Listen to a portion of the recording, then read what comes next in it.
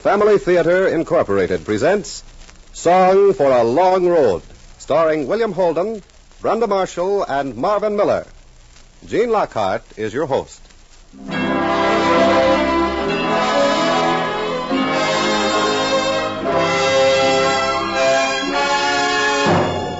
More things are wrought by prayer than this world dreams of.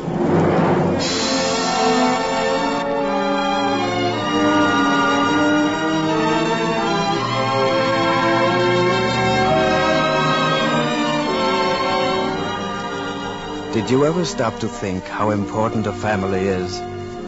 Did you ever stop to think what would happen to our country if the family life of this nation should cease to exist? I'm sure most of us can look back to a good father and mother.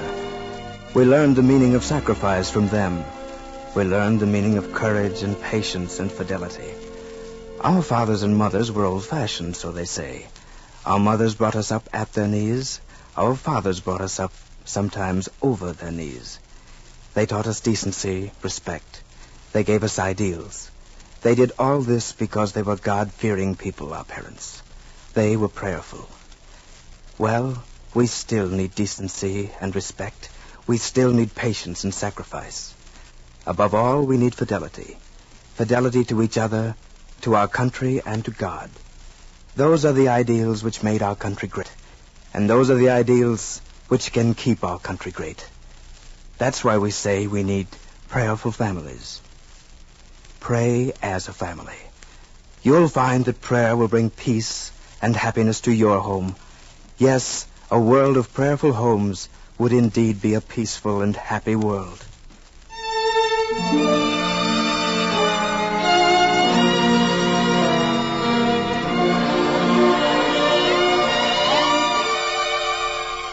This is the way the story should begin. Aline, are you listening? Yes, I'm listening. Aline, will you marry me? I most certainly will. Not? Oh, but a poet is made of stern stuff, and so we shall try once more. This is the way the story should begin. Aline, look at me. I'm looking. Will you consent to be my wife? Your wife? Certainly not. But how does the poet say it? If at first you don't succeed, try again. Aline, listen, please. I'm listening. Well, look at me. I'm looking. Would it be asking you too much to become Mrs. Joyce Kilmer? Well...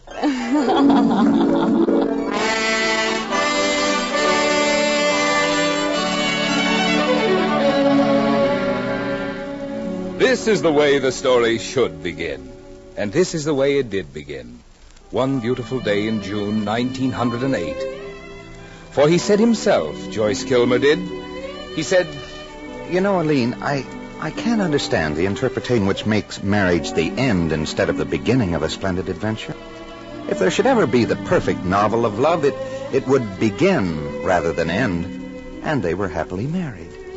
And should I add, and they lived happily ever after? Well, now, that would depend on one's interpretation. Naturally, that would depend on one's interpretation of happiness. For example... Aline, are you happy? Oh, I was never happier, Joyce. A quiet home here in New Jersey. A baby. Yes, I know, but hang it, I was never meant to spend the rest of my life teaching Latin to a bunch of high school students. Why, the very best of people are professors. Oh, nothing but declensions and conjugations and... Well, it's positively demoralizing, I tell you. Now, if I had my way, I'd... Now, Aline, you don't have to look at me like that. Oh, go on. If you had your way, you'd sell poetry the rest of your life. Yes, for $1 a pound, or perhaps $2 a pound. Stop squeezing my hand. Slender your hands, and soft and white as petals of moon-kissed roses. Why, the old ladies will swoon when they read my stuff. The critics will come clamoring across the ocean. Joyce Kilmer, poet laureate of America. America. Aline, I shall develop a beastly mustache and long, dirty fingernails. Oh, Joyce. Now, look, I'll leave it up to you. You leave what up to me? I'll let you decide whether your husband is to stagnate henceforth and forever in the swamps of irregular Latin verbs, or whether he is to take root on the immortal hill of poesy. The baby's crying. Your answer. The milk's in the icebox. Speak, oh vision, speak. But stop squeezing my hand. Nothing so exquisite as a slight hand.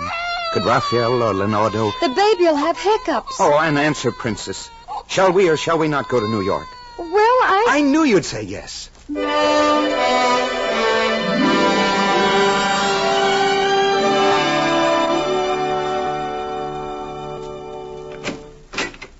Is that you, Joyce? Yes.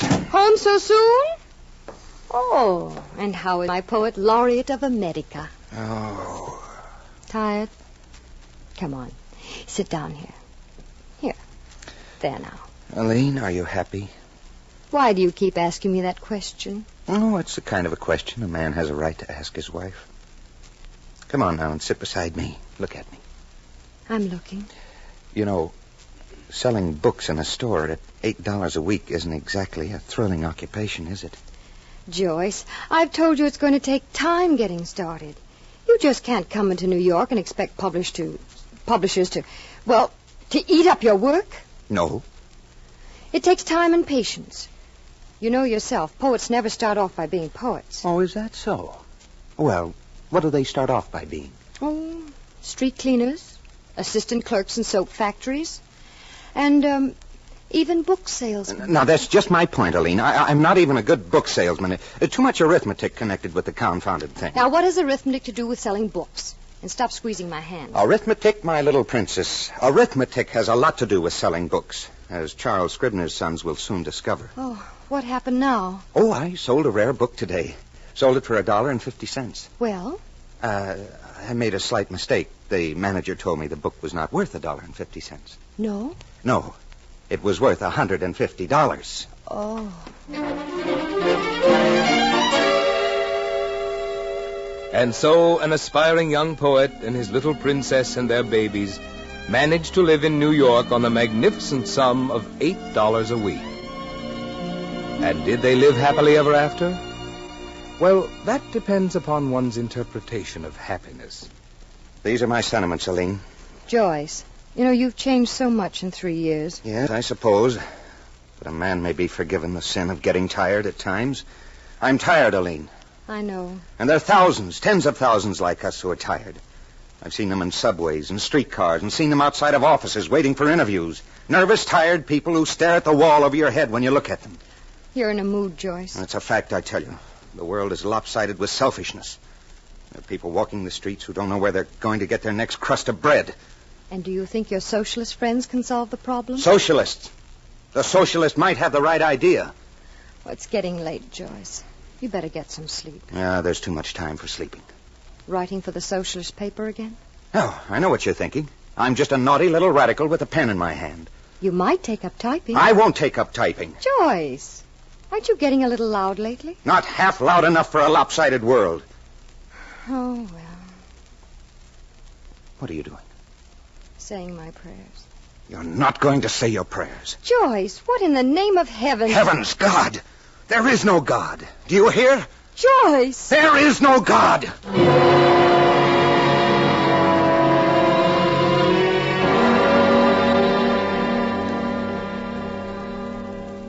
All the good things a man holds precious in this life, all the long-cherished hopes and dreams, all the faith that a man has ever placed in his God and himself and his family, all these are candlelight for living. But there are times when the flame of faith wavers, when the flax begins to smoke and smolder. And then it takes only the slightest, the very slightest. It happened this afternoon, Doctor. This is your second child, Mrs. Kilmer? Yes, Doctor. How old? 9 months. Well, I'm sorry. Very tricky. The germ has already struck. Yes, Doctor. Infantile paralysis is a strange affliction.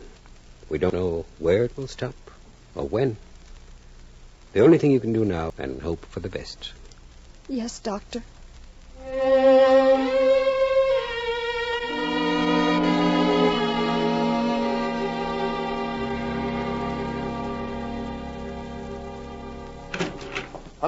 Helene, where is she? Where's Rose? She's in here, dear. So it's... Infantile paralysis. So my baby... My little girl is going to be paralyzed. And there's nothing we can do, Joyce. There's nothing we can do? Nothing?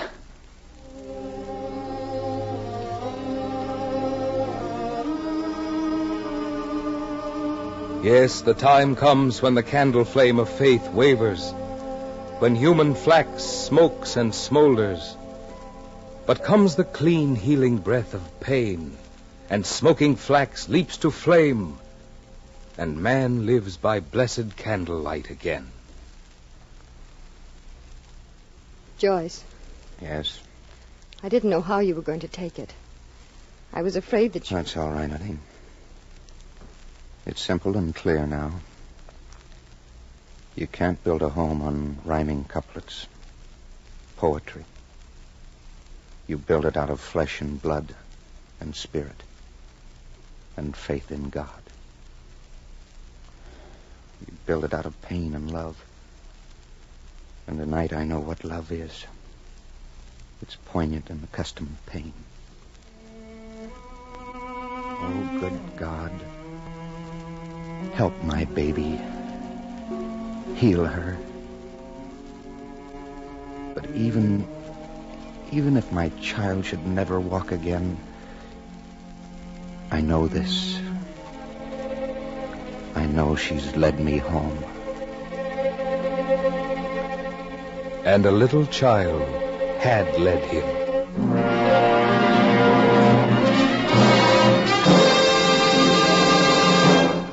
Helene, I've got it. What on earth, Joyce? Behold your beloved spouse. Ouch! Oh, your whiskers. Helene, look at me. I'm looking. Now, good. Now you have the unusual privilege of beholding a New York Times book reviewer.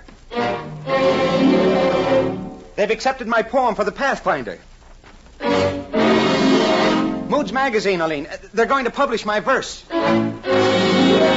Helene, another one. That's right, Kilmer. The boss figures you deserve a spot in the Times Magazine section. You mean permanent? Right, doing interviews. Interviews? Wonderful. And would you mind giving the American public your views on O. Henry, Mrs. Gerald? O. Henry? Yes. Some people call O. Henry the 20th century Balzac. Some call him the American Maupassant. Now, what would you call him? I'd call him a pernicious influence.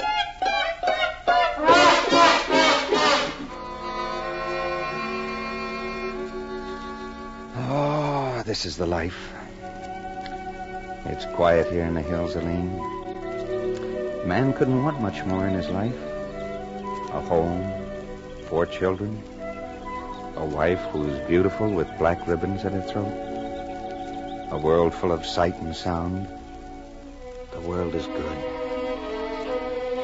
Except I watch her lying there on the grass. My little paralyzed daughter. 16 years, the doctors say, Joyce.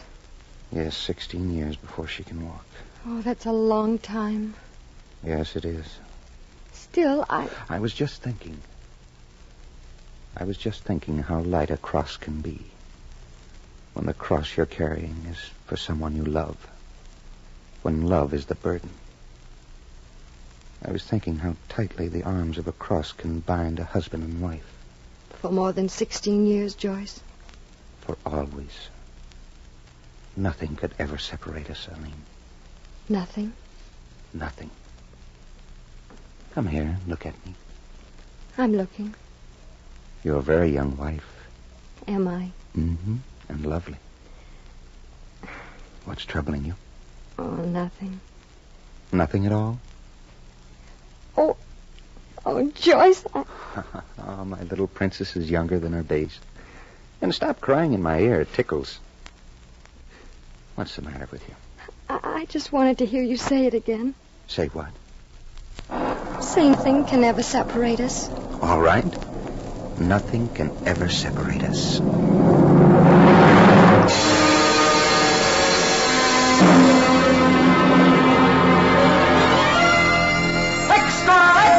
United States declares war on Germany!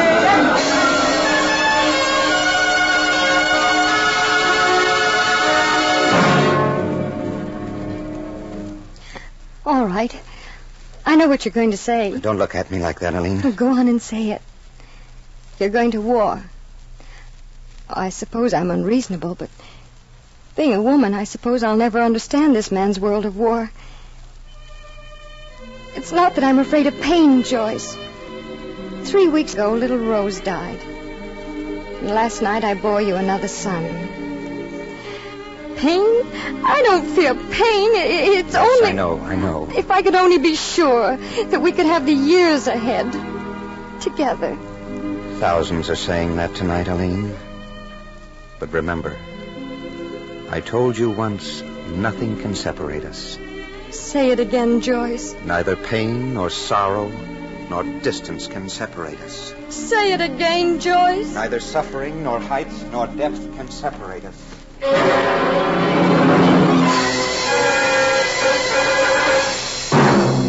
War horizon.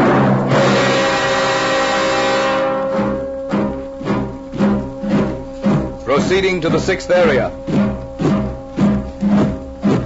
You say you left the 7th Regiment? That's right. And your name is Kilmer? Right. Well, how come you joined the Fighting 69? I didn't join. I adopted the Fighting 69th. I'm Irish. Irish? With a name like Kilmer? Half Irish. Half Irish?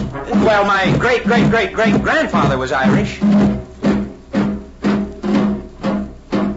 Proceeding to the 6th area. And this was no man's land.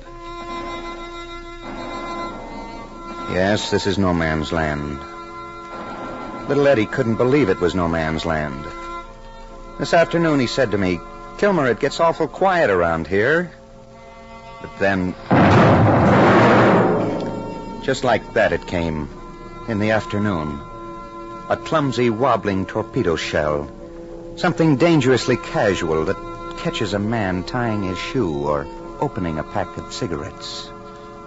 It caught Eddie. It caught Kennedy and Sage and Finn and Galvin and Sullivan and 21 of them.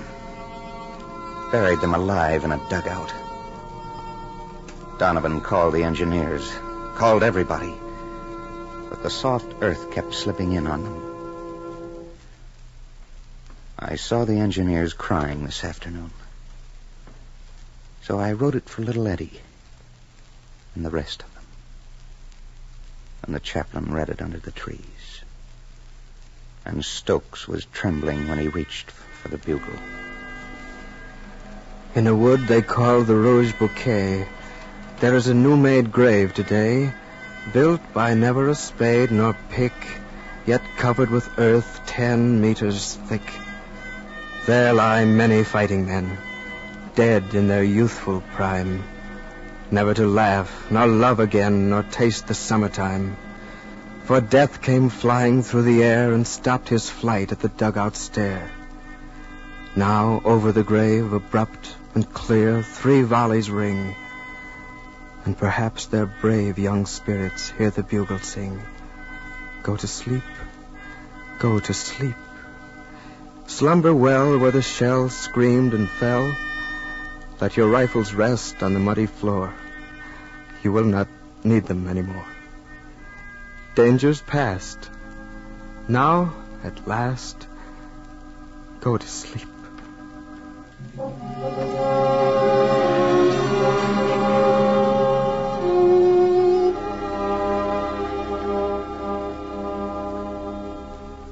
Major Donovan. Major Donovan. Well, what is it, Kilmer? Oh, I hope I'm not troubling you, sir. Not at all. Well, I heard we were moving up tomorrow. That's right. Well, your battalion is going to lead the way. You pick up a lot of information, don't you? Well, I'm in the intelligence section, Major. Well? I was wondering if you couldn't arrange for me to go along. I don't see how I can possibly do But, that. Major, you do need a battalion adjutant. All right. All right. You win. Oh, thank you, sir.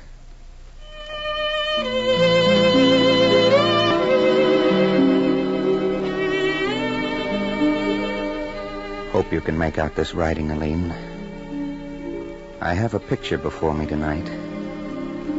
I can almost hear you speaking again, with a voice coming across the white roads of France.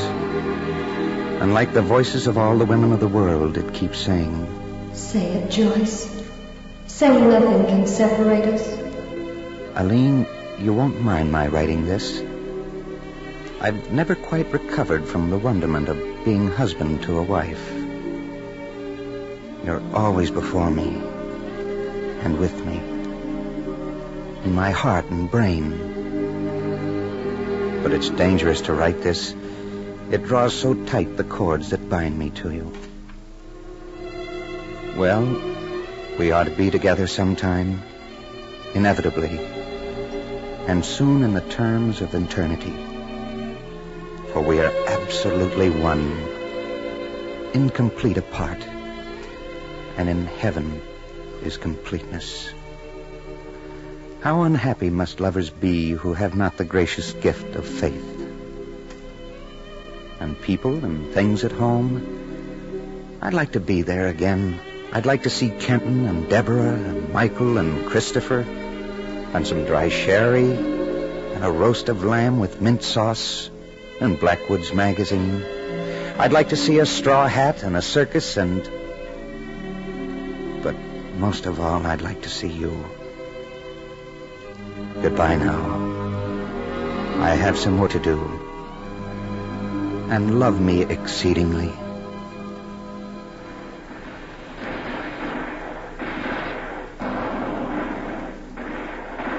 Keep low, Kilmer. Yes, sir. You're sitting pretty up there on the ridge. Got us in the clear. You think? Wow. You'd better be careful, Major. I'm going ahead, Kilmer. Watch yourself. Just remember the manual, Kilmer.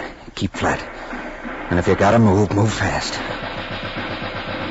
That machine gun nest is up there, over the ridge of the hill, picking off our boys like pigeons. Well, what do you say, Kilmer? Do you or don't you? You don't have to move. If you don't want to. You have no orders to move. But you're gonna move, Kilmer. Just crawl like this. Just like this to the top of the hill. And all you have to do is take a look, Kilmer, and spot that nest. That's all. Suppose they'll be waiting for me. Just as soon as I lift my head over the ridge, they'll... Just remember the manual. And remember, every second you lose may mean a life. Here you are, Kilmer. Here's the ridge. I wonder if... Still barking. Well, that's all right. That's all right. Here you go. Big breath, Kilmer. You're gonna see something right now. Here goes.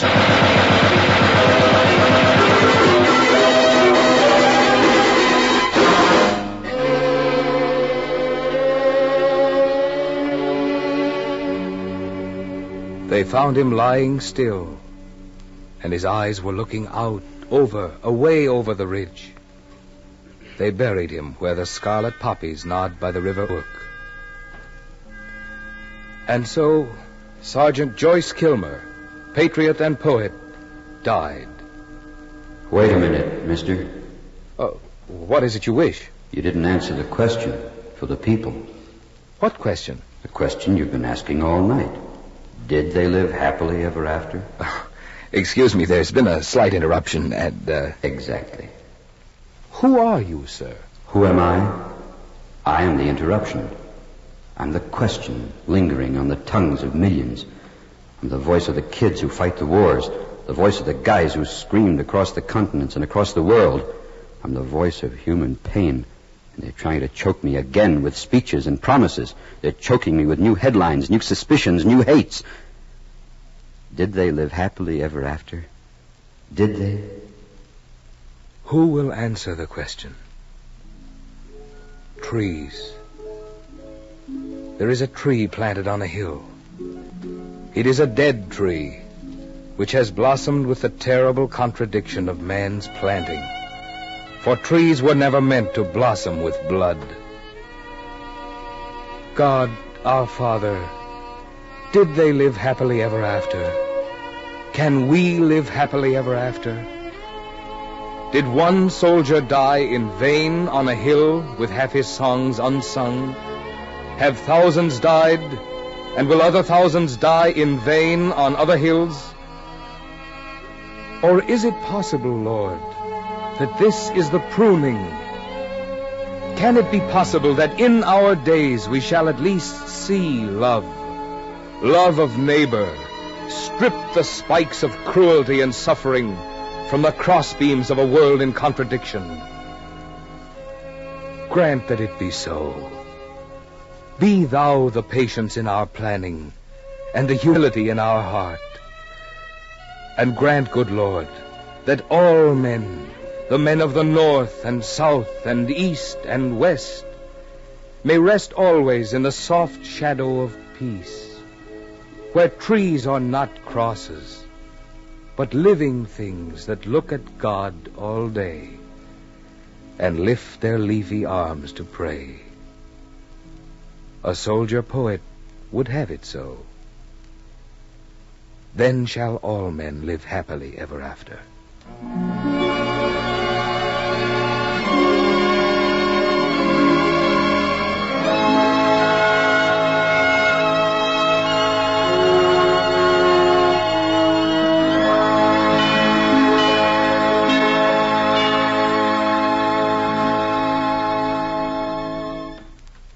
You don't have to think very long to see there's a lot for which each of us has to be thankful tonight. We're thankful to be alive, thankful for our homes, for our families, for the peace and happiness we have together. Yes, and if there should be unhappiness and misunderstanding in your home and doubt and mistrust in the world, it's because there are too many of us who think we're able to do the job alone, to do it by ourselves. We can't. We need God's help. We need the help of prayer. If enough of us are really interested and earnest about world peace, we'll take time out for prayer. So make family prayer a daily family practice in your home, and you'll discover what so many already know. A family that prays together stays together.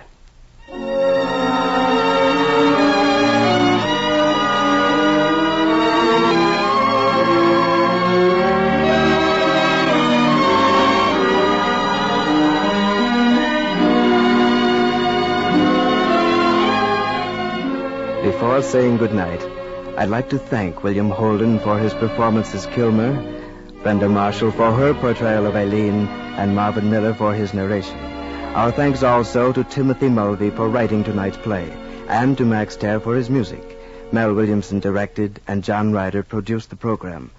Others who appeared in our play tonight were Doss Butler, Hal Sawyer, Gene Layton, Peter Rankin, and Don Morrison. Next week, our family theater star will be Maureen O'Hara, Regis Toomey, and Frank Phelan in Brass Buttons. This is Gene Lockhart saying good night, and God bless you. This series of the Family Theater broadcast is made possible by the thousands of you who felt the need for this kind of program, by the Mutual Broadcasting System, which has responded to this need, and by the actors and technicians in the motion picture and radio industries. This program is heard overseas through the facilities of the United States Armed Forces Radio Service. This is the Mutual Broadcasting System.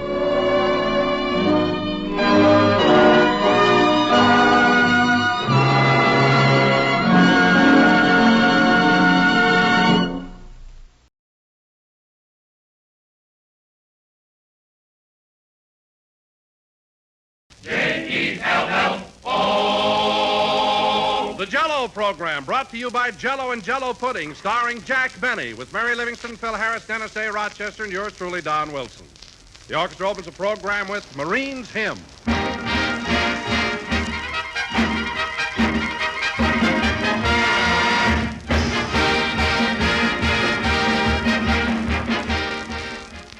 Jell-O spells grand enjoyment, friends, whether you find it on a box of Jell-O or on a package of those other wonderful dessert flavors.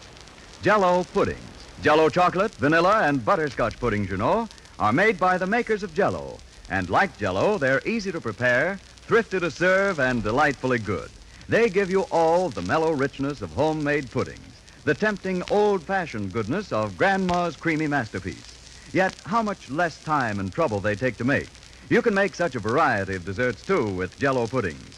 Butterscotch pie, for instance. All you do is prepare a package of Jell-O butterscotch pudding according to directions. Then cook, cool, and turn into a baked 8-inch pie shell. Serve plain or garnish with whipped cream. And you'll say you've never made an easier butterscotch pie or tasted one more delicious. So get a package of Jell-O butterscotch pudding and make the family this rich golden butterscotch pie for tomorrow night's dinner. In pie or in pudding, you'll find Jell-O butterscotch pudding a swell treat. Just like Grandma's, only more so.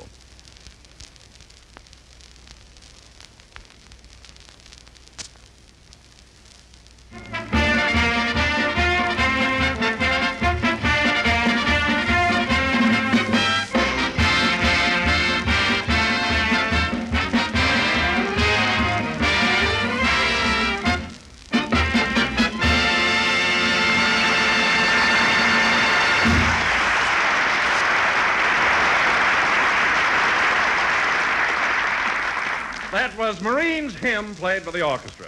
And now, ladies and gentlemen, yesterday, February 14th, was not only Valentine's Day, but also the birthday of Jack Benny, who was exactly years of age. So let us show you what happened. The time, 7 o'clock last night. The place, Jack's home in Beverly Hills. Take it away. My mama done told me when I was in knee pants, my mama done told me, son, a woman will sweet talk and give you Gee, it's my birthday, and I don't know what to do tonight. Why don't you go to a movie, boss? That's an idea. Let's see. I'll look in the paper and see what's playing around. A woman will sweet talk and give you the big eye. But when the sweet talking's done... Maybe there's a bank night someplace. No, not on Saturday. Now, let's see. A woman's a two-faced, worrisome thing to leave you to sing the blues in the night.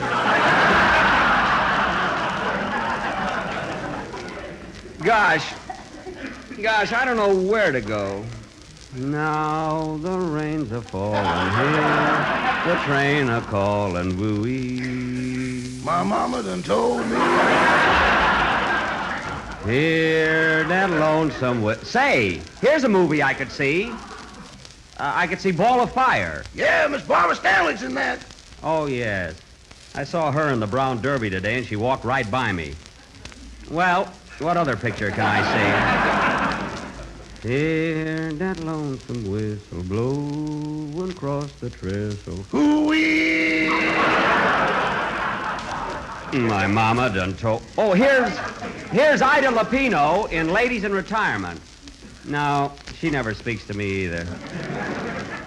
Now, what else?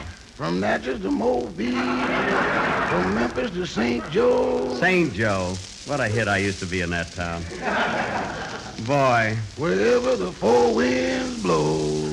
Very good, Rochester. I wish Johnny Mercer could have heard that. Now sing Rose O'Day. Oh, boss, come now. Rochester, I said sing Rose O'Day. Well, Mr. Benny, if you're in the mood for entertainment, why don't you turn on the radio? The radio's out of commission. Did you kick the tubes out of that thing again? Well? What a temper you got. Every time Mr. Allen has a funny program, crash, bang, zowie.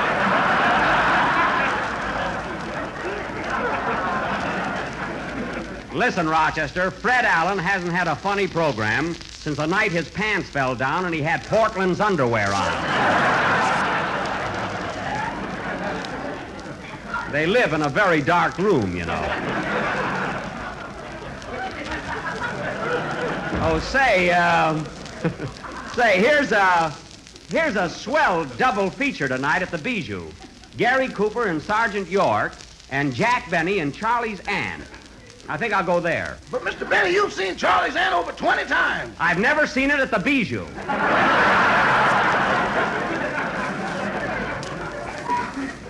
I might as well take a girl along with me. Give me my little red book, Rochester. The one Mr. Harris sold you when he got married?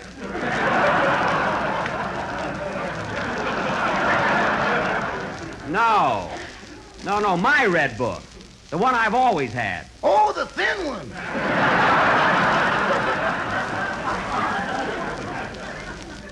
Never mind the book, Rochester. I know who I'll call. She'd like to go to a movie. From Natchez to Mobile, from Memphis to St. Joe. St. Joe, they love me there. Wherever the blows, I've been in some... Hold it, Rochester. Hello? LaBelle Tour Apartments? I'd like to speak to Miss Scheherazade Crump.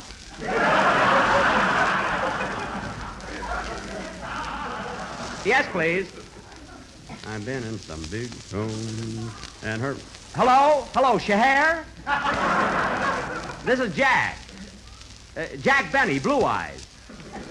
Say, honey, how would you like to see Gary Cooper and Sergeant York tonight? The other feature, Charlie's Aunt. Okay, some other time. So long, Scheher. I don't blame her. She's seen it so often, you know. Oh, well, I'll go to a movie alone. On your birthday, boss? Why don't you call that girl you took roller skating last week? Oh, yes, Thelma Stronach. She might be home now, yeah. From Natchez to Mobile, from Memphis to St. Joe. St. Joe, I can still hear that applause. Wherever the four winds blow. Hold it. Hello? Say, Thelma, how would you like to go to a movie tonight? Oh, goodbye. Didn't she want to go, boss? How do I know? A man answered.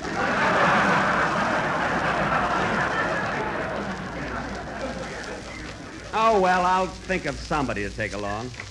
I wish I could remember some... Say, Mr. Benny, look who's here.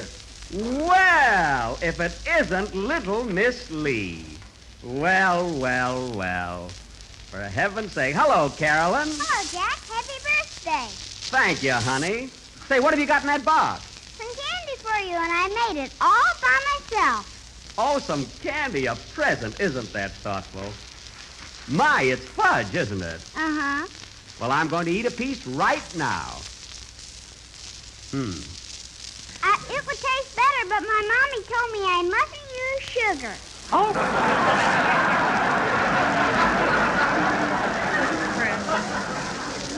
Well, it certainly is delicious. Here, Rochester, have a piece. It ain't my birthday. Howard. Well, Carolyn, it sure is tasty.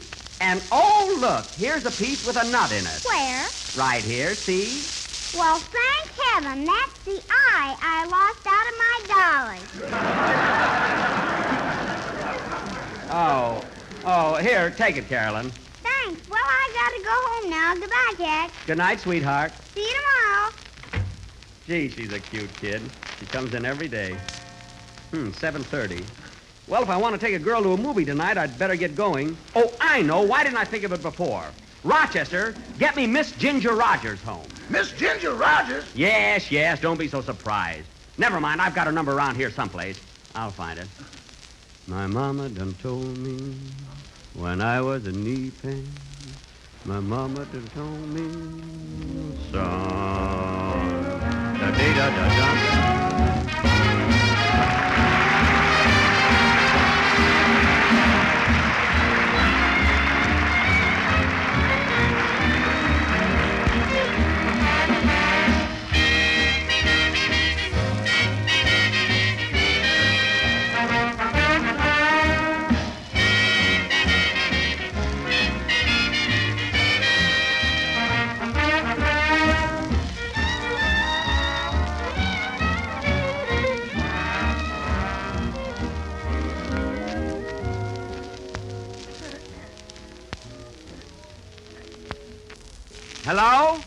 Hello, is this Ginger Rogers' house? Good. I'd like to speak to Miss McGuire, please. Jack Benny calling.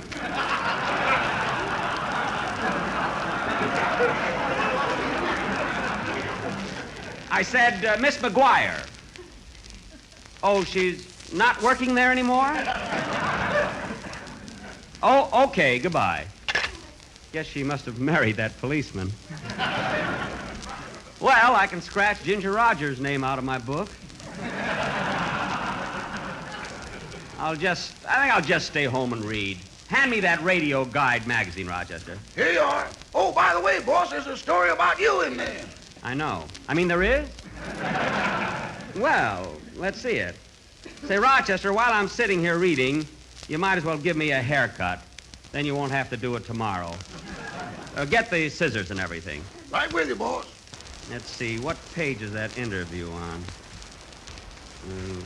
Oh, here it is. Jack Benny, The Real Him. Good title there. All set, boss. Hold still. Okay, don't take too much off the sides. Get a load of this, Rochester. Jack Benny, the sophisticated comedian, is in real life just an assuming country boy from Waukegan. That's me, all right. And this may come as a surprise to you readers, but Mr. Benny is so modest that he has yet to see himself on the screen. Well, Rochester. When interviewed at his Beverly Hills home, we found... Oh, hello, Mary. Hello, Jack. Many happy returns. Thanks. Well, for heaven's sake, what are you doing with that bowl on your head? I'm getting a haircut. What do you think? Rochester, leave my sideburns long. I'm taking rumba lessons. Oh, Jack, will you stop trying to look like Cesar Romero? I'm not trying to look like Romero. My goodness, just because I'm an unassuming country boy from Waukegan, I don't have to look like a hick. Oh, you read that article, eh? What article? Right there in that magazine. Jack Benny, The Real Ham. That's him. The Real Him. It's a pretty good story, but I don't know where they get those photographs of me. Get a load of this one. Look like I've got a double chin. Well, you have got a double chin. I have not. And what's that hanging under your jaw, a cocoon?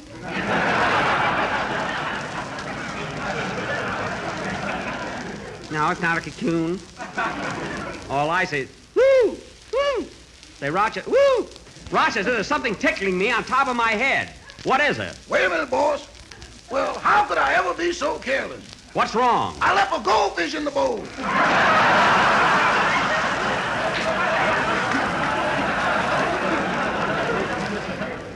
A goldfish? Well, get him out. Take the bowl off. If I do that, I'll lose my place.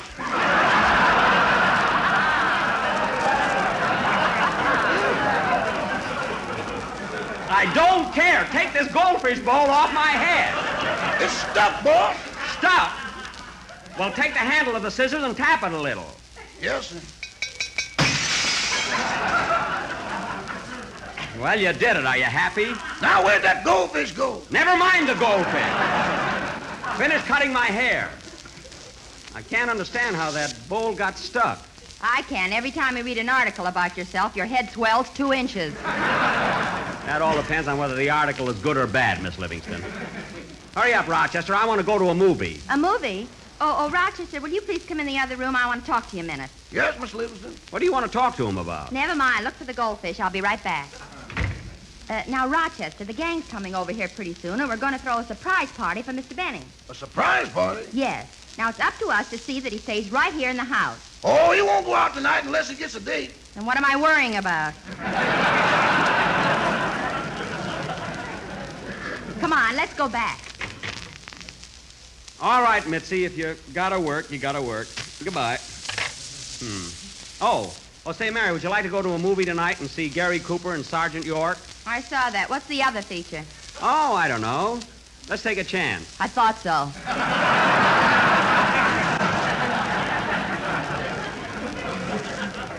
Well, it's a swell double bill. Are you all through with my haircut, Rochester? Yes, sir. Good. Now, just put a little bay rum on so I'll smell sweet. Uh-oh. Rochester, what became of the bay rum? The which? The bay rum. Where is it? Well, the bay is in San Francisco. I don't know what happened to the rum.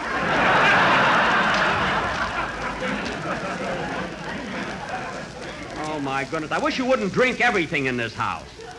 Well, I'm going to the movies, even if I have to go alone. Oh, wait a minute, Jack. Why don't you let me give you a manicure? I don't want a manicure. I'm going to a movie.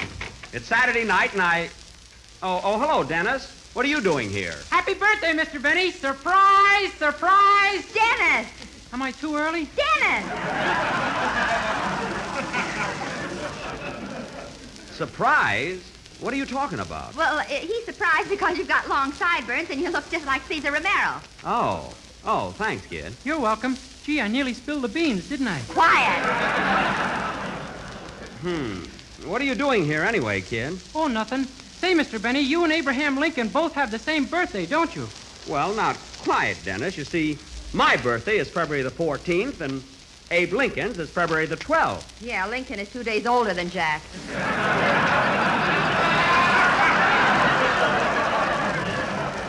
Mary, we weren't born in the same year. In fact, I barely remember him.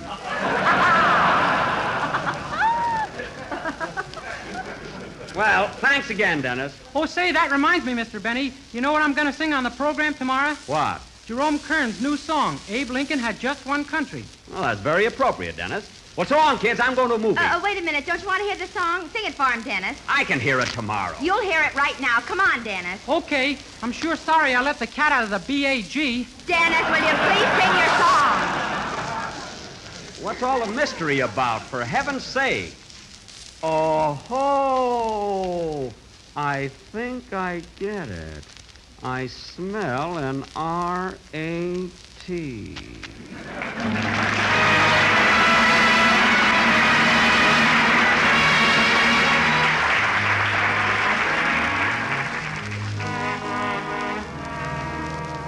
Take a lesson from old Abe Lincoln in times of stormy weather. Take a lesson from old Abe Lincoln. Let's face the storm together. Abe Lincoln had just one country and one banner to wave. One union of brave brothers when no brothers enslave others. We're still marching along with Lincoln with one banner to wave. This union was born in freedom, and this union must live in freedom, and this freedom is worth saving and worth fighting to save.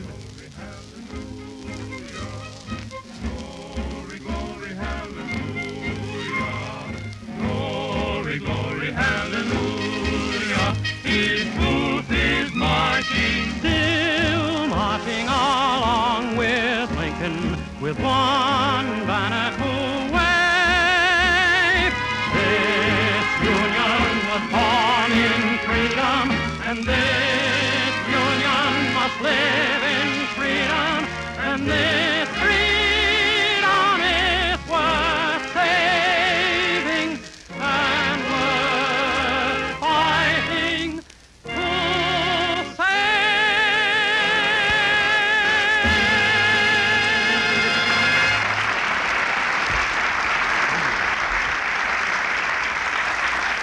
Well, Dennis, that was positively thrilling. Well, if I'm going to a movie, I might as well get started.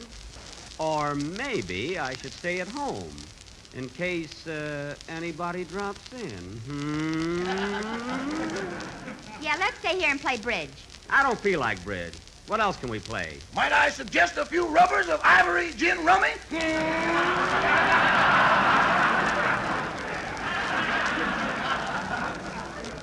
Rochester, put those dice back in your pocket. Let's go to a picture, Mr. Benny. Come on. I am not going to leave the house until the gang gets here and surprises me. So there. Well, you see, Dennis, you spoiled everything. Oh, yeah, I was wise. Well, then there's no use keeping it a secret. The gang will be here in a few minutes and bring you a present. Oh, a birthday present, eh? Well. Say, Rochester, go out in the kitchen and fix up a big tray of sandwiches. Yes, ma'am. Don't you cut one slice of bread. Listen, Mary, when your friends give you a surprise party, they're supposed to bring the food. Gonna do it tall. Well, don't worry. We bought cold cuts, cheese, bread, and lots of stuff. Oh. And here's a nickel. We may need water for coffee. The coffee I'll furnish. And I'll also contribute some homemade fudge. All I say is that... Hey, Jack, look who's here. Oh, yes, it's Mr. Billingsley playing soldier again. Company! Oh! Well, Good evening, Mr. Billingsley. Good eve. At ease, men. Good evening, Mr. Benny. Still up and about, I see. Yes, I didn't feel like going to bed. I'm a little disappointed in you. I blew taps over an hour ago. Yes, I know, but you see, some visitors dropped in, and we... Visitors, eh? May I see their passes? Oh, they're on our side, Mr. Billingsley. They know the password and everything. Give them the password, Mary. I am not going to bray like a jackass for anybody. All right, I'll do it for you. Hee-haw. Pass, friend.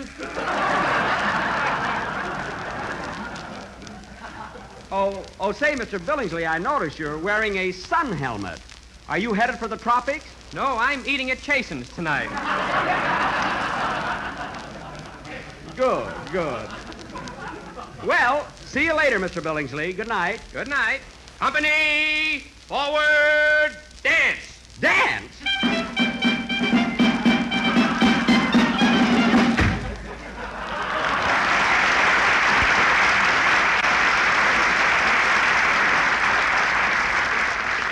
Well, there he goes. Some soldier is carrying a flit gun. It works out, Mary. To him, moths are airplanes. But it keeps him busy. You know, one thing about Mr. Billingsley... Hey, that must be the gang now. Now, for heaven's sake, Jack, don't spoil it. Act surprised. Don't worry, I'm an actor. Say, I wonder who that is. Come in! The surprise! And the orchestra boys! Well! Oh, my goodness, what is this? What's going on here? It's a surprise party for you, Jack. Yeah, Jackson, a surprise party for our good old boss. For good old me?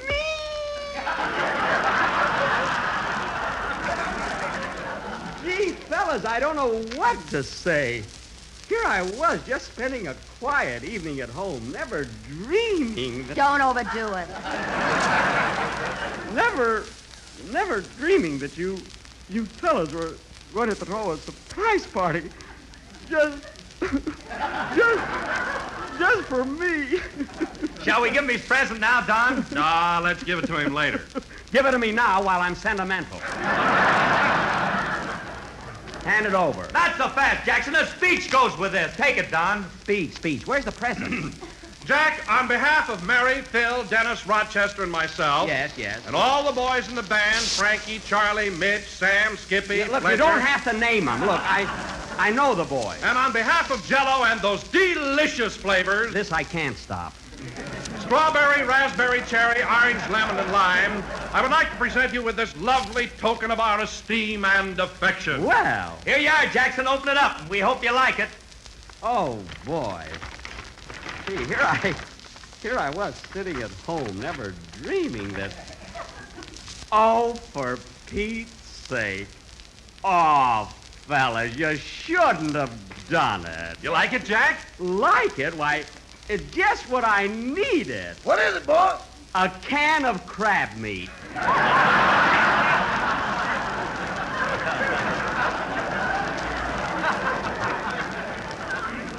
And the big size, too.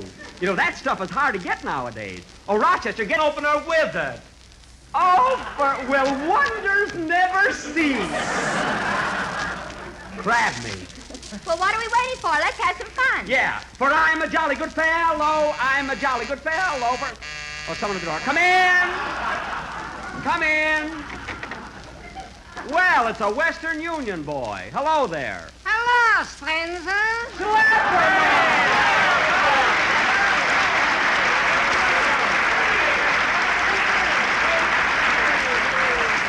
Well, Schlepperman, this is a surprise I didn't figure on. What's the idea of wearing a Western Union uniform? Quiet. I told my wife I'm drafted. Oh, well, what's this all about, Schlep? Have you got a message for me? Have I got a message? A singing telegram delivered in person by Bing Schlepperman. Bing, eh? With him, it's horses. With me, it's a bicycle. Well, let's have the greeting, Schlep. Go ahead. All ready. Hit it, boys.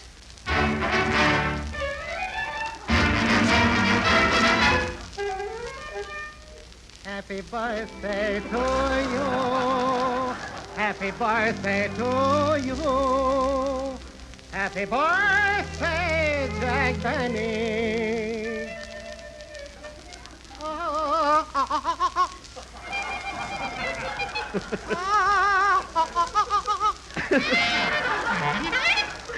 Oh, sabotage, huh? Happy birthday. Happy birthday to you.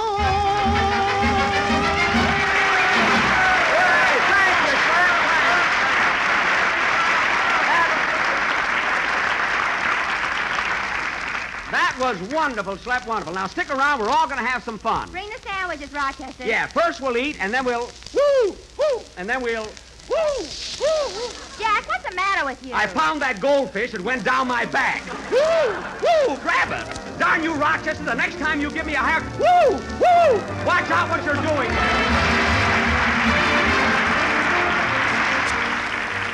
And here's something every dessert lover will certainly be interested in hearing about. Lots of folks are discovering how much richer, how much more delicious Jell-O is today than it's ever been before. Never in all the years since it became America's favorite gelatin dessert has Jell-O been so gloriously good. And it's all because of Jell-O's new locked-in flavor. By means of a marvelous process exclusive with Jell-O, Jell-O locks its famous flavor right into the tiny Jell-O particles, protects it for your enjoyment, gives every dessert you make with it a livelier, extra goodness. As much as you've liked Jell-O before, you'll like it even more now that Jell-O's swell, intriguing flavor is actually locked in. For here's Jell-O at its delicious best. The same Jell-O you've always known and loved, but better, richer, more of a tempting treat than ever, thanks to Jell-O's locked-in flavor. Prove for yourself that Jell-O's flavor really is locked in. Open a package of Jell-O. Notice that there's no sweet, fruity odor, no telltale aroma to warn of escaping flavor. Yet the moment you dissolve those tiny Jell-O particles, out pours their captive flavor in a rush of richness. So treat yourself and your family to the thrill of Jell-O's new and greater goodness. Order several packages of Jell-O from your grocer tomorrow and see if you don't agree that Jell-O's new locked-in flavor makes Jell-O better than ever. This is the last number of the 20th program in the current Jell-O series, and we'll be with you again next Sunday at the same time, broadcasting from the U.S. Army Post at the Presidio in San Francisco. Good night, folks.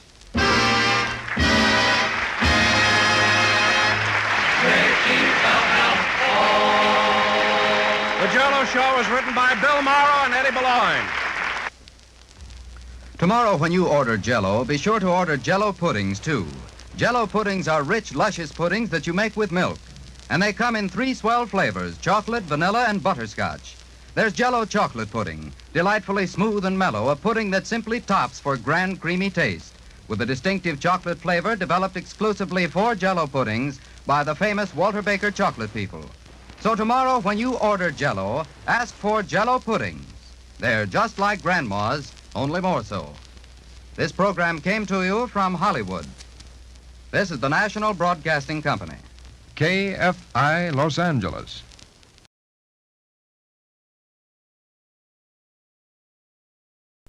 This is ChestertonRadio.com. Ladies and gentlemen, the Railroad Hour. And here comes our star-studded show train.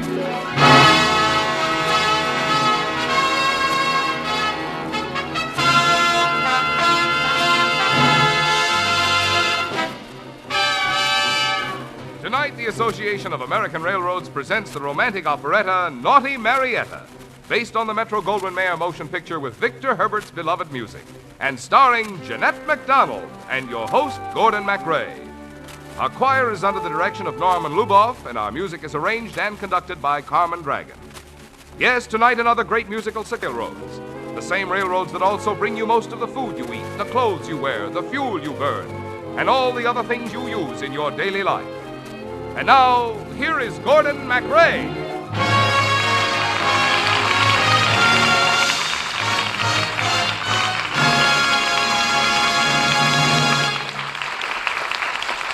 Thank you and good evening, ladies and gentlemen. This is your host, Gordon MacRae, bringing up the curtain on one of Victor Herbert's most melodic and popular operettas, Naughty Marietta.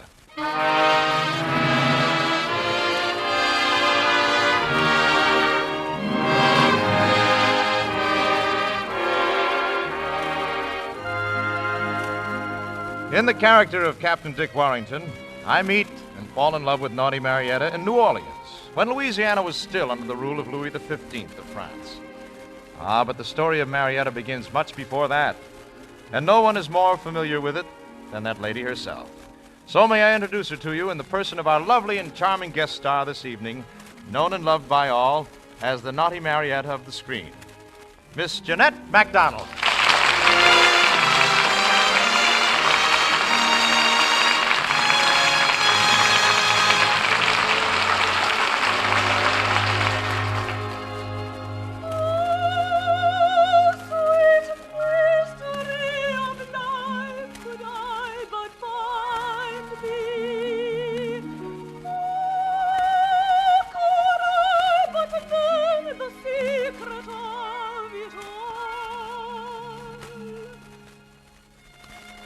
I heard that melody one night in a dream and lived with the memory of it ever after. I remembered only the beginning of that unexplained song, and somehow I felt that if I could complete it, I could find the answer, not only to the mystery of life, but to the mystery of my own unhappiness as well. It was spring in the court at Versailles, and my royal uncle had informed me that the King of France had commanded that I marry a fat, elderly member of the royal house of Spain named Don Carlos. The thought was intolerable to me, so I arranged to take the place of one of the maids in the castle, a Marietta Franini, on a bride ship bound for New Orleans. And that very night I stole away from the castle and set sail on the adventure of my life.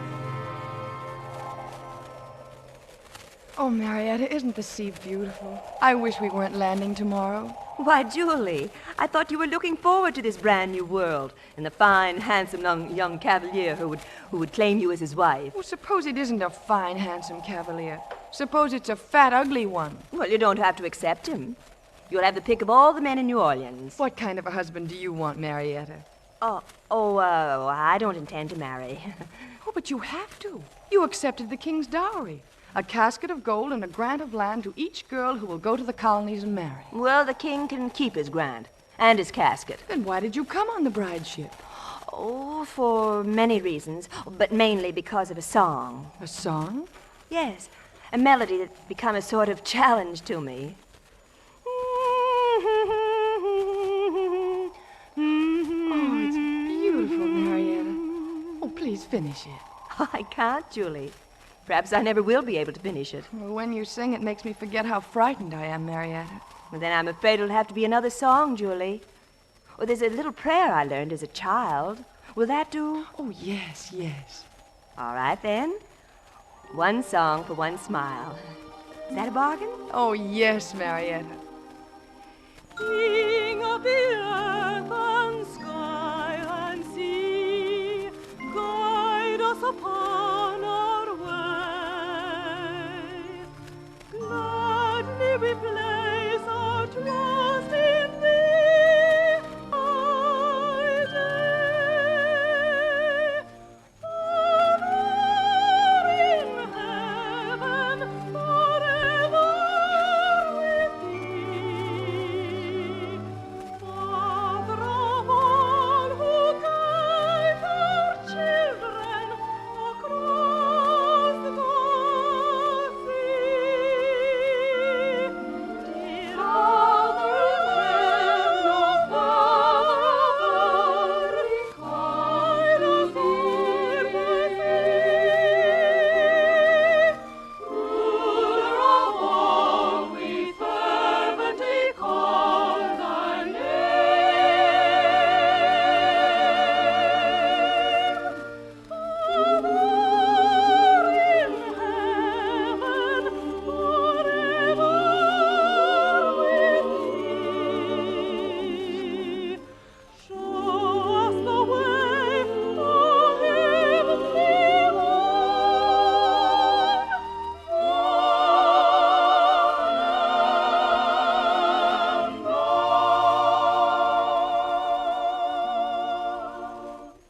Thank you, Marietta. I feel ever so much. There's a pirate ship approaching from starboard. Oh, pirates!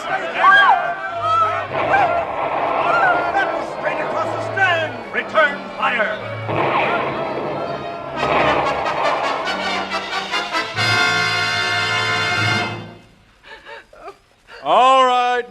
Pigeon, stop that sniffling. You've been captured by pirates. You might as well make the best of it. We'll camp here on the shore for the night. In the morning, we'll figure out what's to be done about you. In the name of the King of France, I demand that you set us free. Well, do you now, my pretty? Now, don't you dare come a step closer to me. I like redheads. The more peppery they are, the better I like them. Why, you... Well, I'll have a kiss for that slap, my lady. What's that? That's the song of the governor's men, Captain. They must be looking for some word of the bride ship. Captain Dick Warrington's men, huh? Well, no point in fighting two battles today unless we have to. John, out with that campfire. Yes, sir. All right, now you women get down on your faces and keep quiet. Ah, good. Good, they're passing by. Help! Help! Soldiers, help! Pirates! Help! Come on, men. We found them.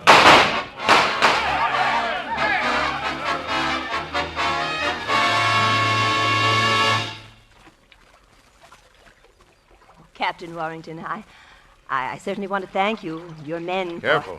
You're tipping the canoe. If you hadn't come along just when you did, I don't know what might have happened to us. Well, that's what the governor of Louisiana pays us for. Personally, I never approved of you women being shipped over here in the first place. The minute women arrive any place, there's trouble. Why, look at my men. Even in the moonlight, you can see the silly expressions on their faces. They're not used to having women in their canoes. Judging from your manners, I wouldn't say you were either. Huh? Well, my manners were all right when I was saving your life. Didn't you say you get paid for that sort of thing? Well, I'll wager my next month's salary that you weren't any poor little milkmaid on a farm. Oh, would you? You don't have the manner born, my lady. Whoever your mistress was, she taught you to put on too many airs. Blue eyes. My eyes are green, and my name is Marietta. Nevertheless, I'll call you Blue Eyes. So you had to come all the way to New Orleans to catch a husband, eh? Well, don't look at me.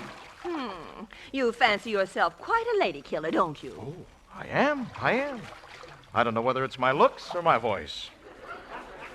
By the way, what did you think of my voice, Blue Eyes? When I heard it, my mind wasn't exactly on musical matters, Captain Warrington. That's right. Too bad. It's a nice voice. Care to hear it again? No, thank you. Might spoil the effect of that lovely moon up there. Oh, on the contrary, it'll help it. Why, I'll sing you a song about our southern moon if you like. Fine. I'm a little bit tired, and take a little nap while you're singing. Careful. You might... It was the furthest thing from my mind. Captain, there are the lights of New Orleans up ahead. New Orleans? New Orleans, that's right, Blue Eyes. With your new husband waiting for you on the... Give him our song and have the whole town turn out to greet us. Let's see that these ladies get a rousing welcome from New Orleans. Tramp, tramp, tramp along the highway. Tramp, tramp, tramp, the road is free. Blazing trails along the byway. Feuilles de bois are we. Tramp, tramp, tramp, now clear the roadway.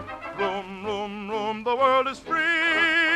Dixon Infantry, Captain Dixon Infantry. Tramp, tramp along the highway. Tramp, tramp, tramp, the road is free. Blazing trails along the byway. Feuilles de bois are we. Tramp, tramp, tramp, now clear the roadway. Room, room, room, the world is free. We're planters and Canucks, Virginians and Kentucks, Captain Dixon Infantry, Captain Infantry. Casket girls! Welcome, casket girls! Well, you came here to get married. You signed the agreement. But, mademoiselle, you must marry someone. It is the law. It says in your credentials. No, I don't want to marry anyone. Here. What's the meaning of this, young woman? I'm told you are refusing to marry. Very true, monsieur. And who are you? I am the governor of Louisiana. Oh, well, Then will you please tell these gentlemen that I don't have to marry them? Oh, but you do, mademoiselle. It says in your credentials... Then I shall tear up my credentials. Stop. Woman, what is your name? Marietta Franini. Well, Marietta Franini, something has to be done about you. Yes, Your Excellency. I don't want to have to put you in jail. Governor! Oh, Captain Warrington. Dick, my dear boy. I couldn't help hearing your conversation with this young woman. I feel a sort of responsibility for her myself. After all, it's my fault in a way that she's here, and I'm willing that you put her in my custody for the time being.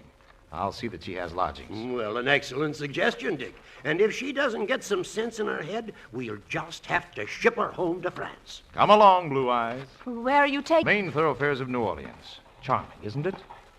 What brought about this sudden interest in my future, Captain Warrington? Well, I feel sorry for you. You feel sorry for me. Yes. You're so beautiful and so dumb. Oh, am I? Well, let me tell you something. You may not be as smart as you think you are, and I may not be as dumb as I look. Well, I mean, as you think I look. Now, kindly conduct me to wherever I'm supposed to find residence, and then... Then I'll say au revoir. Not au revoir, Captain Warrington. Just say a lasting goodbye. Well, look ahead there. My friend Rudolfo, who runs the Marionette Theater. Hey, Rudolfo! Rudolfo! Capitano Dick! Hello, my friend. Hello, Rudolfo. Say, where's that plump daughter of The yours? one who's a sing? Yeah. She got married. But monsieur, my Suzette, she sings it too. Come, Suzette, sing it for the gentlemen. Well, it seems like everybody's getting married this day. Must be the season. Perhaps. Ah, nice voice. Hasn't she, little ice lady? It's too bad you can't sing. Really? Yes, it gives a woman added charm. You might take some lessons, but of course, I'd never expect you to sing as well as Suzette. Oh, that, monsieur, that's a matter of opinion. The mandoline sings sweet, the gentle song of loving feet. Oh, could I return, oh, joy complete? Nobody,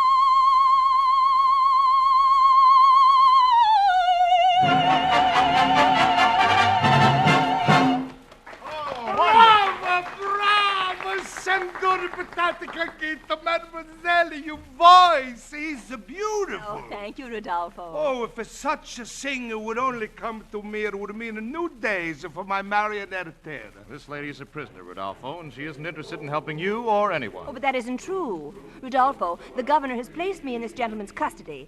But if he'll permit me, I'd be very happy to sing at your theater. Oh, gracias, gracias. You will see that she has lodgings and take good care of her? I will. Hey, there's your man, Captain Dick. Are you coming, Captain? I'll be right there.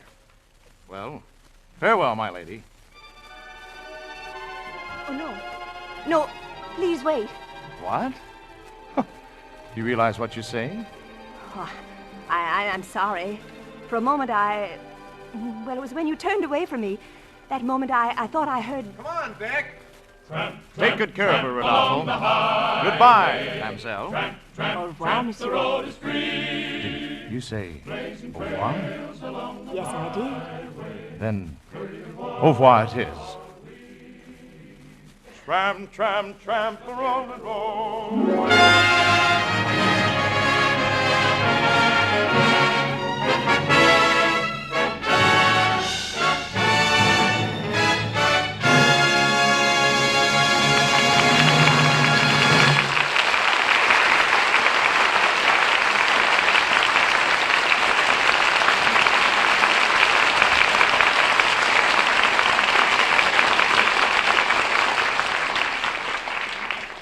It's interesting to think of the way people lived in America in the time of naughty Marietta. Here was this vast continent with every natural resource it has today, and yet it could barely support 2 or 3 million persons. Now, a nation of nearly 150 million persons living on the same area produces not only enough for its own needs, but enough to aid half the world besides. What makes the difference? Well, for one thing, there was born in this land a new sort of freedom. It was not merely political freedom, but was the freedom of every man to use his native ability to make the most of every opportunity to better himself. Without that sort of freedom, political freedom could not long be maintained. And in that atmosphere of freedom, there blossomed machinery which multiplies many-fold, and there developed a new sort of transportation, continent-wide transportation, binding the nation into a unit, low-cost, dependable transportation, which makes high-volume production possible, and also makes possible the widespread distribution and high-level consumption, without which large-scale production would be useless.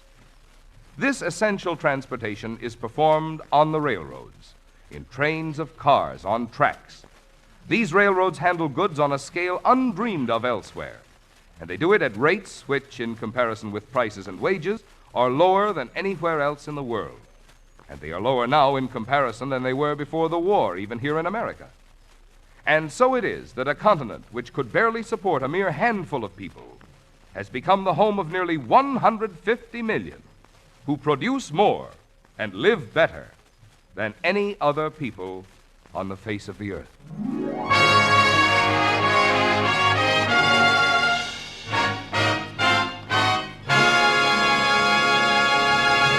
Now back to Naughty Marietta with your host, Gordon MacRae, and Jeanette MacDonald as his guest star.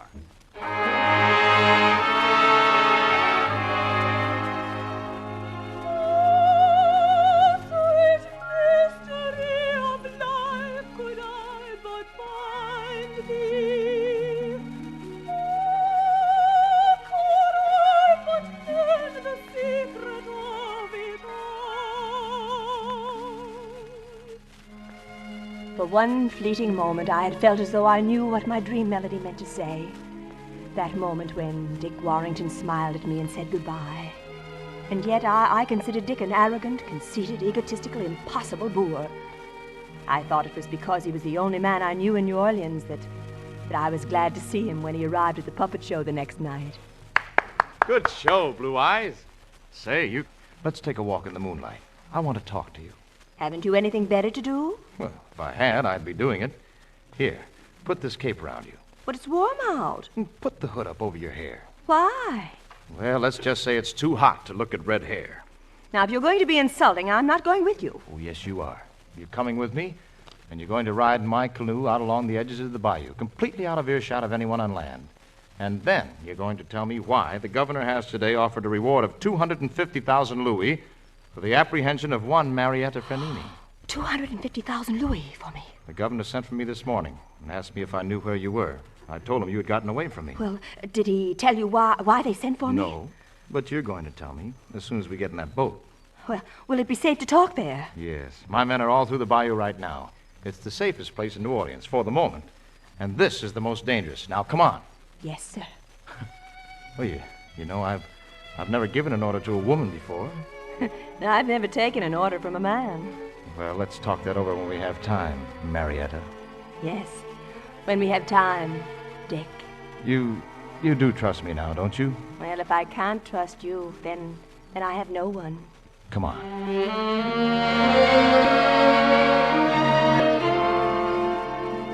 Oh, sweet mystery of life, could I but find thee. The words repeated themselves within me urgently, over and over, as I followed Dick through the streets of New Orleans. And when he helped me into the boat and we drifted out on the moonlit water, it fairly thundered in my ears. But what the rest of the song was, or what it meant, I still didn't know. Now tell me, Blue Eyes, why should they offer a reward of 250,000 louis for a giddy little redhead from Marseille? Oh, please, let's not talk about it now. All this will end soon enough. Blue Eyes, you're in trouble. I want to help you. The governor has all the troops in New Orleans out hunting for you. What did you do? I ran away. Away from a man I didn't want to marry. Who are you? Oh, just someone. Someone, huh? Someone from somewhere. Well, you know, I have a very strange feeling about someone. No pain, I hope. No. I have a very strange feeling I never felt before. You're coming down with something, all right. a grind of depression. I wonder if it's catching. I hope so. My heart's acting strangely. It feels rather sore. At least it gives me that impression. My pulses leap madly without any cause. Believe me, I'm telling you truly. I'm gay without pause, then sad without cause. My spirits are truly unruly.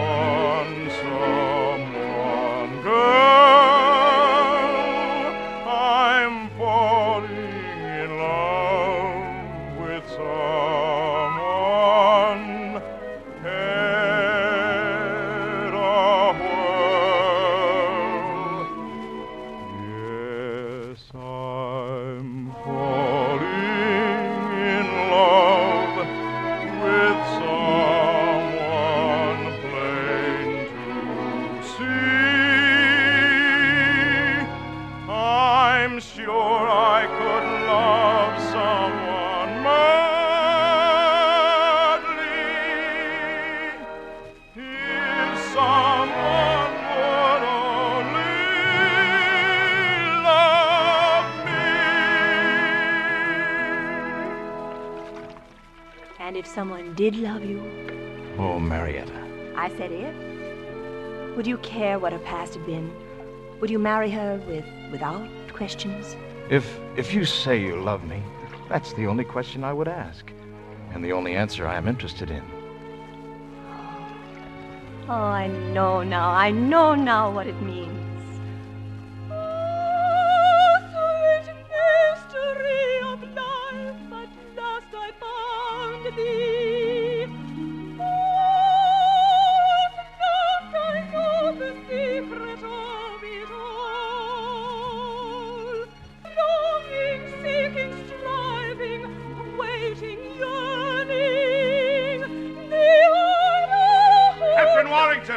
Yes, Major?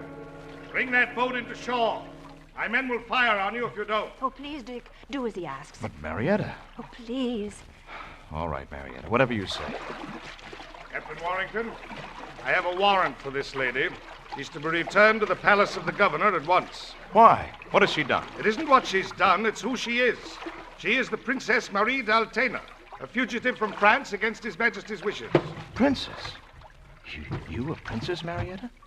Yes or no? Permit me to help you from the boat, Your Highness. Thank you. The governor awaits you at his palace. If you don't wish to go, Blue Eyes, I've a sword here that will see that you stay. Men, advance and fall to. Oh, no, please. I have men of my own in this bayou. I have only to call out and they will be at your service. No, I've put you in enough danger already. I'll go with you, Major. Shall I? There is only one answer to that, which I believe you know. Company, march!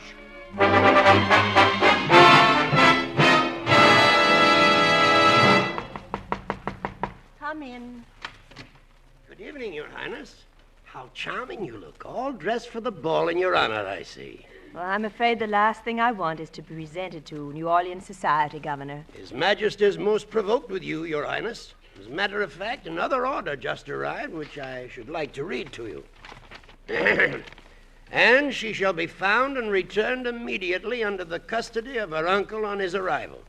Anyone aiding or abetting her further escape shall be considered in treason to me and shall be given the extreme penalty. Signed, Louis XV. How would you like to marry an old, fat Spanish don that creaks every time he walks? I should be honored. Well, then you marry him. Oh, no, my dear. Oh, I could hardly do that.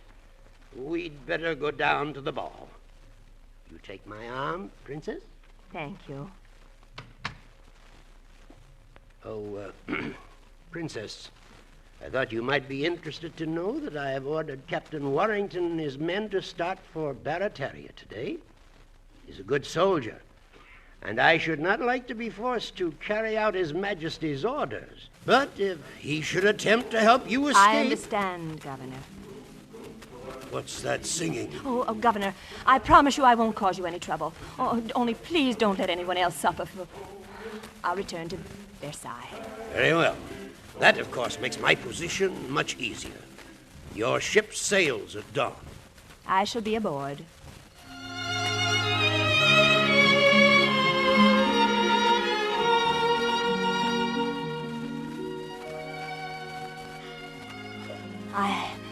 I had known the secret, the answer to the mystery of my life and of my song for almost a full day. But as I walked down and took my place in the ballroom, I realized that to know the song and its meaning and to deny that meaning was almost unbearable. And yet it had to be denied forever. And then, late in the evening, I went out into the garden for a moment and suddenly... Your Highness. Dick, you must go at once. You're in great danger here. Danger? Do you think I'm afraid of danger? Oh, but I can't really talk to you tonight with all these people here. The moment they find I'm gone, they'll be searching for me. Out on the bayou, you started to sing a song for me. I'd like to hear it now. Oh, please, this ball is in honor of my sailing. I should be back there. Sailing? You know. What have they said about sailing? Oh, sailing? Yes. When are they going to try to take you away? Oh, the day after tomorrow. I mean the day after that. Friday, I think. Friday? Then I'll be back to hear your song right here tomorrow night. We'll be camped only about 20 miles from here. Captain Warrington! Governor.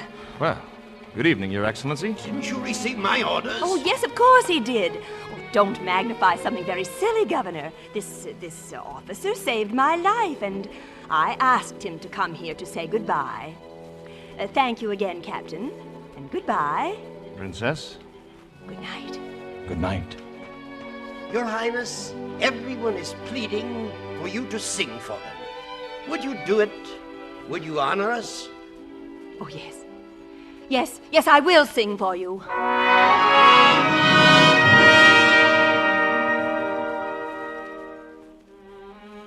I knew I'd never see Dick again, and I had to let him hear my song. I went into the ballroom and saw Dick at the head of the stairway, just about to leave, so I sang my song straight to him.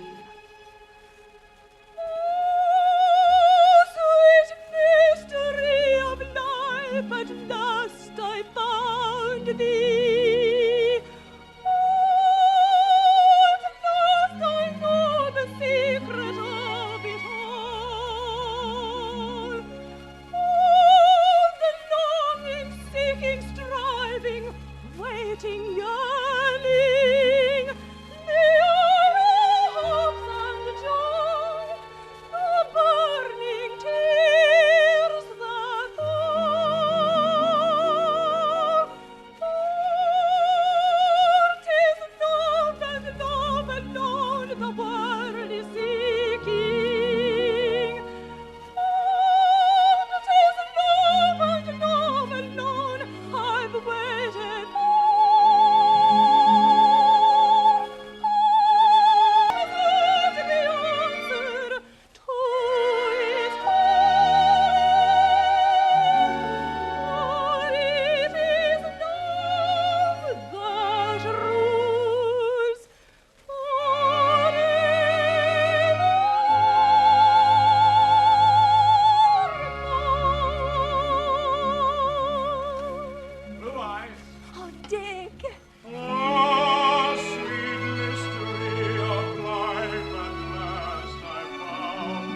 Who is that? It's Captain Warrington. There he is, up on the balcony. He's coming down the stairway. Look. Listen.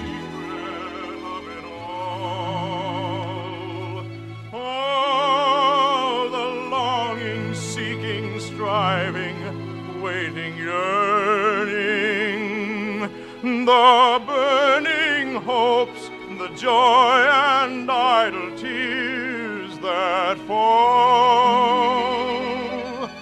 For 'tis love and love alone the world is seeking. And 'tis love and love alone I've waited for. And my heart has heard the answer to its calling.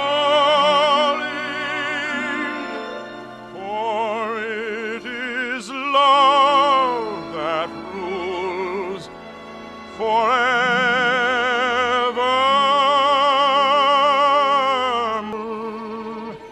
Blue eyes. Dick, please go quickly.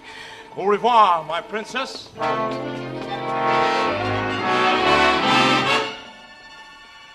Goodbye. Oh, my darling. Goodbye.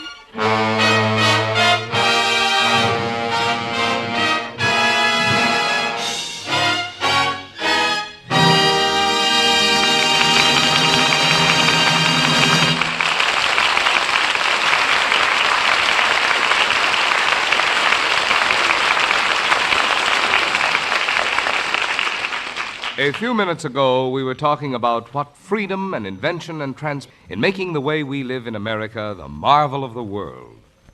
Let's pay a little more attention to the third of these mighty forces, transportation, and especially the backbone of our transportation system, our railroads.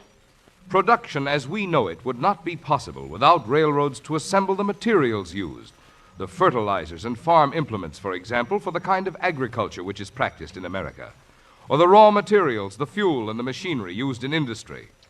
And not only would production on the American scale be impossible without railroads, it would also be useless without the widespread distribution and the high consumption of goods which railroad transportation. America finds use for other forms of transportation, but no one of them, nor all of them together, could take the place of railroads in furnishing the low-cost, continental-wide, all-season service which is fundamental to the way we make things and the way we use them here in America.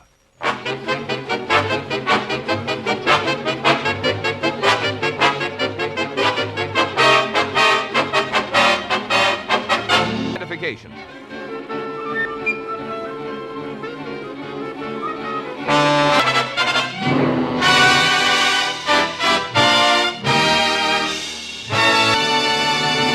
Now back to Act 3 of Naughty Marietta with your host Gordon MacRae and his guest star Jeanette MacDonald.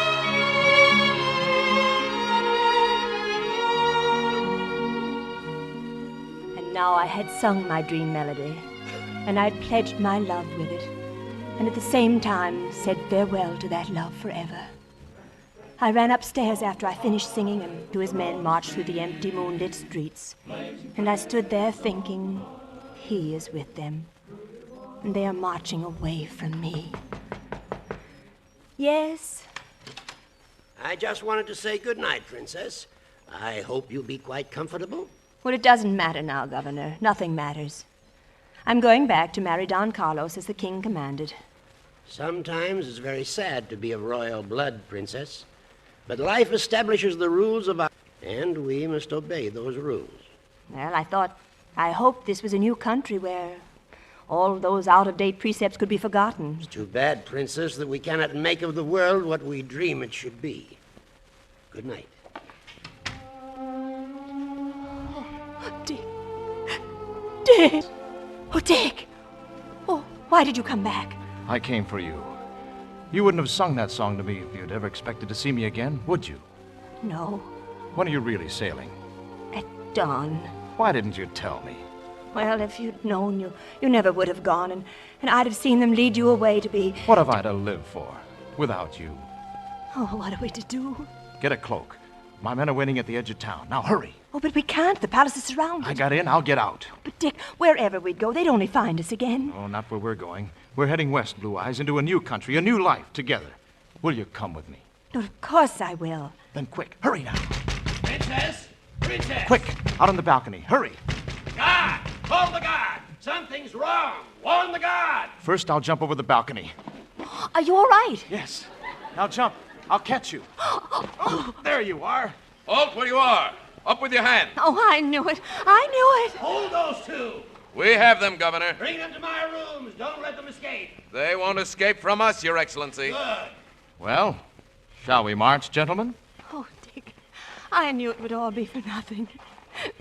We know quite a long way to the governor's office, Captain. Yes, sir, through the woods. Kind of pretty. Uh-huh. Now you follow us. Right out through the castle gates. Dick. Shh. We're not safe yet. But these soldiers, they're your men. Of course. Oh, my darling. How on earth did you manage that? Easily. They changed places with some of the palace guards, who were very glad to get a night off. The horses are just ahead. The men are waiting. Well, here we are, Your Highness. No more, Your Highness. From this moment, there are no titles left in the world. Oh, yes, there are. Your new one. What's that? Why, Mrs. Warrington, naturally. Here, let me help you up. We have a long ride ahead of us, but there's a ship waiting, and a whole new country. And a new life. Ah, sweet mystery of life, at last I found thee. Oh, at last I know the secret of it all. All the longing, seeking, striving, waiting, yearning, the idle hope and joys, the burning tears that fall. Clear the roadway, room, room, room, the world is free. What is love and love alone the world is seeking? And 'tis love and love alone I've waited for. And my heart has heard the answer to its call. For it is love that rules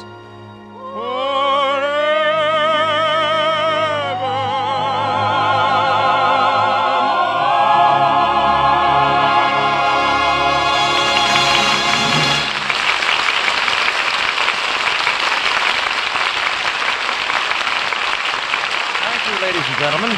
Jeanette MacDonald will be back in just a moment. Meanwhile, this is your host, Gordon MacRae, giving a big vote of thanks to our excellent supporting cast, Earl Ross, Alan Reed, Sheila Stevens, Paul Fries, Polly Bear, and Bill Demling for their fine performances in Naughty Marietta, with book and lyrics by Rita Johnson Young, music by Victor Herbert, and adapted for radio by Gene Holloway. And now, here's Jeanette MacDonald again.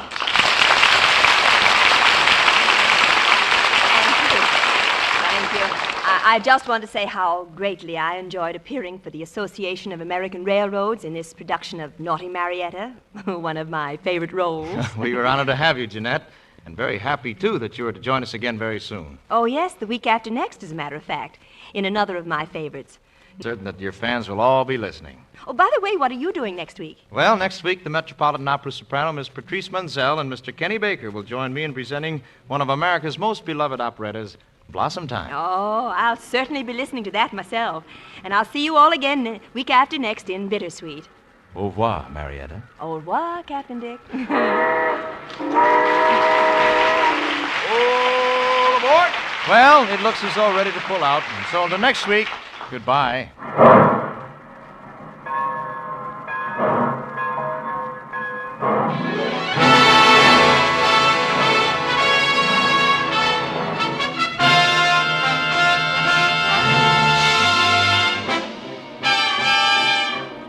Naughty Marietta has been presented by special arrangement with the Tams Whitmark Music Library. Jeanette MacDonald's new motion picture is The Sun Comes Up, produced by Metro-Goldwyn-Mayer, whose current hit is Words and Music. Gordon MacRae appeared on this program by arrangement with Warner Brothers. This is Marvin Miller speaking. The Railroad Hour is brought to you each week at this time by 132 railroads of the United States. Each one of them has its own operations and services. Each one competes keenly with others for business. But all of them work together through the Association of American Railroads for the improvement of all railroading and for better service to you.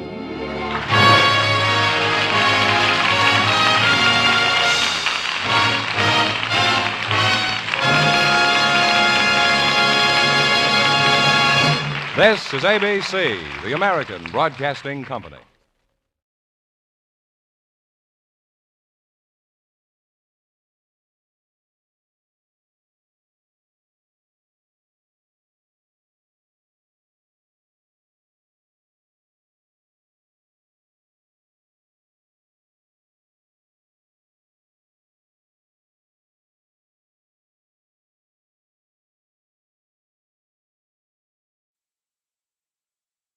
From Hollywood, Colgate Tooth Powder for a breath that's sweet and teeth that sparkle presents The Mel Blanc Show.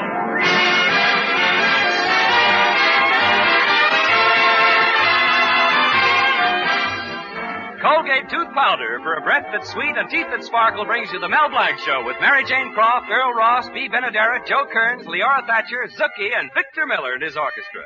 Ladies and gentlemen, you've heard Mel Blanc as the happy postman. Hello, Mrs. Burns. Here's your mail. Well, goodbye, Mrs. Burns. Remember, keep smiling. You've heard him as the famous train caller. Hurry, leaving on track 5 for Anaheim, Azusa, and Cucamonga. You've heard him as the lovable character Zookie. Well, in the fix-it shop, I'm the president. I'm the vice president. I'm the vice president. I'm the treasurer. I sweep out the place. You've heard him as the famous Warner Brothers cartoon character Bugs Bunny. What's up, guy? Now hear him as the star in his own show.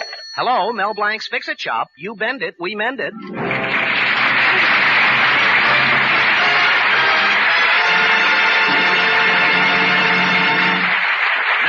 Drop in at Mel Blanc's Fix-It Shop, where you're pretty sure to find things in an awful fix. Well, it seems that Mel's fiancée, Betty, has been dropping none too subtle hints about the need for efficiency in the Fix-It Shop. I wouldn't say that Uncle Rupert and Zookie are exactly moochers, but, well, they're more than just a little worried. Zookie, we have to show that we're efficient around here, or else. So you'd better try working faster. Oh, I'm quick, all right. See, I'm like a bolt of lightning. I'm a regular dynamo. I think I blew a fuse. Zookie, here comes Mel. Quick, get busy. Hey, okay. Hello, Mel. What kept you so long? Oh, that Adams job was bigger than I expected. Her toaster wasn't the only thing Mrs. Adams broke. She broke her lawnmower and she broke her electric iron. I hope you presented the lady with a substantial bill. I couldn't. Mrs. Adams was broke, too. Oh, I see. Hey, Uncle Rupert, Betty's right. As a businessman, I'm a washout. We need a little efficiency around here. Just look at this place. It's a shambles. Oh, I don't know. It just has a sort of a lived-in feeling. Yeah, lived in. I'm serious. Just look at that cigar butt on the floor. Is that yours, Uncle? No, my lad. You saw it first. Oh, stop kidding. My, you are in a sour mood, nephew. Look, why don't you get yourself a ticket for the girly review at the Gaiety tomorrow night? It'll cheer you up. Now, Uncle. Have you seen the pictures of Fifi Devine, the star? Why, that gorgeous little lady has everything. And she carries it so well. Uncle Rupert, you know I wouldn't waste a breath on any other girl but Betty. Why, Betty's the most wonderful girl. And... Hello there, sugar boy. I'm Fifi Devine. Oh, boy. I thought you weren't going to waste a breath. On her, it wasn't wasted. Gosh, I feel better already. You've got a sign outside that says you can fix anything under the sun. I specialize in little jobs under the moon. Look, Pop, get back to your funny papers. I'll talk to your straight man here. Well, what can I do for you, miss? Well, I'm the star of the Pin-Up Girl Review opening at the Gaiety Theater tomorrow night. You've been at the Gaiety, haven't you, sugar boy? Oh, sure. I go there practically every night. Why, Melvin. Well, it's the only place in town you can get Hershey bars. Oh, you're cute. Look, sugar boy, you see this little gadget? I want you to fix it for me. Sure. It's just a little zipper. Oh, it's not just a little zipper. There's only one like it. It was made especially for me in my harem dance. Harem dance? Mm-hmm. That's the one Anna didn't do for the King of Siam. Why not? Did he have a weak heart? You see, in my dance, the miracle zipper drops off one veil when I go like this, another one when I go like this, and another one when I go like this. Look, Uncle, no hands. Well, make sure you have my miracle zipper ready by tomorrow. Goodbye, sugar boy. Well, Miss Devine, it just happens I'm going your way. Which way are you going? Gee. Hello, sugar boy. Hello. Hello, Betty. Well, you see, there was something wrong with her zipper, so naturally, she thought of me. I didn't see you come in. Obviously. Oh, that was Fifi Devine, the glamorous dancer at the Gaiety. Glamorous? Huh. I can't say she wears clothes very well. Wearing clothes isn't her specialty. Never mind. I have something more important to talk to you about, Mel. I know, Betty. Efficiency. Yes. I finally found a man who will tell you how to run your business, what to buy, what to sell, and how much to charge. Gee, he must be from Washington. Well, he's an efficiency expert, just came to town. Herbert Goodhue. Now, are you or are you not going to let me get a hold of him for you? Well, okay, honey. When will you get in touch with him? The day before yesterday. Oh, the day before. Huh? Yes, I wanted to make sure you wouldn't change your mind.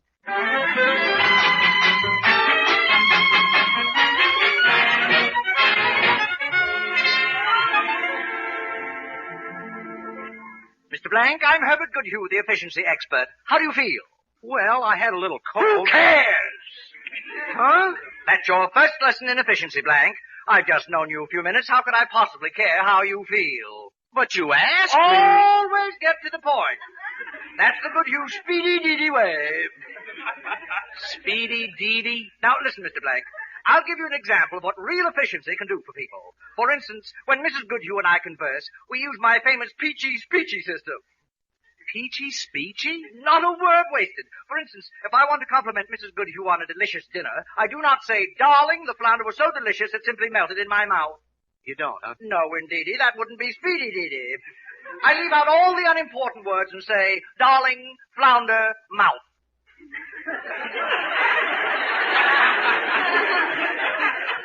Well, I guess you can't get away with that as long as you say darling. What's that you're fooling with? Oh, I have to see about Miss Fifi's zipper. Well, what you do outside of business hours is no concern of the Goodhue efficiency program. Mr. Goodhue, I don't think you understand. I see I'll have to change your whole business approach.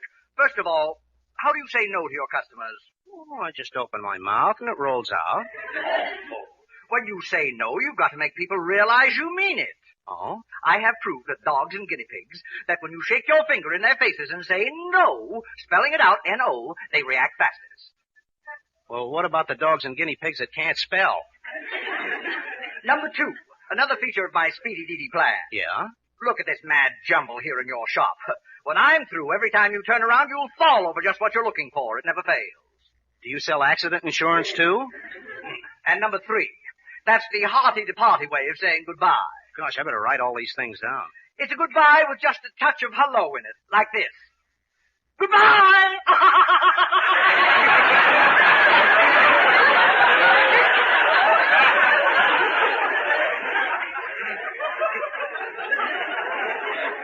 Gosh, that may sound like you're glad to see them go.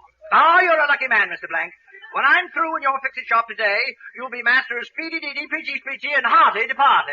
Okie dokie. I mean, okay. I'll do it for Betty. Ah, that's the old speedy-deedy. I'll do it even if it drives me slappy-happy.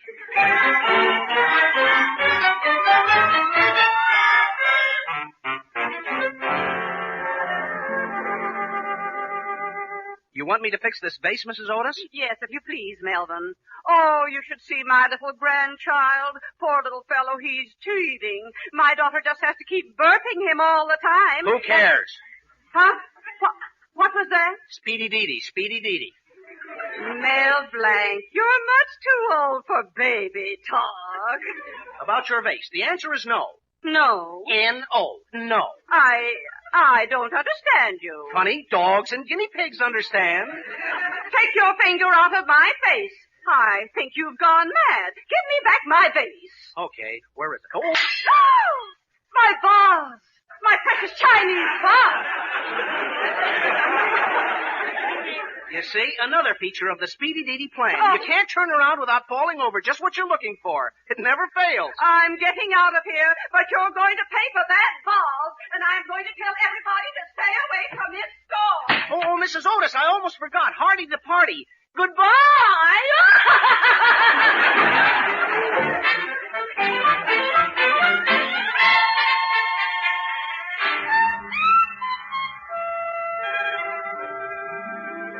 rush, Uncle Rupert. Mr. Goodhue's efficiency plan is ruining me. I lost 3 good customers already today. 4. Don't forget Mrs. Longnecker, my beloved Clara, the richest woman in town. Did she walk out too? Not before she slapped my face. But why? I decided to try Mr. Goodhue's peachy-speechy system to propose marriage. You know, leave out all the unimportant words. Well? My, was I eloquent. I suggested I come and live with her in her mansion, spend all our days together, perhaps have a few little ones. Well, those are certainly honorable intentions. I meant them to be, but one of the unimportant little words I left out of my proposal was marriage. What's going to happen next? Well, I fixed Miss Fifi's zipper, but I can't find it anywhere. What? All this darn efficiency stuff. Oh, I'll ruin her career. She'll drag me into court. She'll sue me for every dollar I've got. I just hope Mr. Goodhue is satisfied. Now, Melvin. He and his speedy-deedy, peachy-speechy, hardy-to-party. He just left out the most important thing, that's all. What's that, nephew? Harry-carry.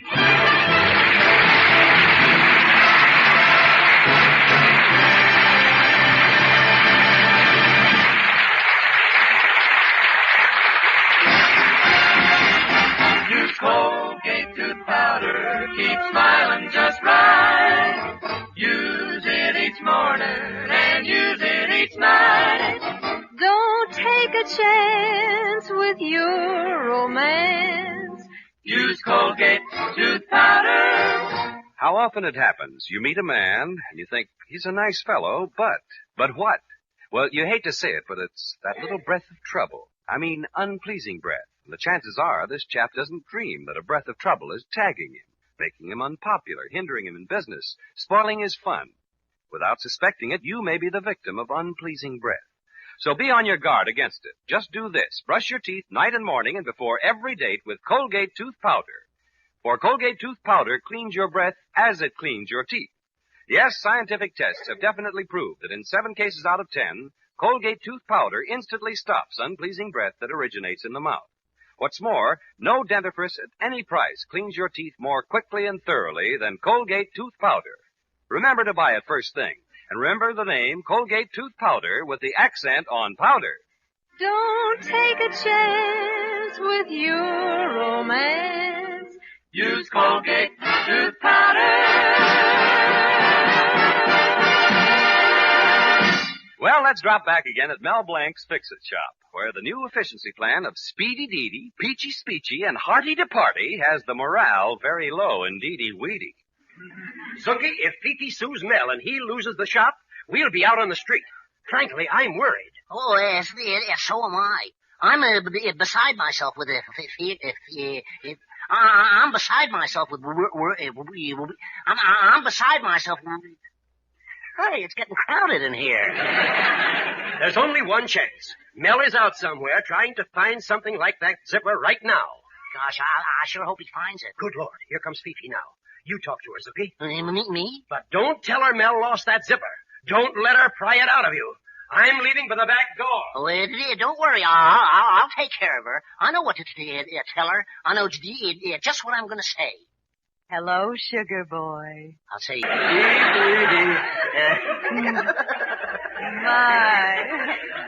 My, you're cute. Who are you? I'm Zuki. I work for Mel. Where is your boss? I came to pick up my zipper. Oh, well, Mel just stepped out for a minute. He'll be back in a couple of hours. He'll be back in a few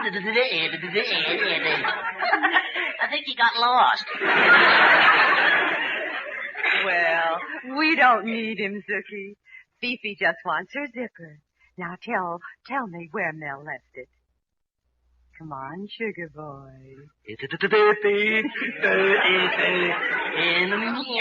No. Oh, you can tell me anything. We're here all alone, aren't we? Just you and me. Mm-hmm. That's nice and cozy. But I can always call for help. We're all alone. And after all, you're a man and I'm a woman. Well, let's leave it that way, huh? I'm tired of this. You tell that pin-headed boss of yours, if I don't have that zipper for my show tonight, I'll sue him for every dollar he's got. Don't you butt me.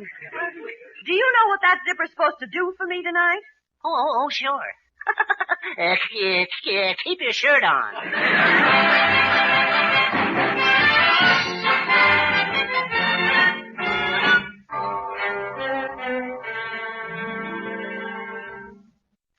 Oh, darling, I'm so sorry. This whole efficiency business is my fault.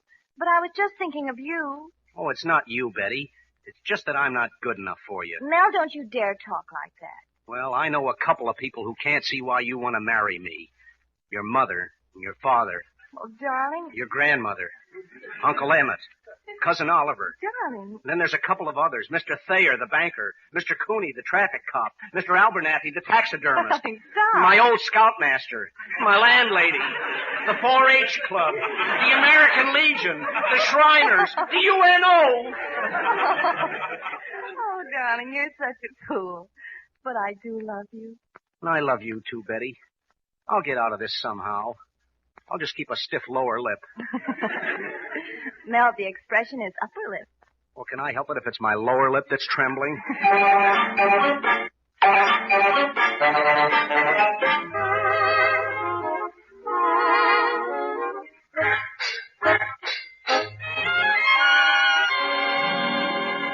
You'll be here any minute, Uncle Rupert. I don't know what else I can do. I just can't find her zipper. Well, nephew, don't worry. If worst comes to worst, I'll go out and get a job. Gosh, I'd hate to see you spoil your record. Oh, my gosh, here comes Dr. Crabb, the veterinarian. He would come at a time like this. Never mind, my lad. I'll take care of that canine Kildare. Well, thanks, Uncle. I'll go and take one last desperate look around. Well, hello, Christopher. How's the dog doctor this morning? Consulting veterinarian, if you don't mind.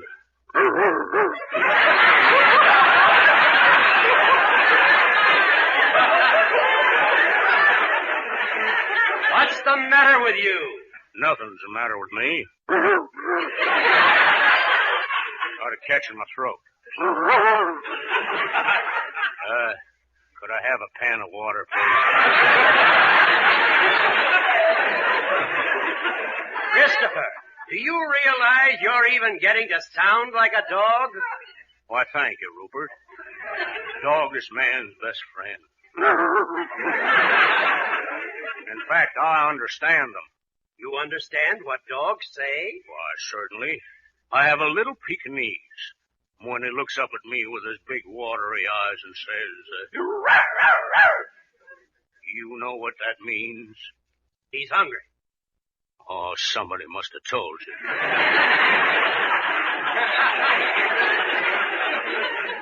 But dogs are wonderful.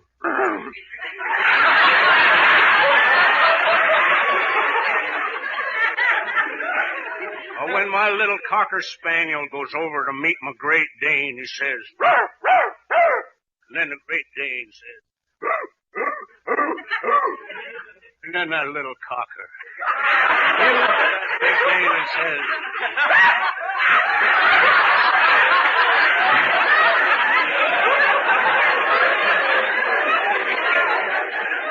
And what does that mean? I don't know, but they sure understand each other. Oh, please go away. Yeah, I must be going now. But remember, elephants need your sympathy, especially adults. They blow their nose and wait so long until they get results. Well, bye.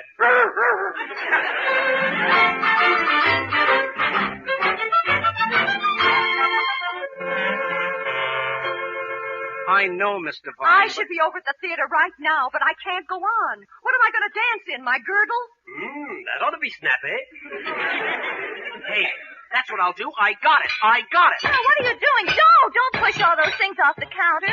Have you gone crazy, man? Now, you stay out of this, Mr. Goodhue. Uncle Rupert, throw those nuts and bolts where they belong. Yeah, that's right. Right there in the sink. And all this goes back where it was, too.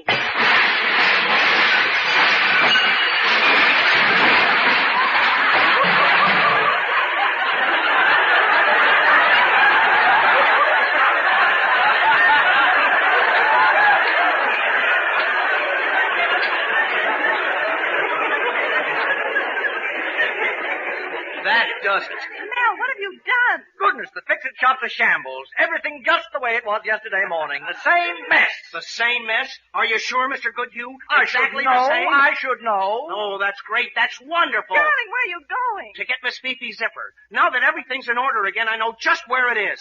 Here, you see? It was inside Mrs. Zabrowski's zither. You know, Z for zither and Z for zipper. Oh, let me have that zipper. I've got to run to the theater. And to show you there's no hard feelings, I'll bring my car around for you to fix. Well, what's wrong with your car? You know me, sugar boy. I strip the gears. So on. Something else I can do for you, Mr. Blank. Mr. Goodhue, the answer is no. No? N-O. That spells no. Goodbye, Mr. Goodhue. You know, hearty to party. Goodbye!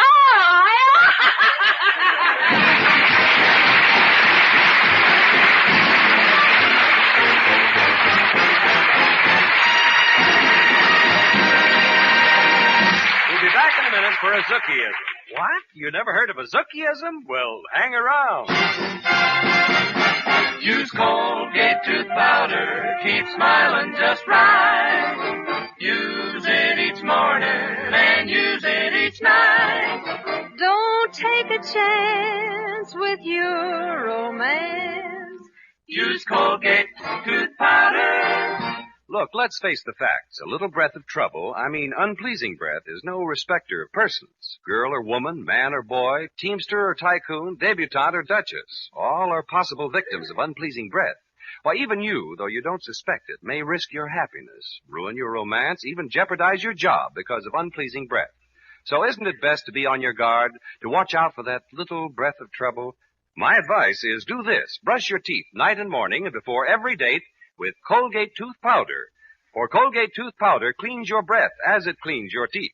Yes, scientific tests have definitely proved that in 7 cases out of 10, Colgate tooth powder instantly stops unpleasing breath that originates in the mouth. What's more, no dentifrice at any price cleans your teeth more quickly and thoroughly than Colgate tooth powder. Remember to buy it first thing. Remember the name Colgate tooth powder with the accent on powder. Don't take a chance with your romance. Use Colgate tooth powder. Well, Suki, we've had a lot of excitement, but I hope you learned something about efficiency. Yes, Suki. To be efficient, you should score yourself on things like ingenuity, perseverance, industry. How would you score yourself? Well, on ingenuity, I score 5. On perseverance, I score on industry, I score I don't know what the score is.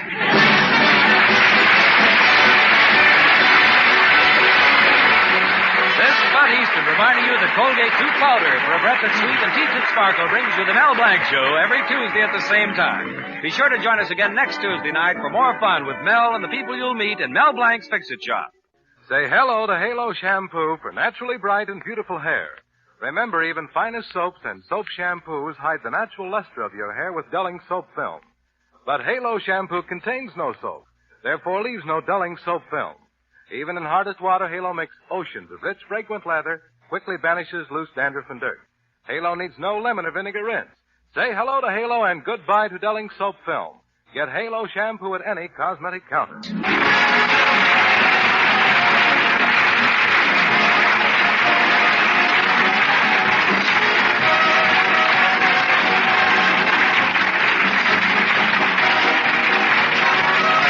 The Mel Blanc Show was written by David Victor and Herb Little Jr. and was produced and directed by Joe Ryan. This is CBS, the Columbia Broadcasting System. The Grape Nuts Flakes program with Rochester, Dennis Day, Bill Goodwin, Paul Whiteman and his orchestra, and yours truly, Don Wilson. And appearing for Jack Benny, who's confined with a cold, we have Jack's personal friends, George Burns and Gracie Allen.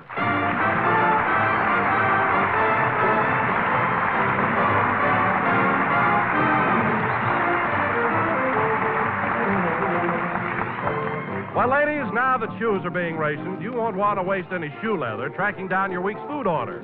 So though I don't say run, I do say walk to your nearest grocer's for a big 12-ounce economy-size package of delicious, toasty brown Grape Nuts Flakes.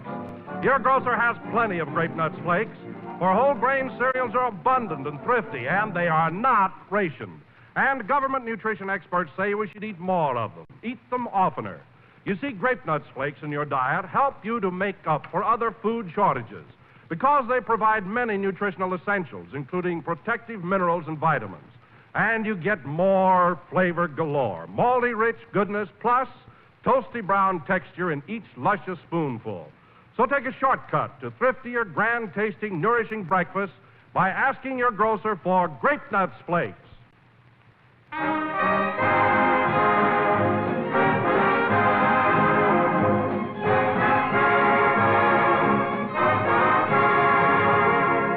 Ladies and gentlemen, when Jack Benny found that he couldn't do his broadcast tonight, he told me to call on his good friends George Burns and Gracie Allen and ask them to pinch hit for him. So I started for the Burns Hotel to tell them about Jack's problem, never dreaming that another problem was already brewing in the domestic life of George and Gracie.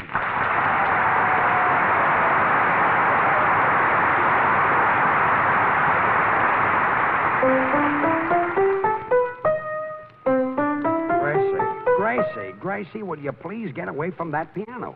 We've been in New York a week now, and that's all I've heard. But, George, March 16th is my concert with Paul Whiteman in Carnegie Hall. If I don't practice, I may lose all the magic in my finger.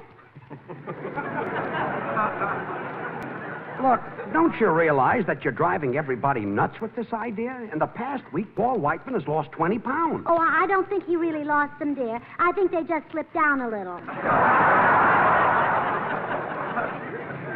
Gracie, why don't you give up the concert idea and try to take an interest in something else? Oh, I've been busy, George. I spent a whole day showing Herman the sights of the city. That's great. Sightseeing with a silly duck. Well, he enjoyed every minute of it, especially at City Hall when I took him in to see Mayor LaGuardia. Gracie, you shouldn't take a duck in to see LaGuardia. Well, I simply had to, George. I knew he'd never get another chance to meet a mayor that he could stand beside and look right in the eye. Well, I never thought of that. Well, you have to excuse me now, George. I have to go work on the gown I'm designing to wear at my concert. Now, Gracie, that... Oh, it's a wonderful gown, dear. I decided it should be a musical creation. White satin with a very wide skirt. What's musical about that? Well, that's the beauty of it, dear. No one will realize how clever I am until I sit down and lean back. And then what happens? Well, I've got an accordion in the bustle. Oh, no. Well, I'll be back in a minute, dear. I wonder how it feels to be married to a woman who makes sense. Oh, well, I'll never know. Come in. Hello, George. Well, I'll be Don Wilson. Come on in, Don. How's Jack? Well, that's why I'm here, George. Jack has a bad cold. Really? Well, I'm sorry to hear it. He'd like me to ask you a favor, George. For sure, anything at all. Well, Jack won't be able to work tonight, so he wants you and Gracie to take over his show. Now, can you do it? Well, sure, Don. We'll be happy to do anything for Jack. Naturally, he knows that your time is valuable, and he doesn't expect you to do it for nothing. Oh, now, Don. He wants me to tell you that while he's lying in bed, he'll knit you a muffler.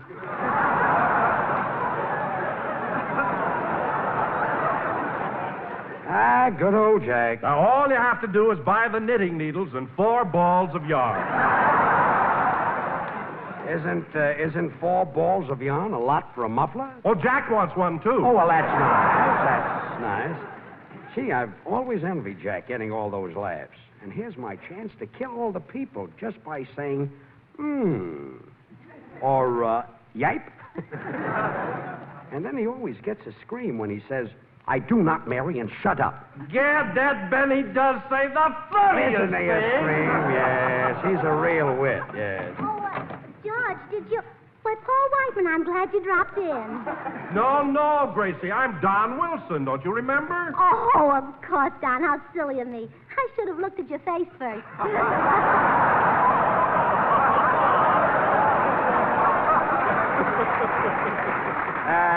Gracie, Donna's got some news for us. Yes, Gracie. You see, Jack Benny is sick in bed, and he wants you... Sick in bed? Oh, my goodness. I must send him a jar of my homemade crabapple jelly right away. Well, now, Oh, Gracie... he'll love it. He'll love it. I used only the very best apples and the very best crabs. Well, I don't think I Jack... sent some of it to my sister Bessie when she had her operation. Of course, I can't tell you about Bessie's operation. Well, good. It was done by an army surgeon, and naturally that makes it a military secret. Gracie, Don wants us to do Jack Benny's program tonight. Oh, I'm sorry, George, but I couldn't think of going on Jack's program. You what? Well, isn't that a comedy program? Oh, yes. And don't people laugh at it? Well, sure. Well, George, what would my public think? I'm a concert artist. What's she talking about, George? Well, Gracie thinks she's going to play the piano at Paul Whiteman's concert in Carnegie Hall. Yes, would you like to hear the number I'm going to play, Don? Here it is. And that's what you're going to play at Carnegie Hall? Well, there's no sense in playing something I don't know. Gracie, forget this foolishness. We've got to do Jack's program tonight. Well, I'm awfully sorry, but I couldn't accept an offer to appear on the radio, except on a musical program, of course, such as Dear Artie has. Oh, you mean Artie Shaw? Oh, my goodness, no. Artie Toscanini. Gracie, have you gone out of your mind? We can't let Jack Benny down. Well, George, I have my career to think of. No great musician can afford to be laughed at. Did Mendelssohn do it? Did Mendel's daughter do it? Did Mendel himself do it?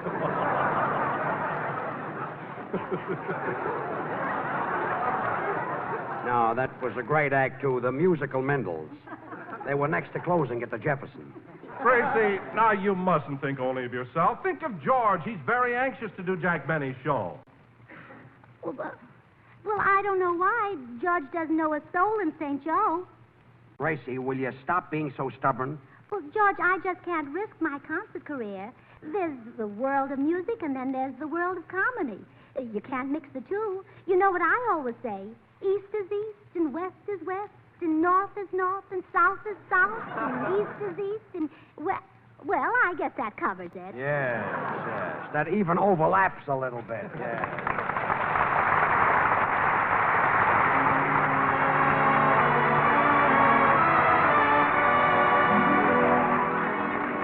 This is Paul Whiteman, and here's one of America's most popular singers with one of America's most popular songs, Dennis Day singing There Are Such Things. A heart that's true, there are such things, a dream for two.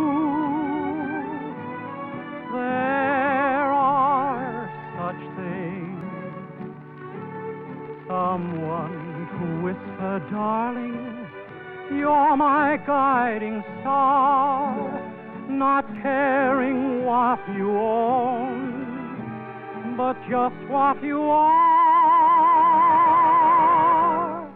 a peaceful sky. There are such things, a rainbow high,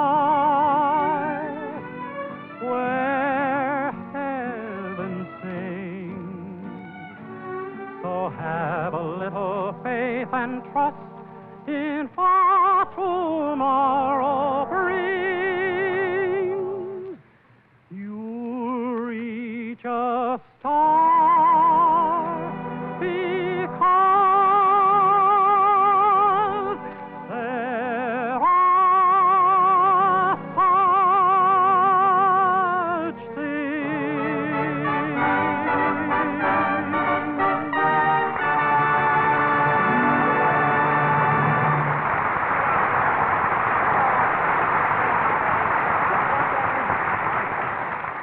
Gracie, you've just got to listen to reason. The Benny program goes on the air in an hour. I'm sorry, George. But, Gracie, in a little while, millions of people are going to tune into our program. And what are they going to hear?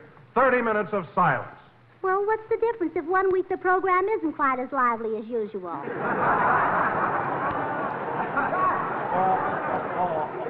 Look, Gracie, don't you understand? One of our dearest friends is in a spot, and he needs someone to go on his program. Oh, I wish we were in California. The Beverly Hills Uplift Society All-Girl Symphony Orchestra would be glad to do the program. That silly club of yours. Nobody is interested in those hens. George Burns, that's no way to talk about your wife and your wife's friends. Well, didn't mean you, sweetheart. Well, it's no way to talk about those other hens either. Well, All right. I'm going inside and practice an etude. Who knows? If it goes well, tomorrow I might try a betude. Well, this is fine. You said it. Come in. George, listen, I hear you're going to do the Jack Benny show tonight. Well, boy, I can't wait to read those commercials, George. Listen, that fat boy they've got announcing on that show is strictly from hunger. Bill, Listen, George, Benny only keeps him on because he can laugh. Bill, say hello to Don Wilson. Hello, Mr. Wilson. You've heard that fat boy on the Benny... Don Wilson? Oh, hello, Don. So I'm known to you as Fat Boy, huh, Goodwin? Oh, well, now, don't get sore, Don. I'm always making up nicknames for people. They never fit. Well, I don't care about that, but what was that about my announcing? Oh, nothing, Don, nothing at all. I think you're great. As a matter of fact, Don, I'd like to ask you a favor. You see, I thought maybe you could mention my product on the show tonight. You see, I sell I'm not interested in what you sell. Well, but, Don, it's purer than the... I'm sorry, but there's no place that I can mention it. No soap, huh?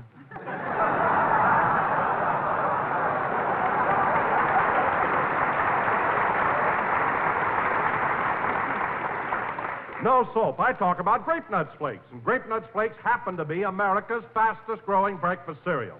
Yes, sir, Grape Nuts Flakes are my idea of the most tempting, appetizing, toasted brown breakfast dish that was ever put before a hungry family. Well, Don, after the family finishes eating that tempting, delicious, toasty brown cereal, they have to wash the dishes now, don't they? Why, certainly. Well, what do they use to wash the dishes? Water, of course. Believe me, Bill, once you taste those... Don, old man, please, what do they put in the water? The dishes. Believe me, Bill, once you taste Grape Nuts Flakes with their malty, rich, sweet as a nut flavor, their crisply toasted goodness, you'll know why I'm so enthusiastic.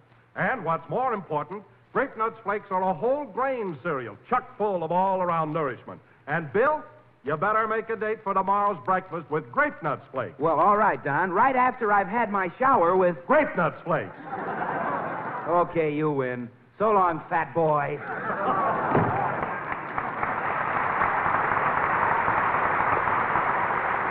Well, Don, we're right back where we started. George, now, why don't you go in and talk with your wife? Put your foot down. You're done right, I will. I'll show her who's the boss. Attaboy. Gracie. What do you want? Well, sweetheart, you know that beautiful fur coat you saw in Bergdorf Goodman's? You mean the one you said was too expensive for me? Uh-huh. Well, I've got a little surprise for you. If you do the program tonight, that coat will be in your closet in the morning. Well, if it isn't, we were robbed.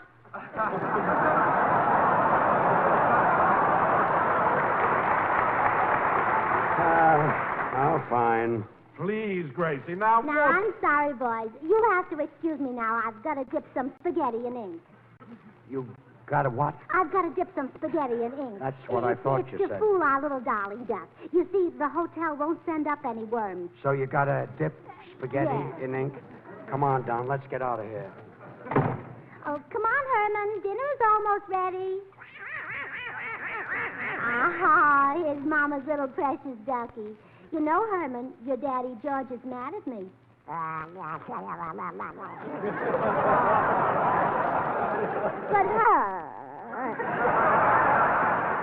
and your daddy George will be so proud of me. Oh, come in. How do, Miss Burns? I'm Rochester.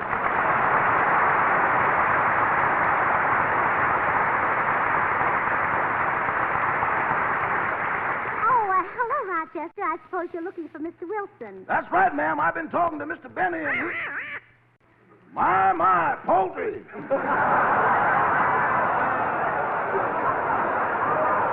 Oh, Rochester, that's my little son, Herman.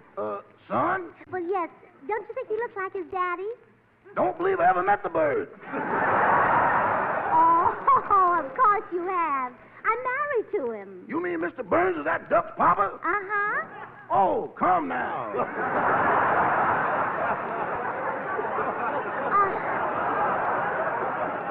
Well, I wish George was here, too. You'd notice the resemblance if you saw them both walking. Anyway, I think you two ought to be great friends. Herman, shake hands with Rochester.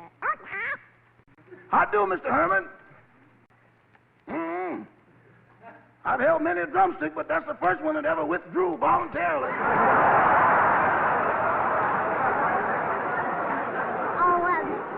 Rochester, I know he's dying to have a conversation with you. Go on, say something to him. Is this practical? Oh, sure. Go on. Okay. Mr. Herman, what are you going to be doing Meatless Tuesday? Oh, Rochester, he's busy on Tuesdays. He always goes to Central Park. Would you like to take him for a walk in the park sometime? You mean you'd trust me alone with that fat little rascal? Oh, certainly. He wouldn't hurt you. The vice versa don't trouble you none. Oh, no. Well, Rochester, maybe you're silly to wait for Mr. Wilson. I'm not going on Mr. Benny's program anyhow. Uh-oh. Oh, yes, the piano is my whole life now. Do you play the piano, Rochester? No, ma'am. I ain't familiar with ivories when they come in large groups. Oh. Well, goodbye, Rochester. I must get back to my art. From now on, I intend to woo the muses. Terpsichore, Calliope, Schenectady.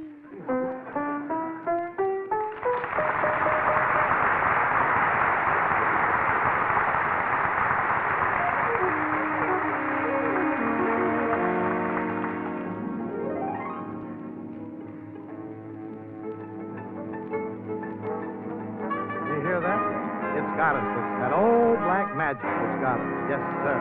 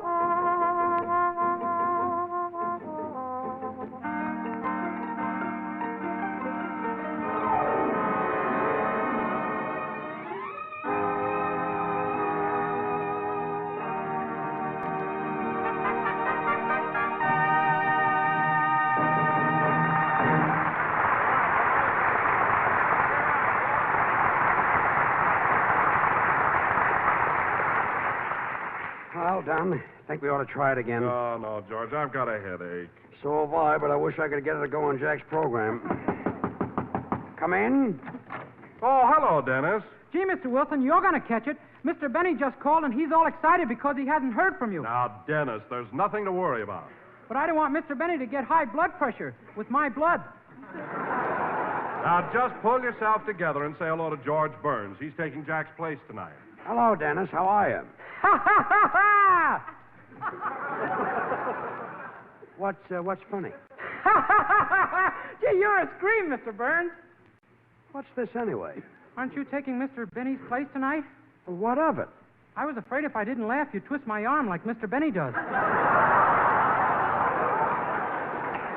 Say, George, maybe Dennis can persuade Gracie to go on the show. Dennis? Sure. Believe it or not, the little dope seems to have a way with women. Gee, have I? All right, go in and talk to Gracie. We'll find out. Yes, sir. Hello, Miss Allen. Oh, hello, Dennis. Yes, ma'am. I'm supposed to ask you to be on Mr. Benny's program tonight. Well, I won't do it. I don't blame you, Miss Allen. Mr. Benny says some terrible things about your brother, Fred. Oh, no. Fred's not my brother, Dennis. And please don't call me Miss Allen. I've been Mrs. Burns since one day years ago when a tall, handsome, charming man came along and pronounced George and me man and wife.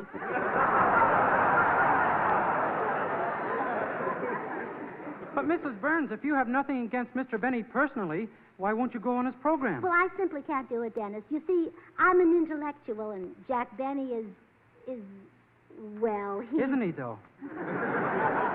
Well, I'm glad you see my point. You must understand that we intellectuals care only for the finer things in life. You know, Shakespeare and Beethoven and Walter Pidgeon. Gee, I've always wanted to meet an intellectual, Mrs. Burns. Well, how do? How do? I'll bet you read lots of books, huh? Oh, yes, Dennis. A day never goes by that I don't pick up a book, to dust it if nothing else. You know something? I'm crazy about books, too. Oh, really? Do you like Little Women? Oh, sure, but I like books even better. Oh, well, so do I. And, Dennis, don't you just adore poetry? Yeah. Oh, I know most of Longfellow by heart. Can you ever forget the opening lines of Hiawatha? Yeah. Me too. You know what, Dennis? You're the first person I've ever met who's my intellectual equal. I guess there aren't many of us. Dennis, believe me, you are just being wasted on the Jack Benny program. Yeah, wasted. Imagine you singing. Yeah, singing. Why, you should be reading poetry. Yeah, poetry. I'm crazy about poems. Yeah, crazy. I've always dreamed that someday I'd get up on Mr. Benny's program and recite If. If he'd let you? Oh, no, If by Kipling. Oh, that's one of my favorites. How does it go? I'll recite it for you. If you can dream and not make dreams your master, if you can think and not make thoughts your aim, if you can meet with triumph and disaster, if... Stop. Don't go on. It's too beautiful. Gee, I'm sorry. I should have warned you that I was pretty heavenly. Oh, Dennis, we must do... Oh, come in. Why, Tootsie Sagwell. Hello, Tootsie. Oh, Gracie, I thought you were practicing, so I... Oh, does he belong to anybody? Well, not yet, Tootsie. Dennis, I want you to meet my girlfriend, Tootsie Sagwell. Tootsie, Dennis Day. Oh, my, what a gorgeous hunk of child. Hello, Dennis. Hello, Miss Sagwell. Say, haven't I seen you someplace before? Oh, isn't it cute? Tootsie is as cultured as we are, Dennis. And she has a lovely singing voice. Oh, I haven't. I'd like to hear her sing sometime, Miss Sagwell. I'll bet you've got a lovely vibrato. Oh, what he said.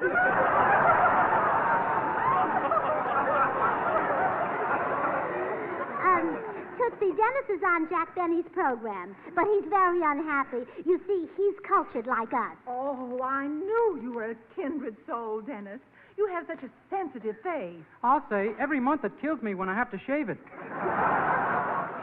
I just had a marvelous idea. What, Gracie? I will go on Jack Benny's program with you and Dennis. Huh? Well, we'll change the name of that show from the Grape Nuts Flake program to 30 Minutes of Refinement. I'll play the piano, Tootsie will sing, and Dennis will recite. Oh, boy, now you're cooking with gas, if you'll pardon the expression. I'll tell George. Oh, George! Yeah? George, I've changed my mind. I've decided to go on Jack Benny's program after all. You mean it? Yes. Well, bless your heart. And now I'm going to get you that hat that goes with that fur coat. You mean this one? Yeah, that's the one. Come on, let's go to the studio.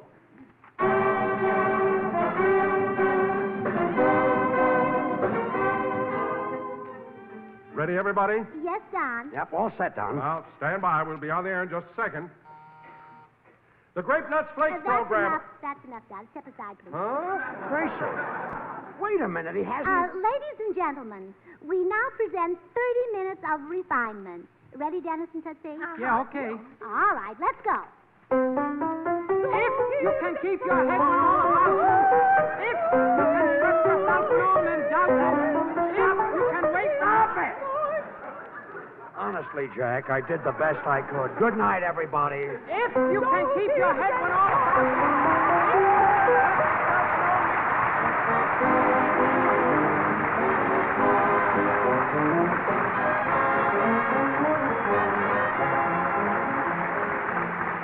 George and Gracie will be right back, so I have just a moment to make this one request. Friends, for the sake of your loved ones in service, for the sake of your loved ones at home, give to the American Red Cross War Fund. The Red Cross works on every war front, giving skilled care, saving lives. The Red Cross stands by on the home front, ready to meet sudden danger. But the Red Cross must raise $125 million to carry on its good work. So do your part. Give and give generously to the American Red Cross War Fund. Now, here are George and Gracie. Oh, good night, everybody. And Jack, hurry and get well. And please send the muffler. Good night, folks.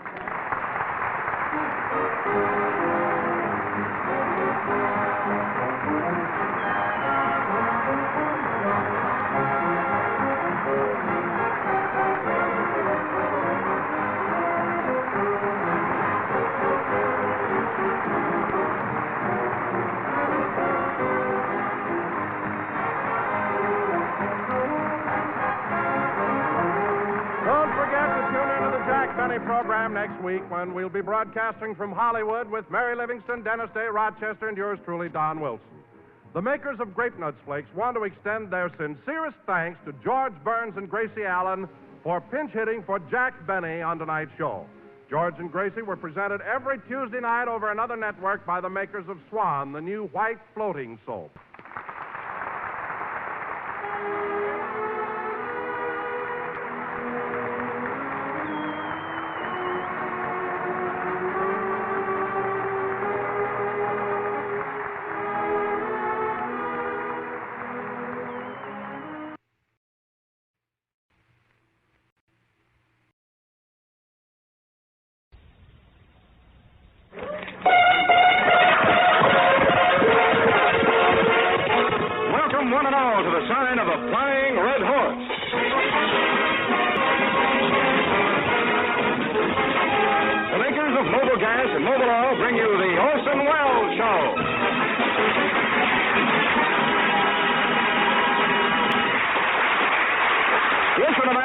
Listen to how an amazing new chemical discovery is speeding victory. For the first time in history, the synthetic bead catalyst created by the makers of Mobil Gas is now being used in the refining of aviation gasoline. In Torrance, California, the fourth unit of our vast refining plant is now on stream. It's the first and only refining unit in the world now charged with the catalytic bead. This sensational advance in petroleum chemistry makes possible the production of new and better gasoline for our warplanes. Gasoline that's much more powerful than 100-octane fuel. We call this new super fuel flying horsepower. Its tremendous power ingredients enable our planes to take off quicker and carry heavier bomb loads than ever before. Today, the new synthetic bead catalyst that looks much like an iridescent pearl has just one single job: to improve the quality and increase the quantity of aviation fuel for war. But after victory, gasoline for your car, because flying horsepower is coming in Mobil Gas at the sign of the Flying Red Horse.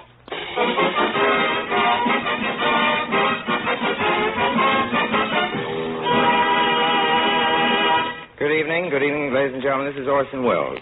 Tonight we're broadcasting from the Wrigley Building here in Chicago. We came down here to do a Bond show night before last. Martha O'Driscoll was on my plane. You know Martha O'Driscoll. She got blonde hair and green eyes and, best way to describe the rest of her. But Martha was on my plane when we started out from California. The Treasury Department assigned 2 Secret Service men to keep an eye on her. By the time we got to Albuquerque, they had 4 Secret Service men keeping an eye on the 2 Secret Service men. Well, I was sitting next to Martha. It was embarrassing the way the stewardess kept coming over to tell me to stop smoking. It wasn't her fault, though. How was she to know I didn't have a cigarette? Thank you, Mother. Jack Benny was sitting in front of me on the plane. Every time we came in for a landing, he handed me his wallet and said, Orson, if anything happens, you owe this to Mary. I also do Ronald Coleman. Orson, if anything happens, you owe this to Mary.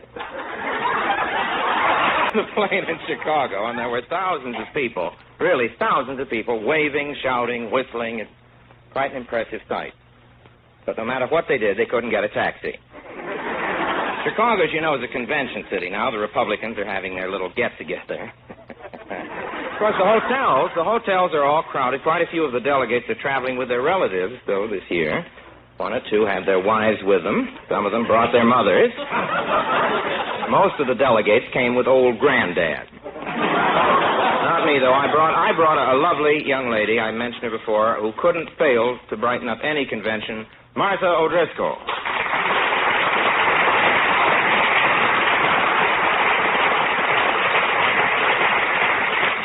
Thank you. Hello, Orson. Hello, Martha. I haven't seen you since we arrived. Where have you been? Well, I know the convention doesn't start until Monday, but I just couldn't resist hanging around Convention Hall. Well, I can understand that, Martha. After all, you must have been a very little girl the last time you saw a Republican. The convention spirit's really in the air, though, isn't it, Martha? What do you mean? Well, you must have noticed all the way from California we had sunny weather, but the minute we got over Chicago, everything began to get a little dewy. I suppose you noticed there are quite a few women delegates coming to the convention this year. What do you think of them, Martha? Women delegates are fine, Orson, but when it comes to a really important issue, it takes a man delegate. Why, when he gets up there, he really sways the people. Why, he takes off his coat and his hat and he rolls up his sleeves. I don't know. Gypsy Rose Lee could do the same thing. It'd be more enjoyable.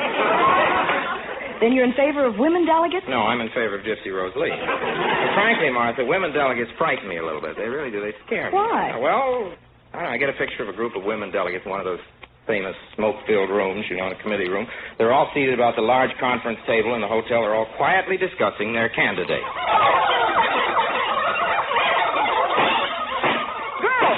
Girls, really now, we must get something done. We're here to pick a candidate for president. We've been here for 15 days, and we've had 95 ballots, and it's still Frank Sinatra. Say, that reminds me, girls. There's a wonderful sale at Marshall Field today. Gee, what have they got? Girls, we're picking a president, remember? Now, look, all we need is one more vote to put our candidate, Gutzon Gugeldorfer, across. Yeah, we'll never get it. You know those women.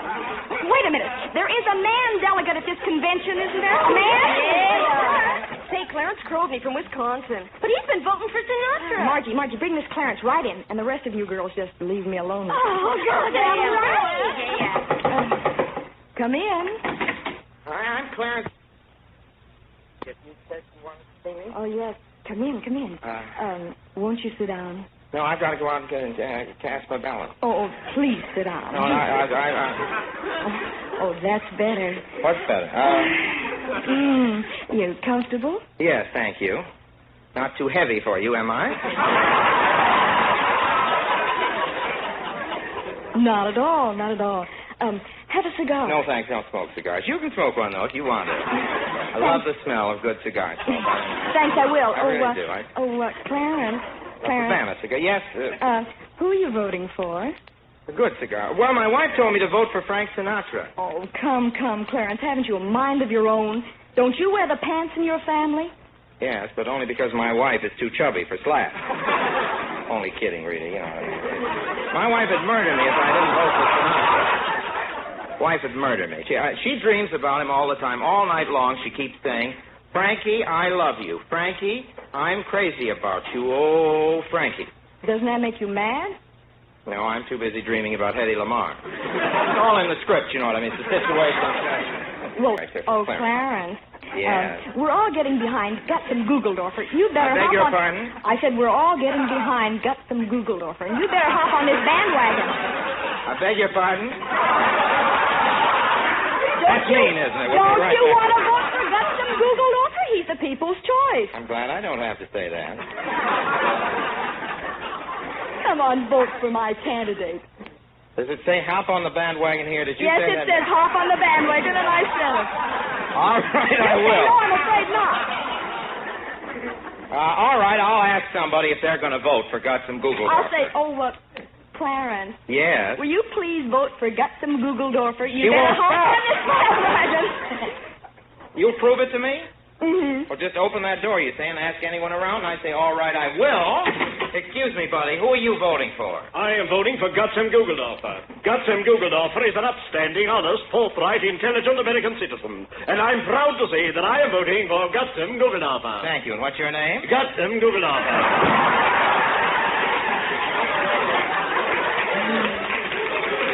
You see? See? Now what do you say? No, I better stick with Sinatra. Do you really want Sinatra to get in? No, it's my wife that wants him, but don't worry, Sinatra hasn't got a chance. What makes you be so sure? Well, I happen to know. When last seen, Sinatra was dropping a letter in an office building mail chute, and the downdraft sucked him in. A 1-cent stamp would take him anywhere. Clarence. Yeah. Gugeldorfer is the people's choice. You do want to vote for him, don't you? Don't you? Please, you're mussing my hair. It'd make me feel so happy if you'd vote for Gugeldorfer. No, I don't want it. Oh, you do want to make me happy, don't you, Clarence? Lady, do you know what you're doing? If you don't, you better ask somebody. Now, who are you going to vote for? Sinatra, the people's choice. I'm going to vote for Sinatra. Clarence. I'm going to vote for the Sinatra. The voice of the people. I'm going to vote for Sinatra. Clarence. Kiss me, Clarence. I'm going to... Say, that Gugeldorfer had some good points, too, hasn't it? Then you're going to see to it that Gugeldorfer gets the nomination tonight? Yes, but I'm going to hate myself for this in the morning.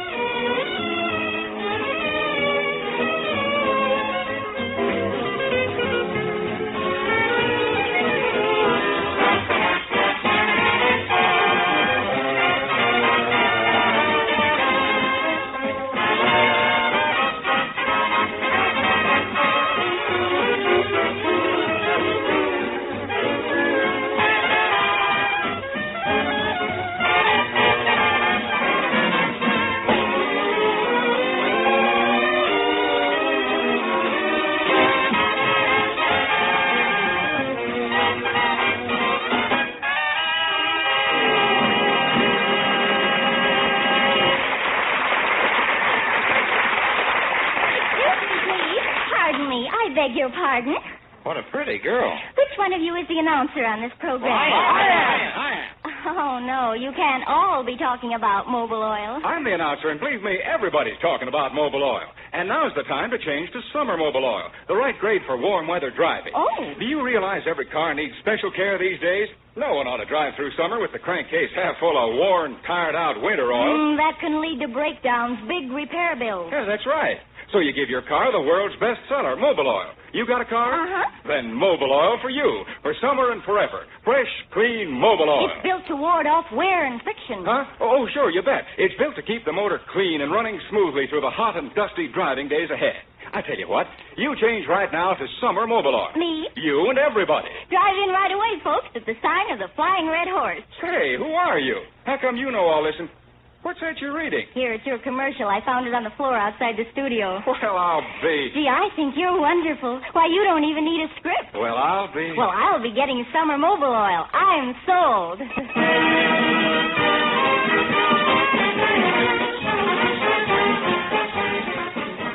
This is Orson Welles again. As you know, ladies and gentlemen, we're broadcasting from the great, big, beautiful city of Chicago, which tonight furnishes the background for our Mercury fable. The scene, a modest little apartment on the north side of Chicago. Victor Brill, a modest little businessman, is talking to his modest little wife, Martha. Put down that shade, dear. I don't want anybody to know we're home. Not that they'd stop in, anyway. Oh, don't be so bitter, dear. You've been brooding for weeks now. Why didn't you go out and bowl with the boys for a while? I couldn't, Martha. I can't face them. No sense in pretending, Martha. They don't show it, but they know. Well, what if they do know? You still got to look them straight in the eye.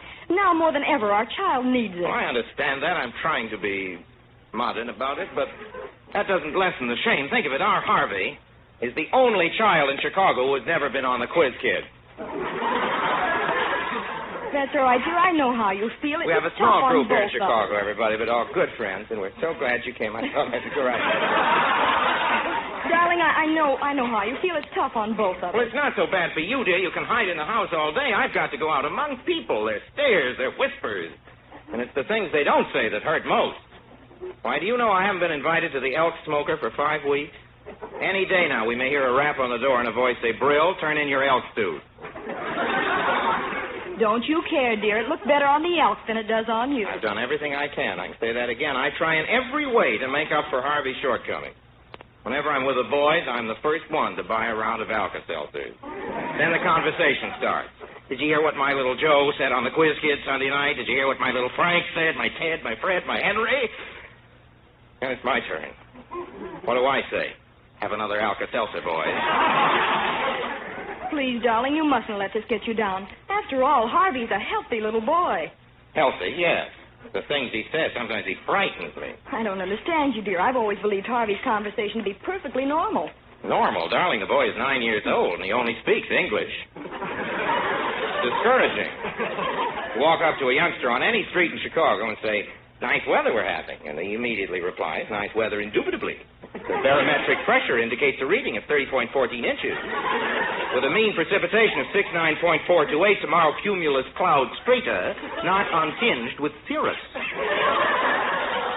That's very clever, dear. Very clever. Sure, but you walk up to Harvey and say, nice weather we're having, he says it stinks. Discouraging. But, darling, maybe you're expecting too much of Harvey.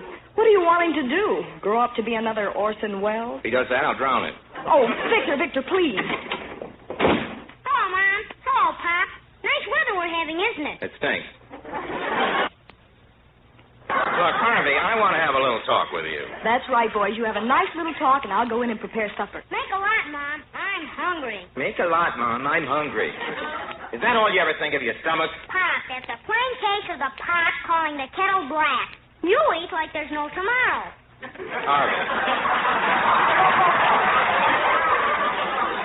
Harvey, let's face it, I'm disappointed in you. Why, Dad? Well, I'll show you why.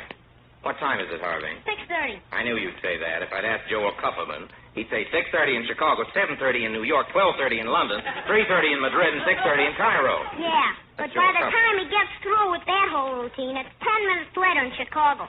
What good is information like that, Pop? It's important. Suppose you flew to Lisbon. How'd you know the time there? I asked a Lisbonian. You'd ask a Lisbonian. What would you do, Pop? What would you do, Pop? I'd fly back to Chicago and ask Joel Kupferman. Harvey, I don't understand you. How do you ever expect to get promoted in school? That's easy. An occasional apple for the teacher, a box of cigars for the principal. You know, a little greasing in the right places. Harvey, don't you ever want to get on the Quiz Kids program? I've got work to do. Excuse me. Oh, don't mind me. Go right ahead. Phone, Harvey. I'll be going inside. Hello, Joe. This is Harvey. 5 across the board on Knickerbocker in the 6th.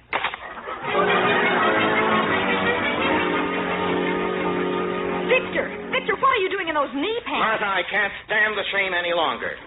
This is a little like Hanley Stafford, I think I'm playing. Martha, I can't stand the shame any longer. I'm going to do something desperate. Oh, you mean you're going to... Yes. He picks up his cues better, Hanley does. You mean you're going to... Yes, hand me my lollipop and I'll be off.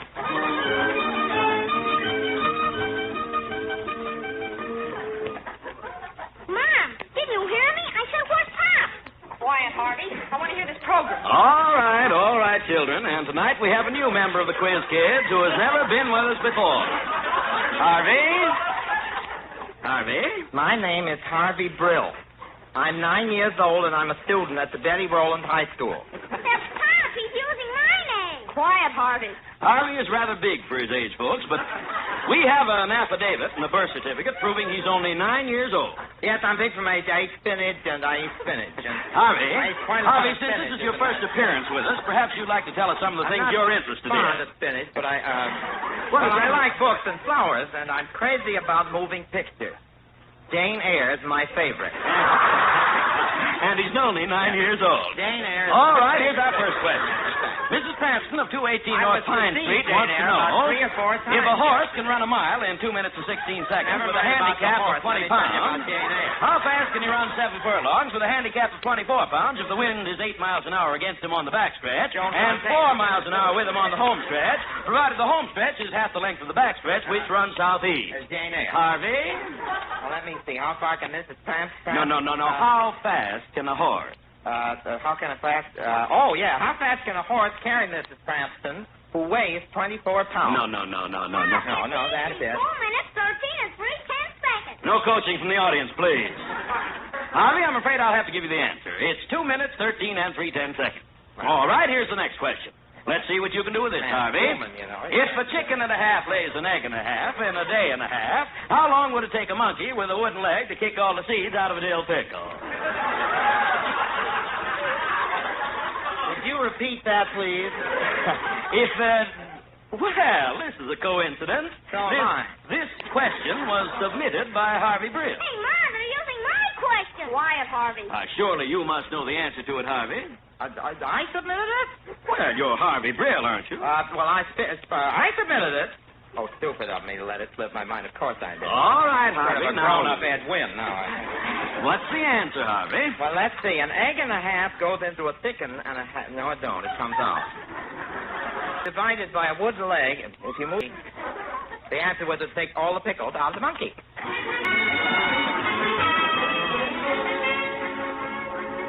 Victor, you haven't touched a bite of food. You must eat something. Sorry, dear. I'm just not hungry. How far can a horse carry? Harvey, I said we weren't going to discuss it. I'm sorry, Harvey. What do you want me to say? Sorry, Smarty. You made me look like a jerk. It wasn't all my fault, Harvey. Fine question you sent in that stuck me with you, and you're kicking the pickles out of monkeys. Hello? E.F. Hutton and Company? E.F. Hutton and Company, brokerage, Harv. You want to speak to Mr. Brill? That's for me, Pop. Hello? Speaking. I think you better sell it. What else you got? That sounds good. Buy 5,000 of that and hold it for a long pull. Harvey, what was that all about? Just picking up a couple of hot bucks. Investments. And where did you get the money to invest? I'll tell you, Pop. You know that bridge on Michigan Boulevard over the Chicago River? Well, I told the cop I was building him a little shack to keep him out of the sun. Yes? Well, when he ain't looking, I hang up a sign. Toll bridge 50 cents, and I'm mopping up. Martha, I've been mistaken about Harvey. Son, you and I are going to do a little trip Monday. Sorry, Pop, I can't make it Monday. Well, why not? I've got to make the nominating speech for Dewey at the Republican Convention.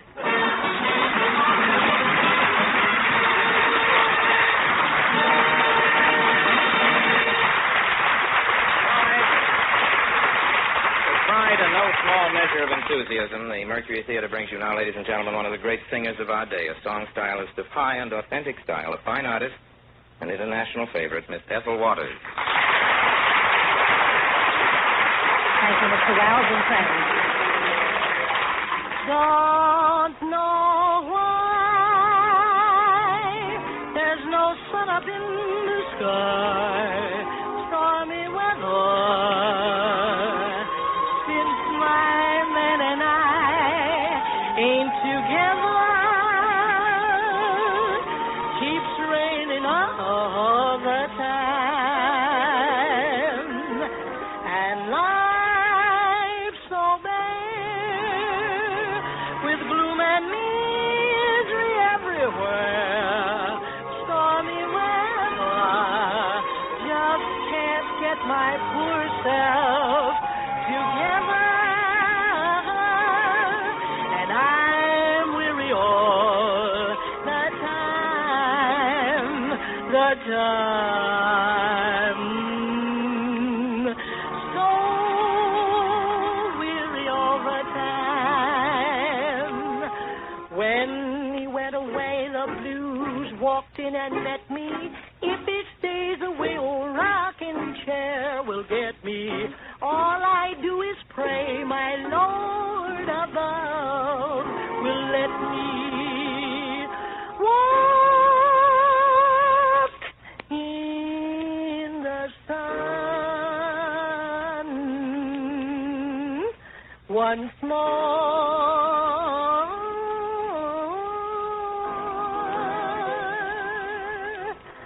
Can't go on. All I had in life is gone. Stormy weather. Since my man and I ain't together, keeps raining all the time. Keeps raining all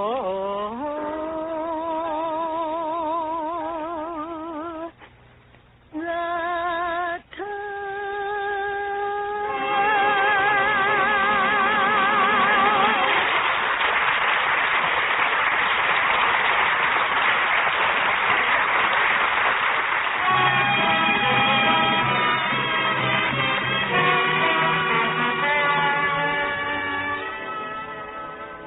And now, if you please, ladies and gentlemen, from Shakespeare. With your kind indulgence, a speech from one of the classic melodramas of our literature. A soliloquy by Shakespeare's greatest villain, the misshapen evil genius Richard, Duke of Gloucester, and later King of England.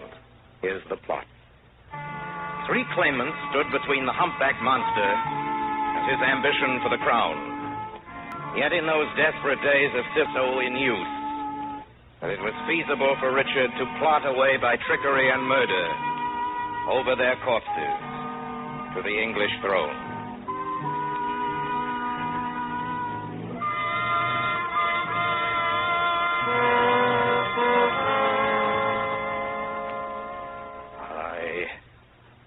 Edward will use women honorably. Would he were wasted, marrow, bones and all, that from his loins no hopeful branch may spring to cross me from the golden time I look for.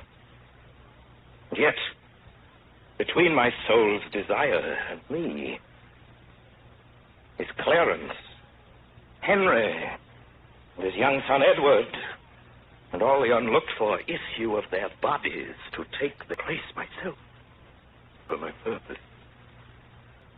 Well, say there is no kingdom then for Richard. What other pleasure can the world afford? I'll make my heaven in a lady's lap and deck my body in gay ornaments and witch sweet ladies with my words and looks. Miserable thought, and more unlikely than to accomplish 20 golden crowns. Why, love forswore me in my mother's womb. For I should not deal in her soft laws, she did corrupt frail nature with some bribe, to shrink mine arm up like a withered shrub, to make an envious mountain on my back, where sits deformity to mark my body, to shape my legs of an unequal size, to disproportion me in every part, like to a chaos or an unlicked bare whelp that carries no impression like the dam. And am I then a man to be beloved? Monstrous fault to harbor such a thought. Then, since this earth affords no joy to me, but to command, to check, and to overbear such as are of a better person than myself, I'll make my heaven to dream upon the crown, and whilst I live to account this world but hell, until my misshaped trunk that bears this head be round impaled with a glorious crown. And yet I know not how to get the crown, for many lives stand between me and home. And I, like one lost in a thorny wood, torment myself to catch the English crown. And I will free myself, or hew my way out with a bloody axe. Why, I can smile and murder whilst I smile. and cry content to that which grieves my heart, and wet my cheeks with artificial tears, and frame my face to all occasions, and set the murderous Machiavel to school. Can I do this, and cannot get a crown? But were it further off, I'll knock it down.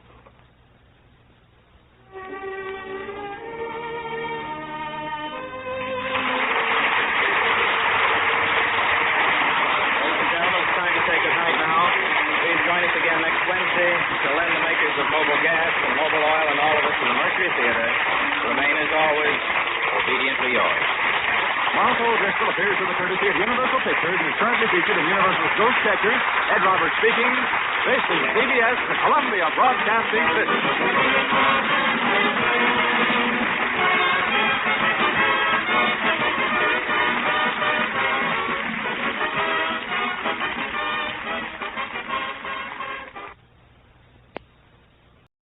Mademoiselle Modiste, who sold ladies' hats. And here is the Mademoiselle Modiste of the Railroad Hour. Is a Fifi we all take our hats off to. The glamorous star of the Metropolitan and San Francisco Opera Companies, lovely Dorothy Kirsten.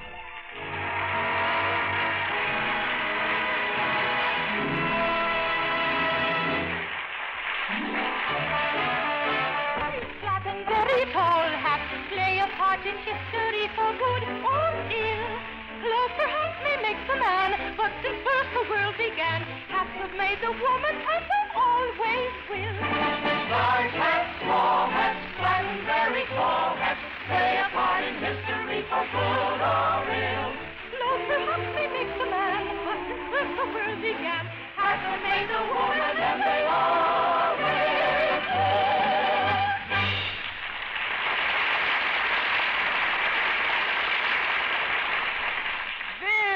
Very pretty, Mademoiselle Fifi. But I am paying you to sell hats, not give concerts in my shop. Why must you always be singing? Oh, perhaps I am in love. Or perhaps it's because someday I hope to become a singer. You mean you are thinking of leaving me? After all I have done for you?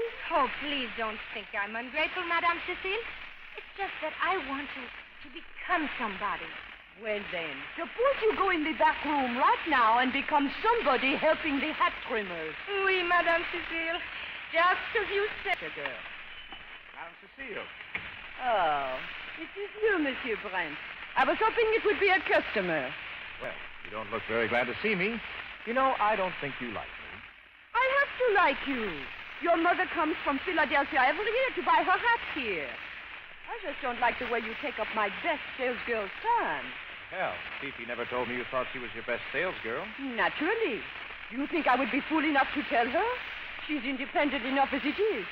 But, she'll get over that once I am her mother-in-law. Her mother-in-law? Yes. I have decided Fifi shall marry my son Gaston. After all, your intentions towards Fifi were not serious. Were they? Well, I don't really know. Oh, I'm sure you would not be foolish enough to think of marriage with anyone before finishing college. No, it isn't that. It's just that I want to be absolutely sure before I get married. You know, when one makes a mistake on an examination, one can always rub it out. But when it comes to marriage, races are a little expensive. Yes. And being a bachelor has so many advantages. Oh, how do you know? My late husband used to remind me of it all the time. And I can tell, you are no different from the rest. You like to be free to do what you want.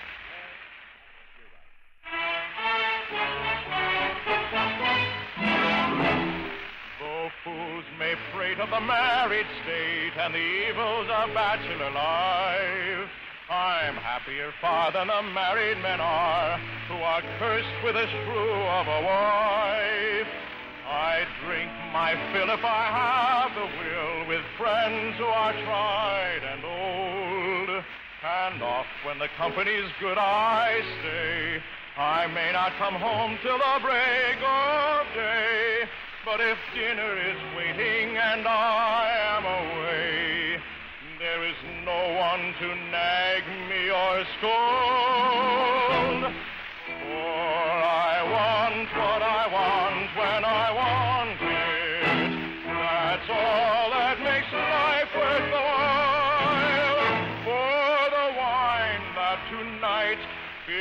my soul with delight. On the morrow may seem to me vile. There's no worldly pleasure myself I deny. There's no one to ask me the wherefore why. I eat when I'm hungry and drink when I'm dry. For I want what I want when I want it.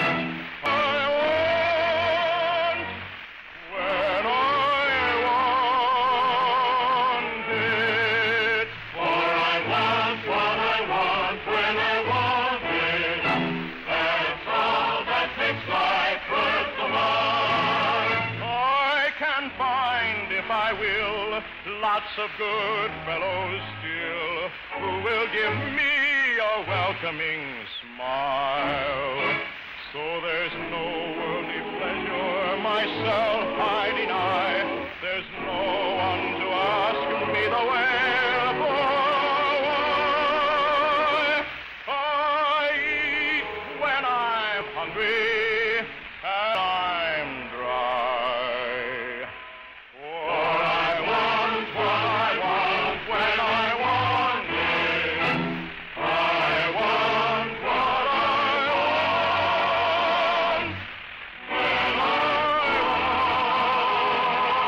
it.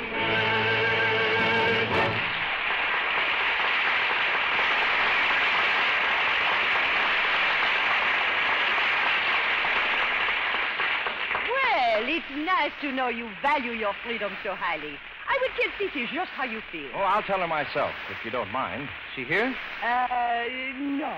I sent her on an errand just a few minutes ago. Well, all right, then I'll be back. I want to wish her all the luck in the world. By the way, what sort of man is your son, Gaston? Is he handsome? Well... Good build? Intelligent? He is a man, though. Technically, yes. Well, I'll see you later, Madame Cecile. Au revoir. Your pardon. Oh, I beg your pardon. I didn't see you coming in. Oh, that is all right. I am used to having people walk all over me. Gaston? Gaston. Gaston, I was just thinking of you. And I have been thinking of you, ma mère. Yes, I know what that means. Money. Well, if you want another sou from me, you will have to do as I say. What do you say? I want you to marry Fifi. Fifi? Yes. Fifi is absolutely invaluable to me. She could go to one of my rivals and get 3 times the wages I pay her. So, before someone with brains gets her, I want her to marry you. And how much will you pay me to? If you don't give me some money, Modere, I swear I will jump off the Eiffel Tower. Promises. All I get is promises. Madame Cecile? Yes. What can I do for you? My name is Brent, Hiram Brent. I'd like to speak to the young lady you have employed here. I believe her name is Fifi. Fifi? Oh, yes. Gaston, go get Fifi. Oui, Modere. If you don't mind, Madame Cecile, I'd like to speak with her alone. Oh. Yes? I'm Richard Brent's father. I understand you're the modiste he's been visiting. Oh, he's been doing much more than visiting. Yes, I can imagine. Mademoiselle Modiste, in case you have any illusions about this friendship between you and Richard, I thought it might soften the blow if I were to tell you nothing could ever come of it. What do you mean? Someday, my son will marry a girl with position and money. Well, someday I shall be just as well off as you are, Monsieur Brent. You see, I have a voice, and I can act. Well, now, is that so? What sort of roles would you play? Any role? If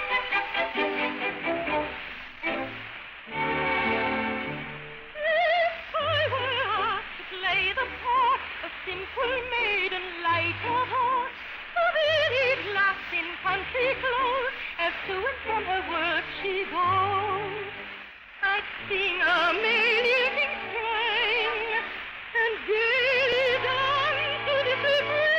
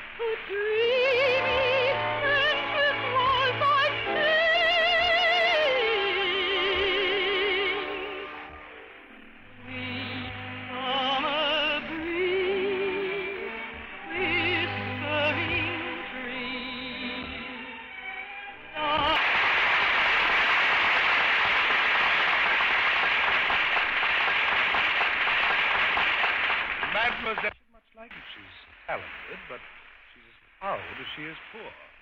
What do you think I ought to do? You are asking me for advice, monsieur? Yes, to me, a few thousand francs is nothing, but just think what it would mean to her. Do you think she'd accept a loan? She'd be foolish not to, monsieur. When she became successful, she could pay it back. Then that's what I'll do. You pick out the hats and wrap them up while I write her a little note and enclose the money. You can deliver it for me along with the hats, if you will. I'll be happy to. You, don't think she'll refuse this? I shouldn't think so, monsieur. You wouldn't, would you? Oh, monsieur. Well, I hope she'll be as sensible as you are. All right, there we are. Just slip this note with the address and the money order under the hat box ribbon and bill me for the hats. Goodbye, mademoiselle. Goodbye, monsieur. Oh, me. What, Fifi? What is the matter? You look sad. I have just had some very bad... You have not heard anything yet. Mother wants me to marry you and blot out my past. Oh, she's not using me for a blotter. Hello, Fifi. Monsieur.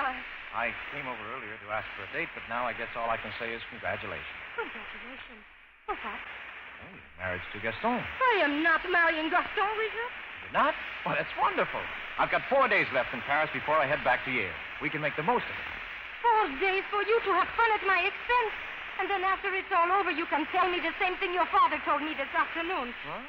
That someday you'll marry a woman with background and money. He had no right to tell you that. I'm old enough to make my own decisions. You're still in school. Look, if we wanted to get married, I'd quit school and go to work. No, Richard. I could not let you work to support me. Then marry me, Fifi. No, Gus, work to support you. I hear you refuse my son. Without a struggle. You will marry my son or you will leave my shop. What have you to say to that? Goodbye, Madame Cécile. Ah, Fifi. Let's not get excited. Let's be reasonable. You know you can't leave me.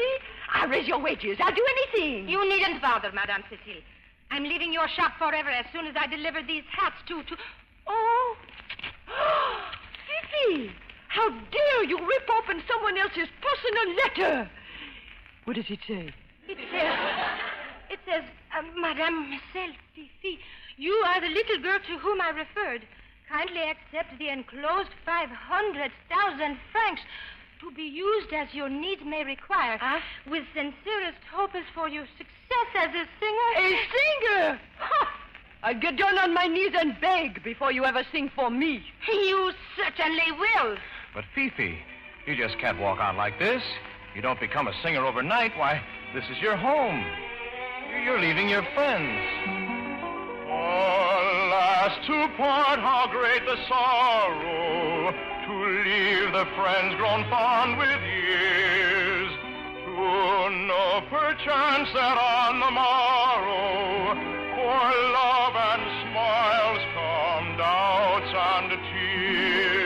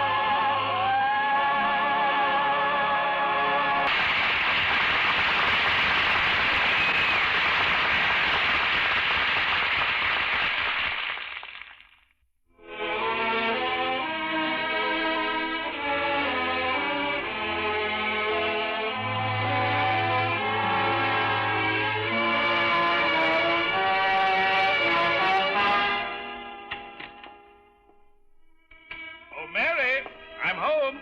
Hi, Dad. Mother's not home. Richard, what are you doing here? We didn't expect you back from Yale for another 2 days. Oh, finals were over, so I thought I'd head home. I guess I'm a little tired. Richard, you've been a little tired all year. You haven't been the same since we came back from Paris. Are you ill? No. I think what you need is a girl. Well, I'm not interested in girls. You're not ill, you're dead.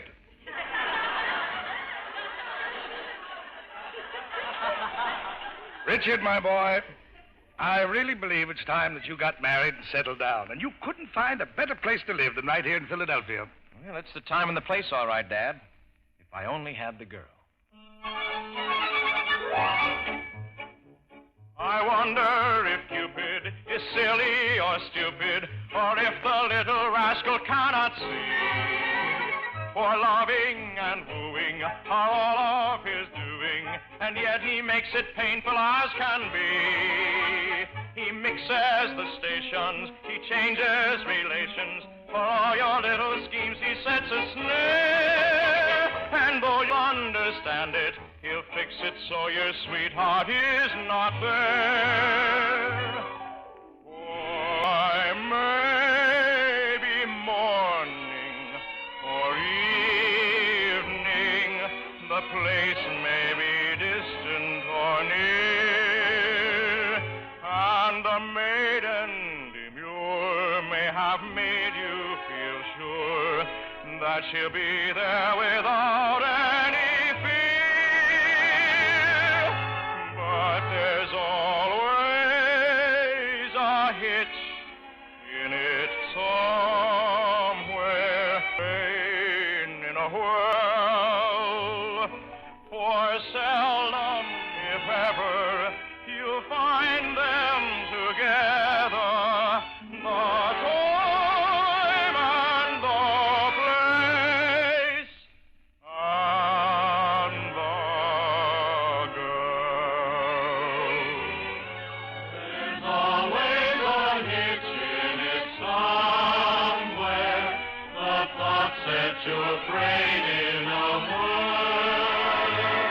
For seldom, if ever, you'll find them together. The time and the place and the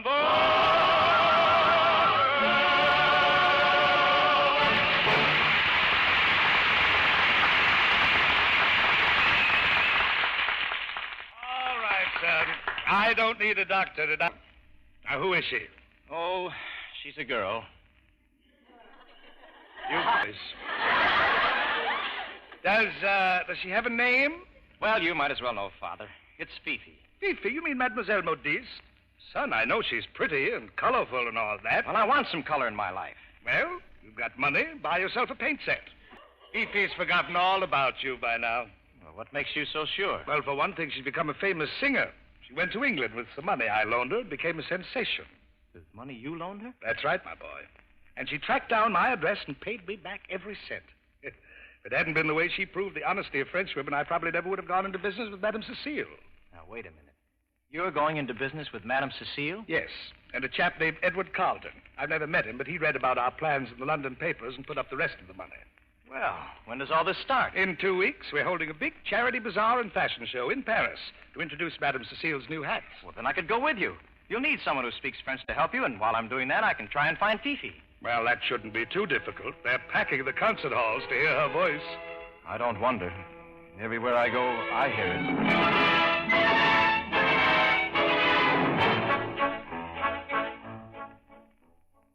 Once a young nightingale fell to repining over a star which so brightly was up in the sky, cold and so high, taking no thought of the poor little nightingale.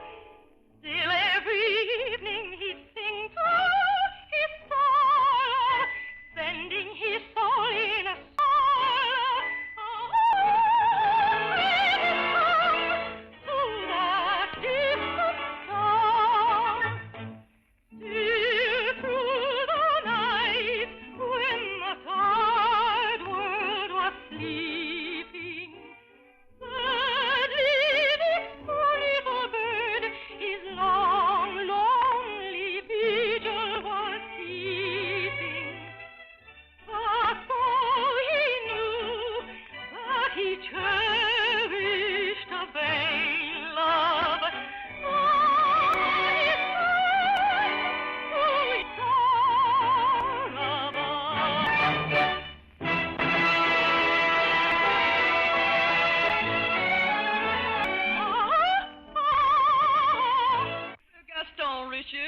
Yes, I haven't seen Gaston since the day Mademoiselle Fifi left your shop. Oh, don't mention that horrible girl's name.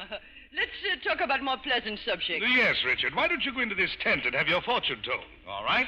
Anything for charity. Well, this looks interesting. Dim lights and a veiled fortune teller. Oh. Well, go ahead, madam. Get the cards out and tell me what the future holds in store. You do not believe in fortune tellers, monsieur? Well, that depends on how much you can tell me about the past. The cards, monsieur. I see queens, nothing but queens. Well, I'm afraid there's only one queen in my life. And who is she? Oh, wait a minute. You're the fortune teller. You're supposed to be telling me. Wait a minute. I see a glamour. Hey, how do you know this? Do not interrupt. You are in love with this woman. That's right, I am. But there is someone who stands in the way. I see. He wants you to marry someone with money and background. Madam Fortune Teller, I know a gentleman never rips a veil from a lady's face, but this is once I've got to forget I'm a gentleman. My veil! Fifi! Oh, you didn't forget me. And if I can believe you... My Richard, if I can believe you, you didn't forget me. Oh, how could I ever forget you, Fifi? This time I won't have to take all summer making up my mind. Oh, Fifi, I want to marry you. Fifi, excuse me. The soldiers are outside the tent. And in appreciation for your coming to sing for them, they made you mascot of the regiment. They have never seen my face, and they're making me their mascot. Richard, what a wonderful compliment. Well, I don't know. We've got a mascot of the air with a face like a bulldog. Oh, Richard, come on. I've got to go out and see them. Thank you, gentlemen. I'm proud of each and every one of you.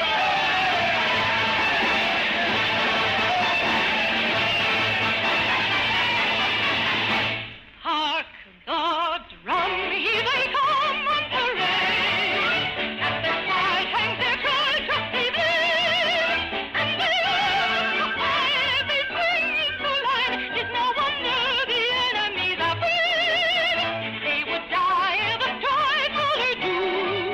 Never one to dishonor would stoop. And the top of the map and the girl they love on the mustache of the troop.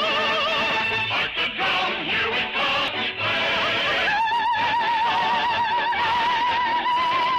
And 'tis no wonder the enemy's afraid.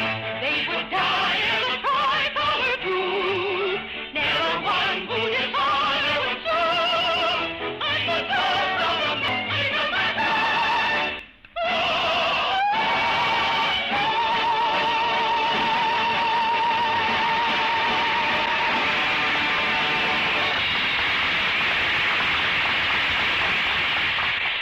And hired Madame Bellini. I won't agree to paying you a cent. Well, I have a vote in this corporation, and I will. Well, Edward Carlton won't. And he has the final vote. On the contrary, I think Edward Carlton will. You, Fifi, how do you know? I happen to be Edward Carlton. Now, Fifi, how could you be Edward Carlton? I read in the paper that unless a third partner went in with your father and Madame Cecile, they'd have to give up their company. So I established an account in London under the name of Edward Carlton and joined them. You did this for me? It was at least this little I could do after what Mr. Brent did for me.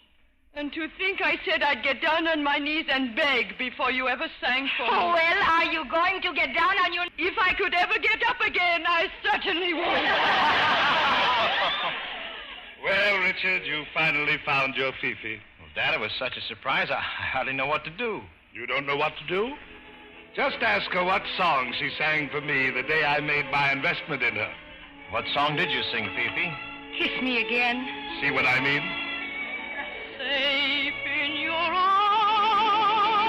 Far from alarms, daylight shall come, but in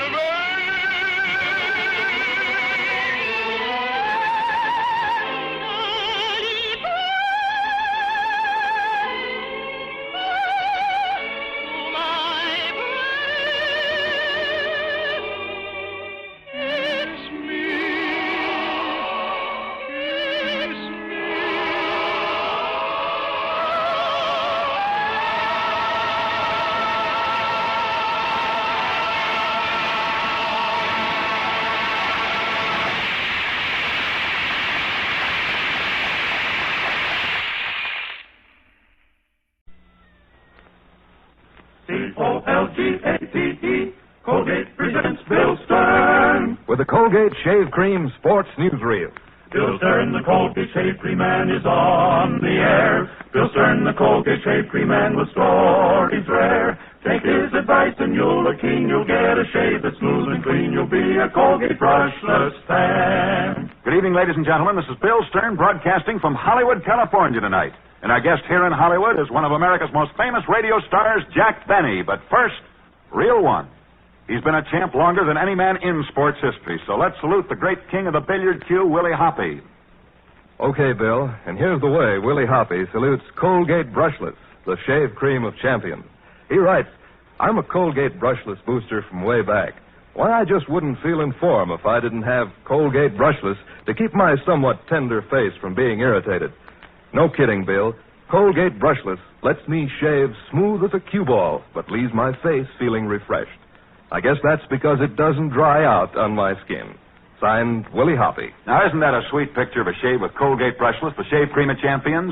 A light, fluffy cream that keeps moist clear through your shave. Takes the fight out of wiry whiskers so your razor can shear them off close and clean. You can chalk up no snag, no pull, no after irritation to this great brushless shave cream. And because it's not gummy or greasy, it rinses off your face and your razor in a flash. What's more, if Colgate Brushless doesn't convince you completely, just send the top of the carton to me, Bill Stern, care of Colgate, Jersey City, Zone 2, New Jersey, and I'll see that you get double your money back. Save money. Buy the big 9-ounce economy-sized jar tonight. Reel 2. Colgate's camera close-up of Jack Benny. And he's one of the most famous stars in Hollywood. His radio program on Sunday evenings is one of America's most famous radio shows, and here he is in person, Jack Benny. Hello again. This is Jack Benny talking. And, Bill, I want to thank you for inviting me on your program. Well, you're welcome, Jack.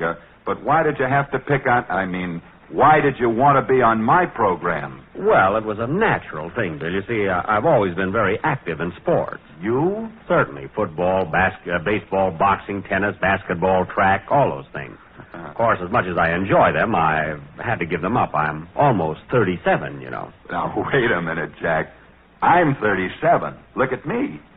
Well, maybe you didn't take care of yourself. Maybe, but getting back to sports, have you given up all forms of sports, Jack? Well, no, Bill, not everything. There's still one sport I indulge in quite frequently. Really? What is it? Well, I like to stand on the corner of Sunset and Vine and go... Jack, that's not bad. Have you picked up anything? Yeah, 2 poodles, 3 St. Bernards, and a traffic cop. But seriously, Bill, I do swim a little. You know, I have a pool in my backyard. Well, in this weather, who hasn't? Anyway, Jack... Been here a few days. I know you're still interested in sports, because a few weeks ago you had Joe Lewis on your program. Yes, Bill, I did have Lewis on my show, and he gave me some pointers on boxing. Yes, Joe told me about that. He also mentioned that you had beautiful muscles. Well, yes, I hate to say so, but I have. Come here, Jack. Let me feel those muscles. Well, I wish you'd let me know earlier. I would have worn them to the broadcast. Well, next time I'll call you beforehand. You know, Jack, we've been kidding around, but I want you to know that I've talked to a lot of servicemen who've come back from overseas. They all tell me what a wonderful job you did entertaining our troops. Thanks, Bill. And as we come to the close of this year, the first peacetime New Year in 5 years, I, like everyone else, of course, am thankful for the victory and the peace. I'm also grateful that I was one of those asked to serve in the field of entertainment during the war. I know the theatrical world will always be ready, but I hope it won't be necessary again. You're so right, Jack Benny. But don't go away, Jack. I want you back later in this program. And ladies and gentlemen, that speech by Jack Benny reminds me that this year is coming to a close. So tonight, let's look back and review the outstanding sports stories of this year.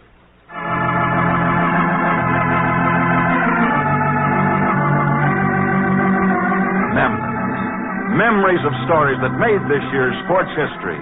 Let's begin with the profile of Jack Chevney. Jack Chevney was one of the greatest football players to ever play for Notre Dame. But after graduation, Jack Chevney left Notre Dame to become the head football coach at the University of Texas. And at Texas, Jack Chevney coached a Texas team that beat his former alma mater, Notre Dame. They even gave Jack Chevney a gold fountain pen that bore an inscription which read, "Presented to Jack Chevney, a Notre Dame man who beat Notre Dame." When this war broke out, Jack Chevney joined the Marines. And as a Marine in this war, he gave his life at Iwo Jima when a Japanese bullet killed him. But the end of this story took place this year aboard the USS Missouri, when the Japanese officials came aboard to sign the official surrender document ending this war. For just as the Japanese official was about to sign Japan's surrender, someone noticed the fountain pen that this Japanese official was using. That fountain pen was Jack Chevney's gold fountain pen, stolen from his dead body at Iwo Jima, and it still bore the inscription, "To Jack Chevney, a Notre Dame man who beat Notre Dame."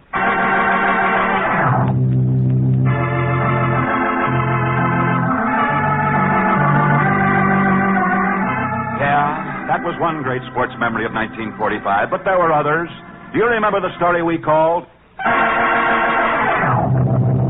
The Portrait of a Boxing Team? This was the story of a boxing team, a great boxing team. They were champions, except that they were dirty fighters. They fought dirty. They used foul tactics, anything to win a fight. In fact, they became so dirty that in one fight, they killed a man. And then they were charged with murder. But on the day that they were found guilty, the judge allowed them to go free. This was because of political influence. For you see, this all happened back in Germany. And those dirty prize fighters were the first Nazi party, headed by Adolf Hitler.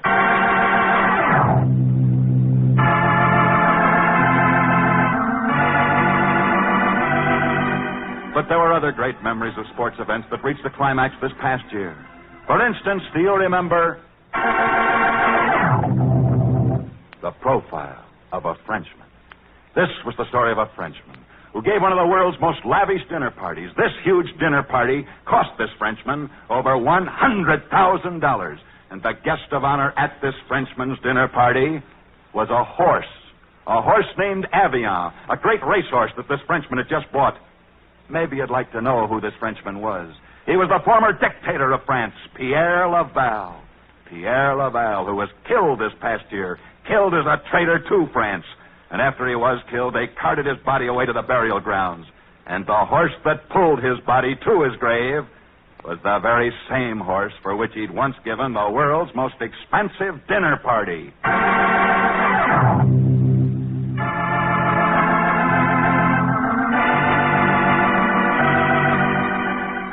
Now the memories of this year's sports stories are coming back. Memories that on this last broadcast of this year we must remember, such as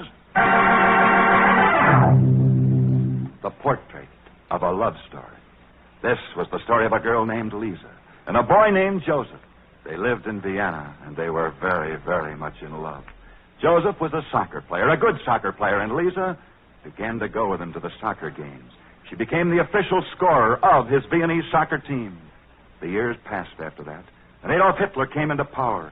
It was then that Lisa was ordered arrested. But all they found on her was a notebook which she said was filled with official soccer scores. And because she was the official soccer scorer, the Germans let her go to bring her notebook back to the Allies. For in that notebook, there weren't really soccer scores. No, those figures were the formula which gave the United States the atomic bomb.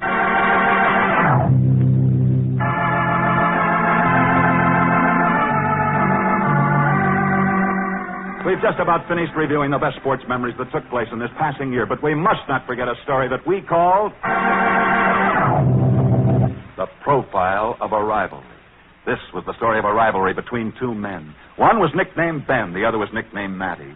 These two were rivals in skiing, in racing, in boxing. Always it was Matty who beat Ben. This infuriated Ben so much that he vowed that somehow he'd get Matty, and he did get him. But one day, Ben caused Matty to lose his life.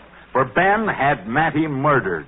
However, when Matty died, Matty's son swore that someday he'd avenge his father's death. And this year, he did. For he killed Ben, just as Ben had killed his father. And so this year saw the end of a rivalry between these two men. A rivalry that began in sports and ended in the death for both men. Maybe you'd like to know who these two men were. Matty was the famous Italian socialist leader, Giacomo Matteotti, while Ben was the dictator of Italy, Benito Mussolini. It was Mussolini who murdered Matteotti, only in turn to be murdered by Matteotti's son.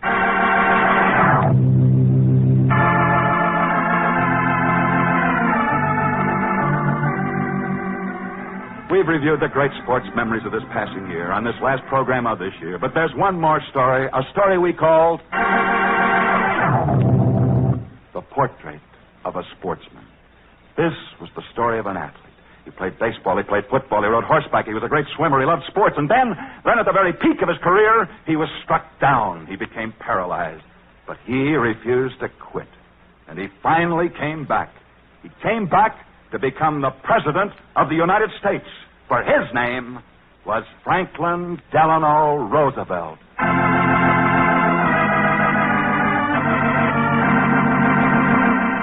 He didn't become a champion in any sport, yet he was the greatest champion that sports have ever had.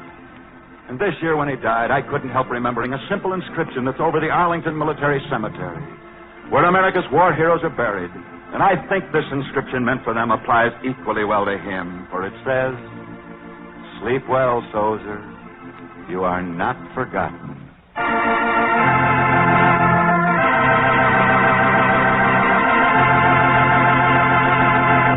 Profile of this passing year. Reel 3. A great star will be back in a moment, Mr. Jack Benny. But first... You don't have to wonder why we call Colgate Brushless the shave cream of champions. I'll tell you. It's the chosen shave cream of famous champs in all branches of sport. And second, it gives champion shaving performance, especially to you men with tough beards and sensitive skin. It stays moist and active, clear to the end. It tames those tough whiskers, makes them act like fuzz. So if you're looking for smooth, close, clean shaving with no after irritation, then, brother, you'll find it in Colgate Brushless, the shave cream of champions. Ask for Colgate Brushless shave cream in the big 9-ounce jar tonight. Now back to Bill Stern. Reel 4. Colgate's Candid Camera catches the story behind the story. Ladies and gentlemen, for tonight's story behind the story, here again is one of America's most famous radio stars, Jack Benny. Bill, I think with the new year coming, there's one story you forgot, and it's a New Year's story. It's the story of a youngster named Robert Burns who came to live with an elderly man in Scotland. These two became great friends, for the elderly man had once been the bare-knuckle boxing champion of Scotland, and young Robert Burns wanted to be a boxer. But one New Year's Eve, the older man was burned to death in a tragic fire. Young Robert Burns was heartbroken over the loss of his old friend, the prize fighter, and with no one left to teach him boxing, Robert Burns gave it up and became a writer. One of the first things he wrote was a poem that's been set to music. This poem has become the most famous New Year's Eve poem ever written. And it was written in honor of his old friend, the prize fighter, who died on New Year's Eve. For now you know why Robert Burns wrote, "Should old acquaintance be forgot and never brought to mind, should old acquaintance be forgot and days of old lang syne."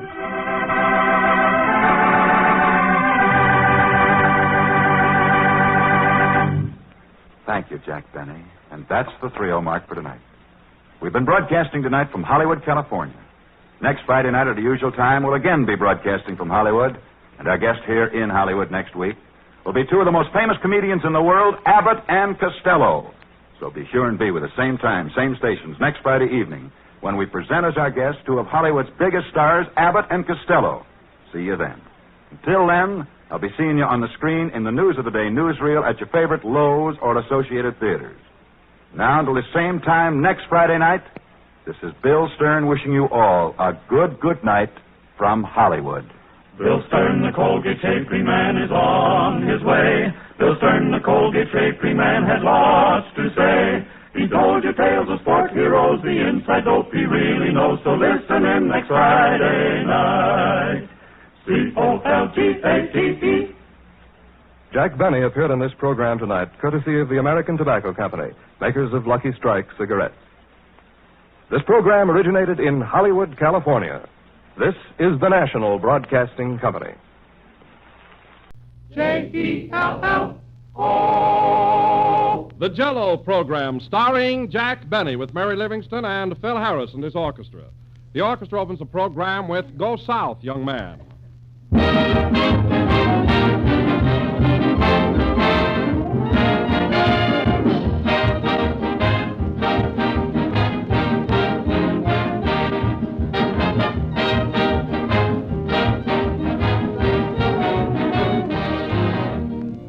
Next Tuesday is Washington's birthday, and if you're having company or just want to dress up the family dinner, remember that Jell-O makes one of the grandest desserts you can serve. Jell-O looks so attractive with its bright, clear colors, and the Jell-O tastes so grand with its delicious, extra-rich fruit flavor, a flavor that simply cannot be topped.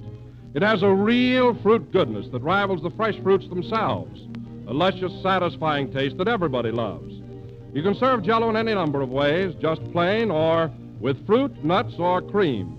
But no matter how you serve it, and no matter whether it's a holiday or any other day, you'll always make a hit with Jell-O. Just be sure to insist on genuine Jell-O. Only Jell-O brings you that grand, extra-rich fruit flavor. So look for the big red letters on the box. They spell Jell-O.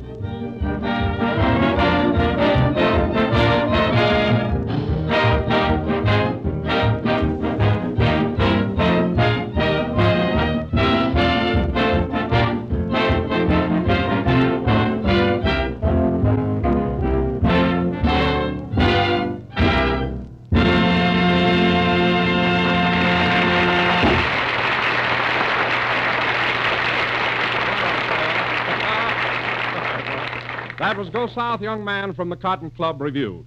And now, ladies and gentlemen, we bring you a man who celebrated his birthday last Monday, February the 14th, and his age was exactly... Hello again. This is Jack Benny talking, and just in time, folks. Yes, sir. Wow. Oh, no, Don, I wasn't going to let you get away with that. Nobody's going to know how old I am. I was only kidding, Jack. I really don't know your age, but I am curious. Well, I'm not going to tell you. There are some things that even a buffoon holds sacred. Oh, come on now, Jack. How old are you? It's none of your business, and you might as well forget it, Don. My lips are sealed. Well, tell me just one thing, Jack. Are you between 40 and 45? La, la, la, la, la, la, la, la, la, la, la, la. Well, are you between 35 and 40? La, la, la, la, la, la, la, la, la, la, la, la. Hello, Jack. What are you doing? I'm auditioning for my birthday. You know, Mary, Don's been trying to find out my age, and I won't tell him. Oh, you're just like an old woman. After all, you're not a kid anymore. Everybody knows you're not close to Freddie Bartholomew. Well, of course not. Remember, I'm not close to George Arliss either. No, but he can feel your breath on the back of his neck.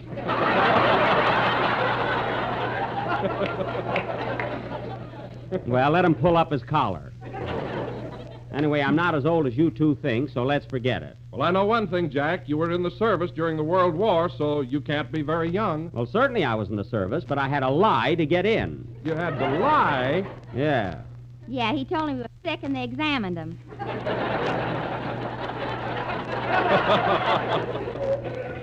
Now, look, Mary, I didn't tell him I was sick at all. Well, then why did they examine you? Well, I just painted some spots on my face for a gag.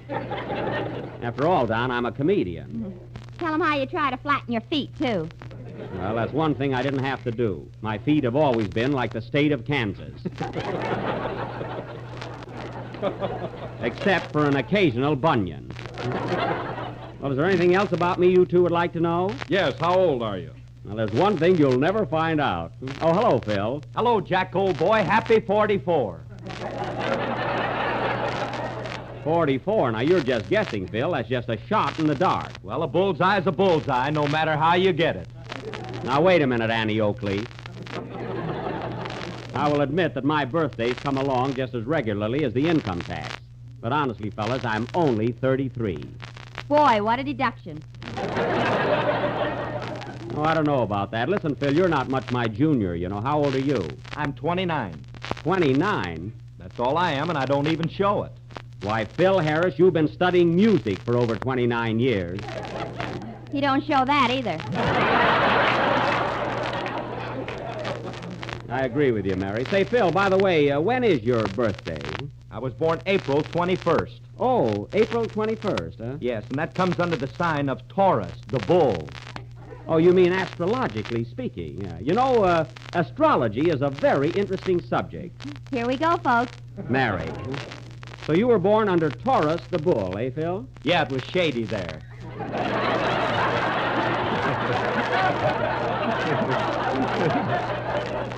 Well, that's an interesting sign, you know. Say, what does that mean, Phil?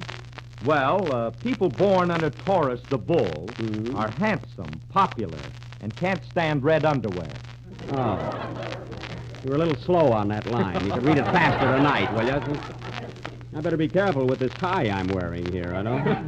You know, Jack, I was born August the 16th. That comes under Leo the lion. Oh, is that so? Well, that's funny. Phil comes under Taurus the bull, and you come under Leo the lion. Mary, what sign were you born under? Donald the duck. Oh, that must be a new one. What does that mean, Mary? It means I'm beautiful, charming, and have webbed feet. Webb, oh, close your bill. Hey, that's good. Say, Jack, what sign were you born under? Well, Don, mine is a peculiar case. I was born over a sign. Over a sign? Yes, Waukegan Clothing Company must vacate. No, the sign's still there. Well, then you mean you were born over your father's store? Yes, Don, and the doctor had an awful time getting upstairs. My father grabbed him and tried to sell him a suit. And you know, fellas, I was one of the smartest babies you've ever seen, and a great help to my father. Is that so? Why, Don, a minute after I was born, I looked up and said, "Doctor, your new suit fits perfectly." You did? Yes, and my father pinched me and said, "Quiet, that's his old one." What did I know, Don? I was only a baby, you know. Oh, hello, Kenny. Hello, Jack. What's going on? Well, I'll let you in on a secret, Kenny. I was just born. I'm a little baby. Gee, you got cuffs on your diapers.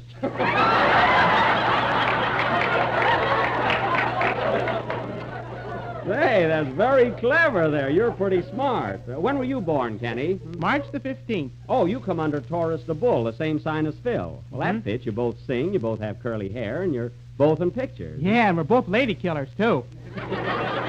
Oh, you're both lady killers, huh? Well, Phil is. I just stun him. Well, tell me, my unconscious Casanova, how do you go about meeting a young lady? Well, I walk right up to him and I give him that old baker personality. Oh, you do, huh? Then I say to her, how's about it, kid? How's about it, kid? What does she say? She says, how's about what? Oh, the exotic type. Yeah. Well, so you start a conversation, then what happens? She goes her way and I go to my girl's house. The end. Well, Kenny, you certainly are a Romeo, isn't he, Mary? Yeah, if he ever comes under my balcony, I'll give him a flower pot beanie. Well, Kenny, how about singing your song now before you get crowned there? All right. Now, wait a minute, Kenny. Come in. Telegram for Jack Benny. Telegram for Jack Benny. Oh, two of them this time. To take both of you to deliver them? Yes, we're twins. Oh. We were born under the sign of Tippus, the coin.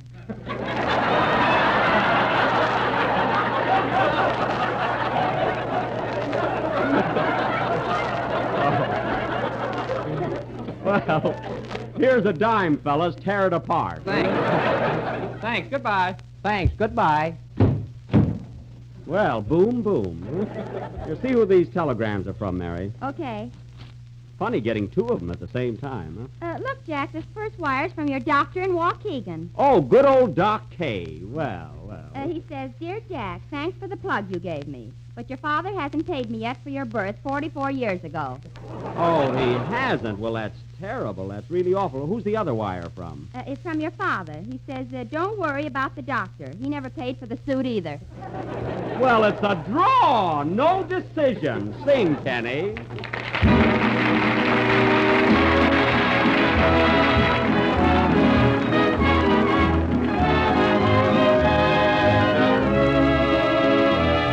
Of all the queens that ever lived, I choose you to rule me, my Rosemary.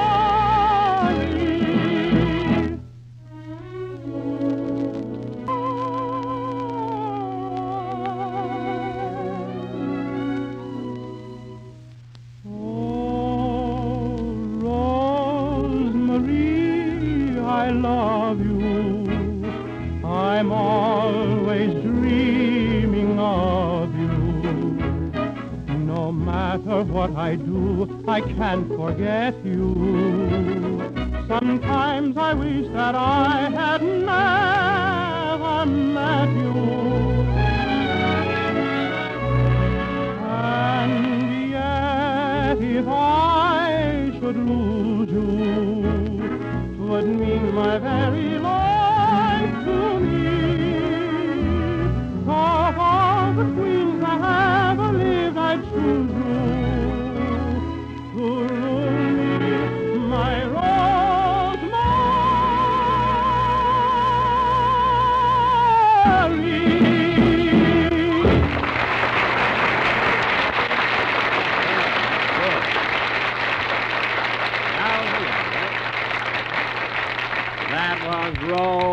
Marie, I love you from the picture of the same name.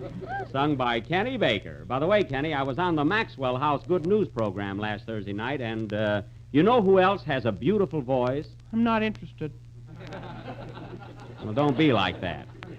Now, I heard Alan Jones sing on that program, and he certainly has a lovely voice. You know, he's a high baritone. Well, I don't work for Buttons. I didn't say you did. All I say is Alan Jones has marvelous range, poise, and feeling. When he takes those high notes, he thrills you. Go on. He forgot more about singing than I'll ever know. All right, you win. Say, Jack, I heard you on the Maxwell House show the other night. You did? They sure kicked you around, didn't they? Yeah. Well, let me tell you something, fellas. It's the last time I'll ever try to help anybody out, especially Robert Taylor. I went there just to fix up their show, that's all. Why, did they send for you, Doctor? No, they didn't send for me. I went there of my own free will, and I did all right, too. Did you get paid for it? Well, Bob Taylor gave me a pound of coffee. And then he sold me a percolator for $10. A $10 percolator? Have you got it with you? No, on my way out, Frank Morgan picked my pocket. It's a fine program. And you know, fellas, I thought Bob Taylor made some very sarcastic remarks about my looks, especially my high forehead. Taylor should talk, you know. Oh, yeah? He's got more hair on his eyelashes than you have on your whole head.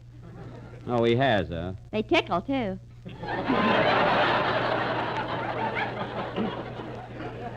Well, let's forget Robert Taylor. We've got other things to do here. Say, Jack. Yes, Kenny? I like the girl on that program that does Baby Snooks. You know, Virginia Bruce. Virginia Bruce? That's Fanny Bryce. Virginia Bruce. Well, they look alike. Kenny, they don't look anything alike. Virginia Bruce is a blonde, and Fanny Bryce is a Latin from Manhattan. She was born in the Bronx. She was? Yeah. Say, I wonder what sign she was born under. Bismarck the Herring. Well, we're certainly full of astrology tonight. Huh? Yes, Jack, and with all this talk, we've overlooked the luckiest sign of all. Gee, Don, what sign is that? Jell-O the dessert. Oh, for shame. How could we have forgotten that? Tell me, Don, what does that sign mean? Well, it means that Jell-O has 6 favorable stars. Strawberry, raspberry, cherry, orange, lemon, and lime. How interesting. Continue. And for people born under this sign, the best days to eat Jell-O are Monday, Tuesday, Wednesday, Thursday, Friday, Saturday, and twice on Sunday. We must remember that, students, one and all. And now, folks, going from Jell-O to our next feature attraction, tonight we will bring you a drama of the United States Navy. Our version of that thrilling Warner Brothers first national picture, Submarine D1. Oh, boy, sailors. Quiet. Now, I will play the part of Butch O'Benny, Chief Petty Officer, as portrayed by Pat O'Brien on the screen. As tough a sailor as ever choked on a seasick pill. The members of my crew will be Sock Harris. Aye, aye, sir. Slim Wilson. Aye, aye, sir. Lucky Baker. Here, teacher. Fine sailor. Hey, Jack, am I going to be in this? Yes, Mary. Your name is Slug Livingston. We're short of men, so you'll have to be a sailor, too. Okay, but I'm going to put a screen around my hammock.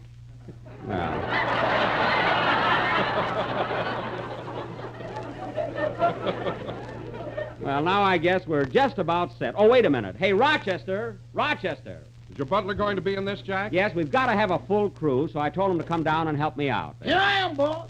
Now, look, Rochester, let me explain your part. You're a member of a submarine crew. Submarine? Yes. Is that one of them boats that dunks?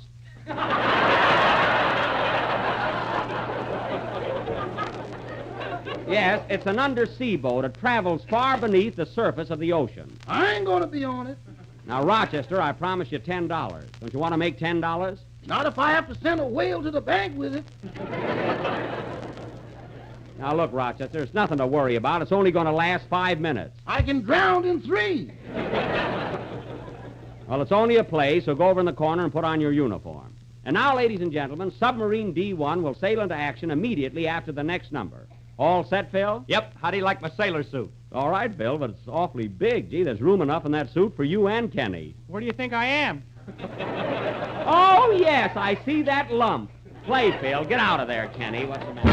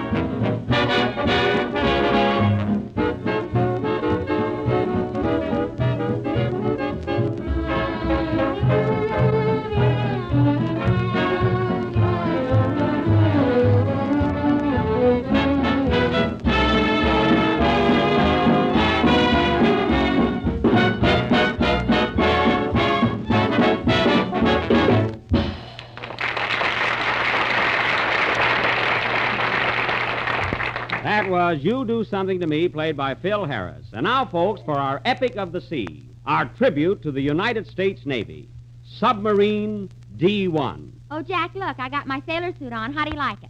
Fine, but take off that silver fox cape. This is going to be an informal cruise. Now, the scene opens on the deck of Submarine D1, anchored off the Navy Yard in New London, Connecticut. As the action begins, Chief Petty Officer Butch O'Benny is addressing his crew. Curtain. Music. Now,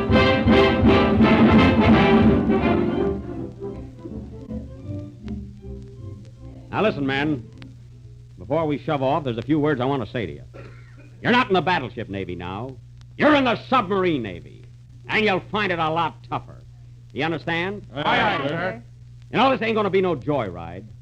Being in the service is a man's job. Oh, Chief. What is it, Slug?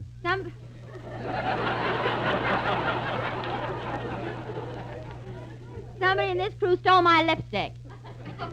Somebody stole your lipstick. Gosh, I thought it was candy. I want discipline in this crew. There'll be no more stealing. Hello, Popeye. Am I late?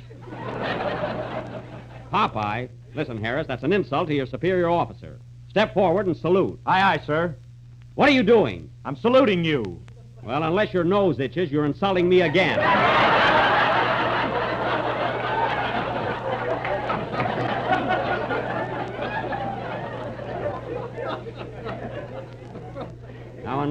Now, men, just one final word before we shove off.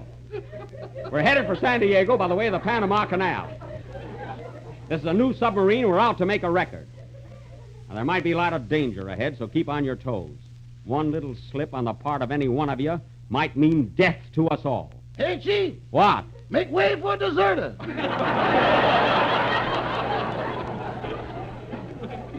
Get back there, Rochester. All right, men, down below. Aye, aye, sir. Hey, Wilson. Yes, Chief? Stay right in the middle of the boat. I don't want any tipping. On the double, men. We're off to Panama.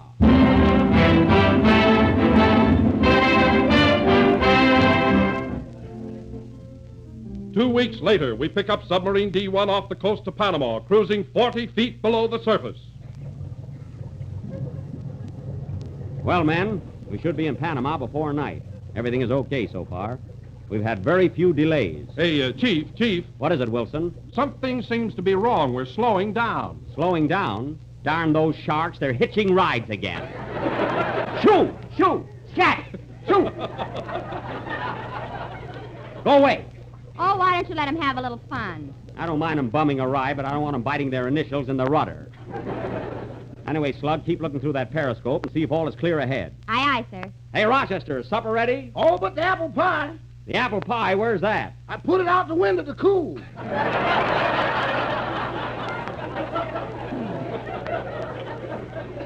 Oh. Well, never mind. We'll be in Panama in a couple of hours, and we can eat there. Hey, Chief. What is it, Slug? There's a ship cruising directly ahead of us. There is? Can you make out the name? It's the Albany Night Boat.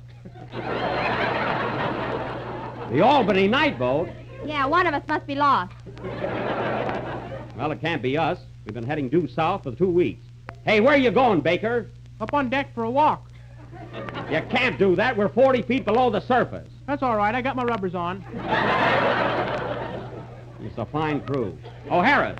Aye, aye, sir. Rig out forward planes, shift steering from bridge to conning tower, and check air on manifold. What does that mean? I don't know. I saw it in the picture. Well, do it yourself. Aye, aye, sir. I mean, get out of here. Oh, Slug. Don't leave that periscope. Hey, what's that? A seahorse just went by.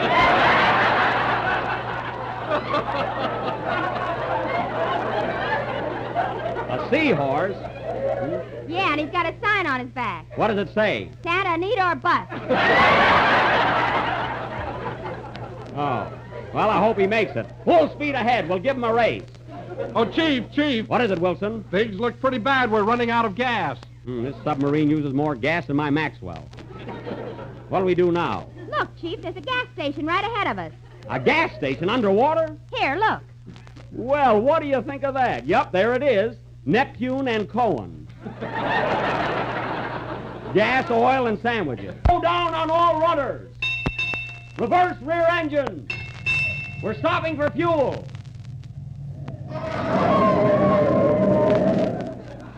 Help me out with this diving suit so I can get out and get some gas. But, Chief, we're at the bottom of the ocean. When you open that door, a lot of water will come in. Well, we need water, too. Open up. Aye, aye, sir.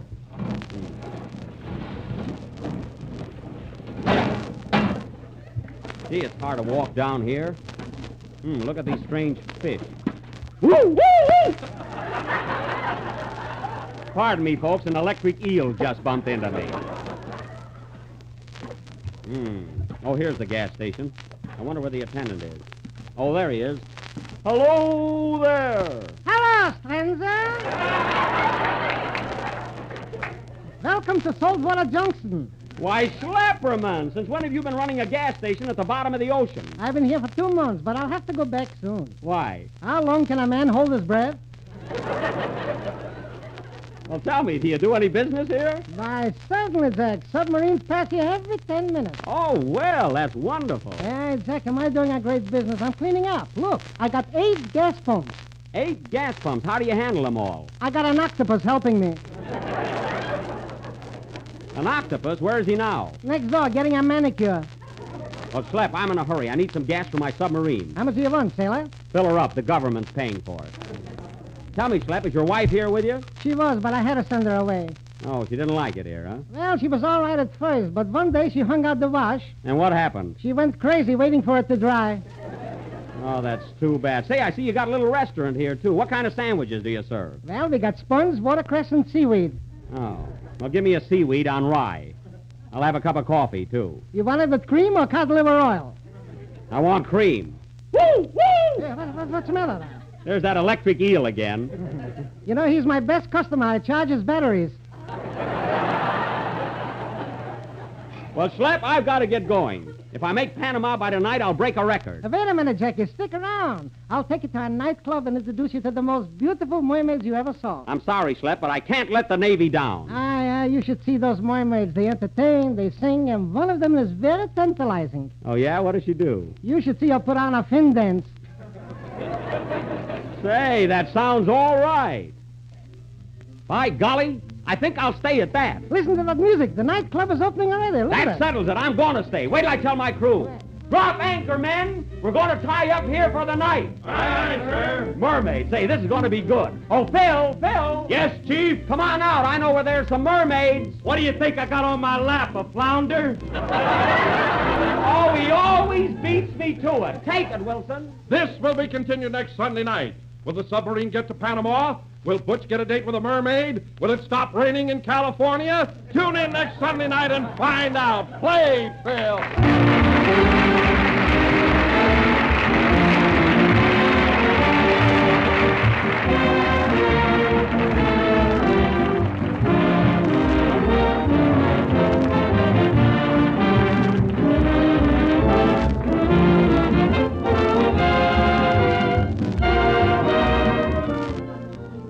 Do you want to give your family something new and swell for dessert?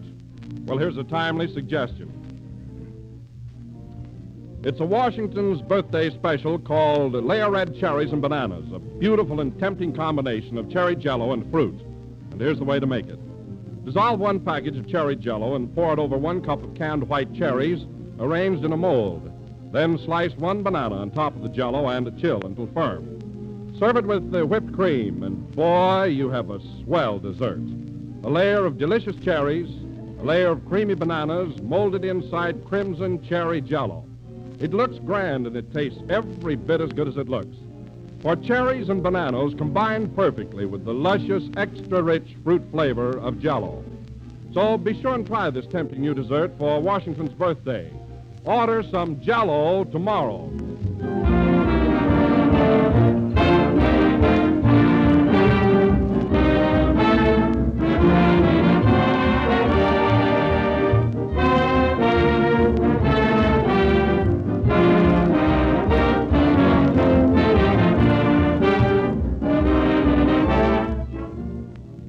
The last number of the 21st program on the new Jell-O series, and we'll be with you again next Sunday night at the same time, when we will bring you further adventures of Submarine D1.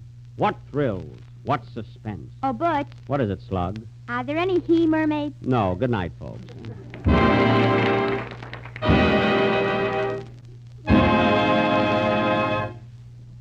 Cheerful.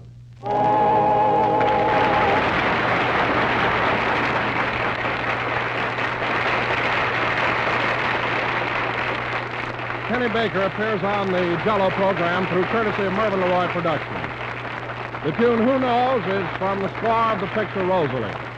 This is the National Broadcasting Company.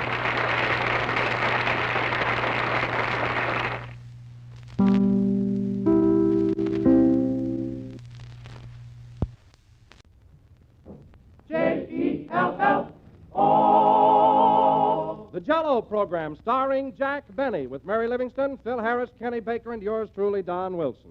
The orchestra opens the program with Go South, Young Man.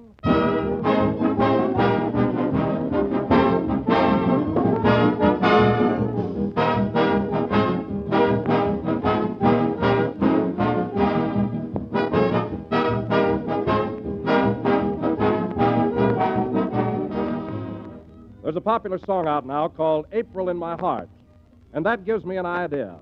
April with its fresh springtime colors is a long way off, but you can get a touch of spring into your menu tomorrow. Just serve Jell-O for dessert, for Jell-O's 6 glowing colors are so bright and cheerful, so fresh and gay they perk up any meal. And those 6 delicious flavors bring you extra rich fruit goodness.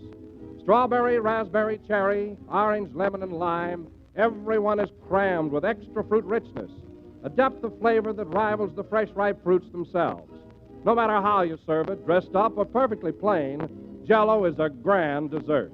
Tempting and good with extra rich flavor, bright and gay with springtime color. So ask your grocer tomorrow for America's favorite gelatin dessert, Jell-O.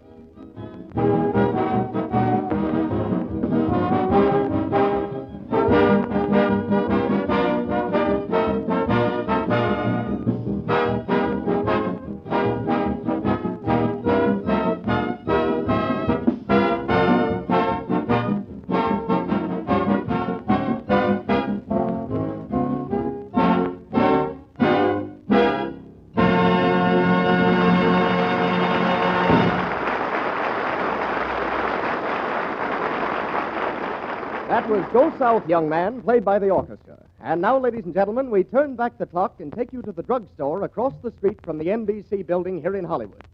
The time is exactly 15 minutes before this broadcast. Take it away, drugstore.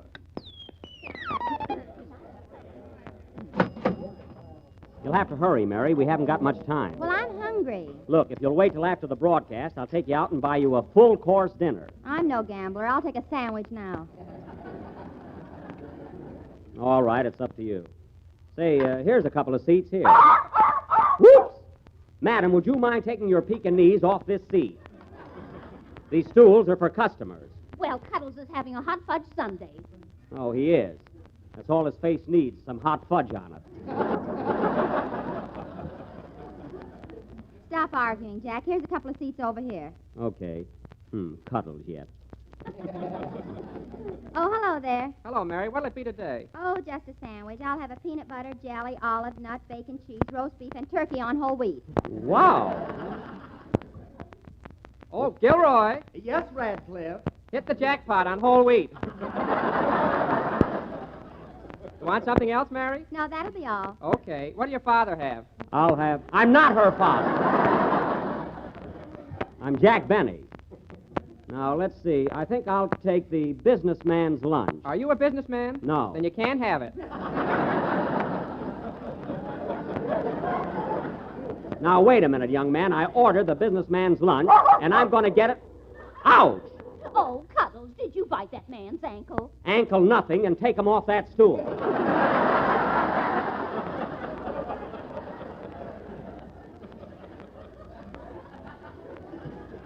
Fine Pekingese. Well, I bought him at a sale. A sale? Yes, he was marked down from a Great Dane. Well, that's very interesting. All right, mister. What do you have? Oh, I'm not in the mood to eat now. Just bring me a cup of coffee. Oh, here's something good, Jack. A Dunker special. A Dunker special? What's that? Coffee, donuts, and rubber gloves, 15 cents.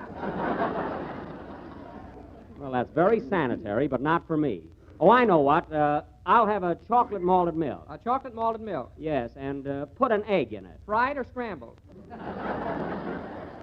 Look, I want a malted milk with just a plain raw egg in it. A raw egg. Okay. Oh, Gilroy. Yes, Radcliffe. 1 malted milk for a barbarian. What a smart aleck. Pardon me. I'd like 2 aspirin tablets and a glass of water. Yes, sir. Here you are. His face is familiar. Here's your sandwich, Mary. A 5-decker. Oh, boy, isn't that something? Yeah, it looks like Grauman's Chinese with potato chips. That's right. It's even got footprints in the mayonnaise. Oh, you're just making that up. Here's your malted milk, Groucho. Hey, wait a minute, you. I ordered a malted milk, and this is an ice cream soda. That's not ice cream. That's an egg. Well, the least you could do is take it out of the shell. You clumsy dope, can't you break an egg? If I could break an egg, I'd punch you right in the nose. Oh, you would? Say, Radcliffe, is that man annoying you? No, Gilroy. Put down that cupcake.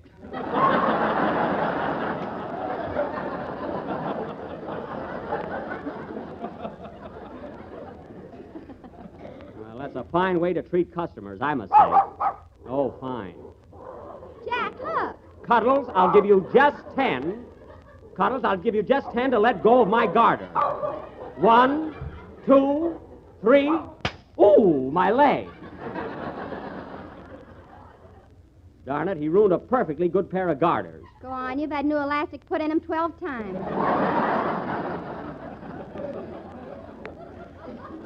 Well, the metal isn't the least bit rusty.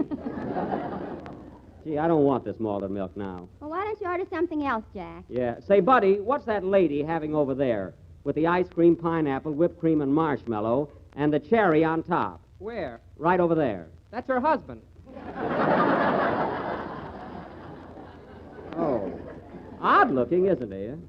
I'll tell you what, just bring me a cup of coffee. Coffee? Yes. Sanka, panka, or schmanka? Look, just bring me a cup of coffee with no ad libs. Pardon me. I'd like 2 more aspirin tablets and a glass of water. Yes, sir. Here you are. You know, Mary, I've seen that guy someplace. Oh, hello, Kenny. Hiya, Jack. I gotta grab something to eat quick. My girl's waiting outside.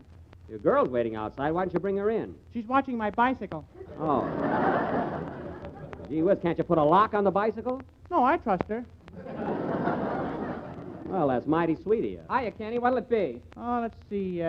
Give me a tuna fish sandwich on rye bread. Okay. No butter, no lettuce, no mayonnaise. Oh, Gilroy. Yes, Radcliffe. 1 tuna on rye. No brush, no lather, no rub in.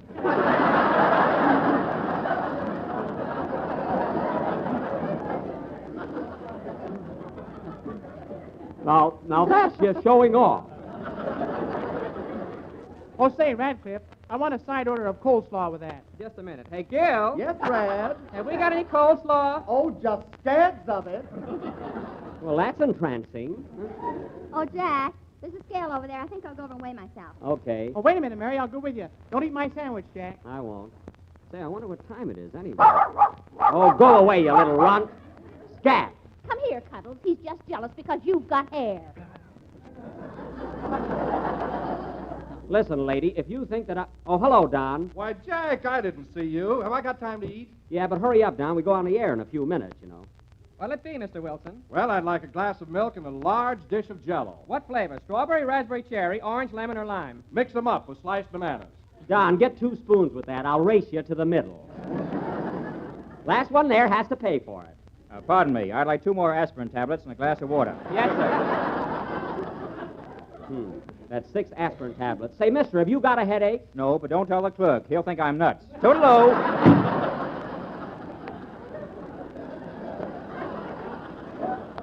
Oh, now I know who he is. That guy's crazier than my Aunt Minnie's quilt. Say, Jack, if we don't want to be late, we better be getting over to the studio. Yeah, we're on in a few minutes there. Oh, Jack, I just got on the scales, and how much do you think I weigh? How much? 103 pounds. Boy, have I been put on weight. You been what? I said I've been putting on weight. Boy, have I been put on in weight. 100.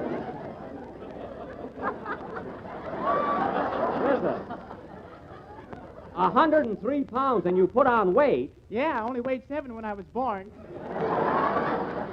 Well, you better watch yourself. And you know what else, Jack?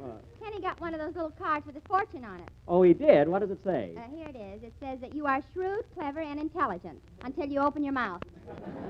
That's me. You said it. Say, Don, hey, Don, what's your weight anyway? Oh, I really don't know, Jack. Well, come on. Here's a good chance to find out. Oh, no, nothing doing. Oh, come on, Don. Here. Come here. I've got a penny. You better put in a nickel. Here we are. Now get on the scales. Oh, that's silly. Silly nothing. Now stand still. Well, all right. Here, Kenny, hold my hat. A lot of difference that'll make. Now hold still, Don. Wow, look at that. 100, 150, 175. 200, 250? God! 300, Oh, my goodness, he broke the scale. Oh, my Kenny, help me pick up Don. Okay. Hey, Jack, John's fortune just came out of the scale. What does it say? Guess you better run. Here comes the manager. That's a good idea. Let's get out of here. Oh, Gilroy. Yes, Radcliffe. Turn on the radio. It's time for the Jello program. Come along, Cuddles.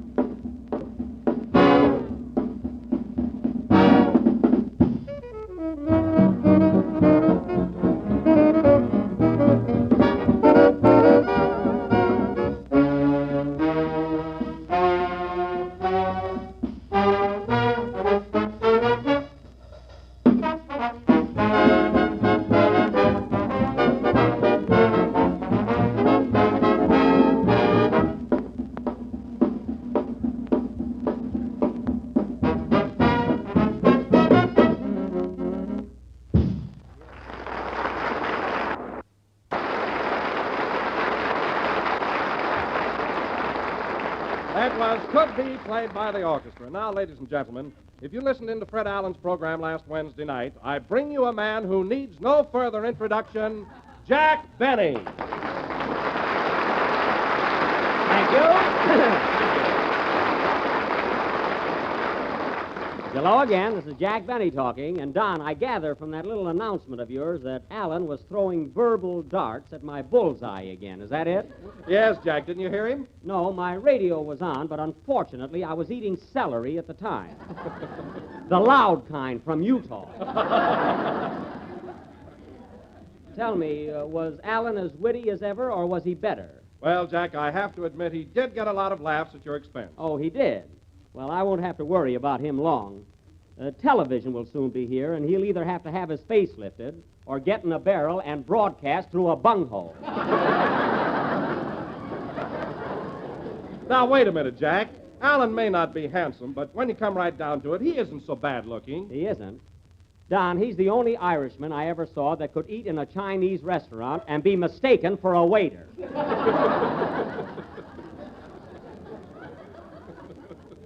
If he wasn't allergic to soap and water, he could open a laundry. Now, let's drop the subject of Mr. Allen. Oh, by the way, Don, I noticed you were limping when you came into the studio just now. Did you have an accident of some kind? Huh? Well, Come on, Don, tell us.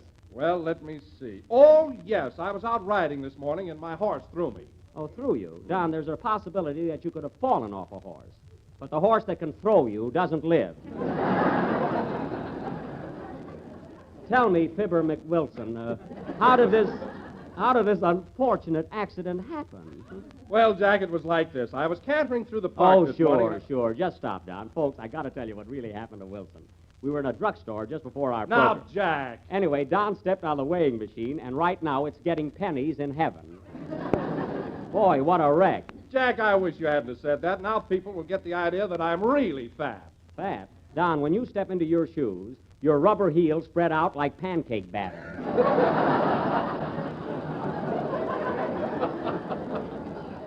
I can't understand how a guy can gain so much weight on the salaries I pay. You're not kidding. You know, Don, every time I look at you...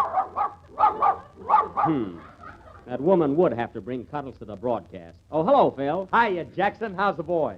Jackson? Phil, every time I meet you lately, you call me Jackson. What's the big idea? Well, that's as close as I can get to jackass and still be polite.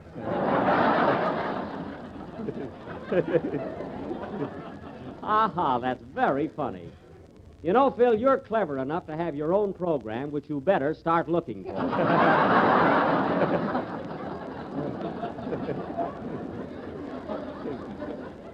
Oh, no, Jack, I couldn't let you down. You need a guy like me around here. Oh, I do? Sure, after all, I'm the only sex appeal on the show. Is that so? Phil, did you by any chance hear me on the Screen Actors Guild program last week in that romantic bit with Joan Crawford? Oh, was that you? I thought it was Guy Kibbe. You knew darn well it was me. I got that smart wire you sent me. I didn't send you any wire. Not much. Who else would send me a 10-word telegram with 7 lousies in it? And another thing, Phil, the next time you send a wire from Pomona, don't sign it George Bernard Shaw. He moved from there. You know, Harris, you remind me of a guy. Madam, must your dog bark when I'm talking? You don't expect him to laugh, do you? No, but he can wipe that sneer off his face. Now, keep him quiet, please. Let's see, what was I talking about? I don't know. I just came in. Oh, hello, Mary. Hello. Say, Mary, Jack was just telling us about the program he did with Joan Crawford last week. Were you there? I'll say I was. And boy, was Jack nervous. I wasn't nervous at all. Naturally, I was a little keyed up working with Miss Crawford, but I was not nervous. You weren't? No. Do you always sit down on chairs when they're not there? Oh, I just did that for a laugh, that's all. Everything went along fine. Did you tell the boys what happened at rehearsal, Jack? What was it, Mary? Oh. Well, they were just about to finish their big scene, and Jack was supposed to kiss Miss Crawford. Yes? Well, Jack grabbed Joan in his arms and bent her over backwards. Yes? Then he bent her over a little further. Uh-huh. Now, Mary. Then a little more. And what happened? Jack's toupee fell right in her face, and she fainted.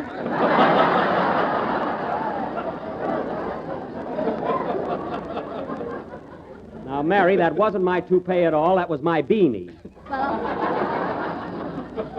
Well, it had a part in it. Mary, that only happened at rehearsal, but the routine sounded all right over the air, believe me. Not according to Fred Allen Wednesday night. Say, what is Allen anyway, a barometer or something? If he doesn't learn to keep his mouth shut, I'm going to do something about it. I wouldn't get tough with him, Jack. You know, Allen's a pretty athletic guy. Athletic? Sure, I saw a picture of him in a fan magazine the other day, and he was posing in tights and boxing gloves. Yeah, but the hair on his chest said welcome on it.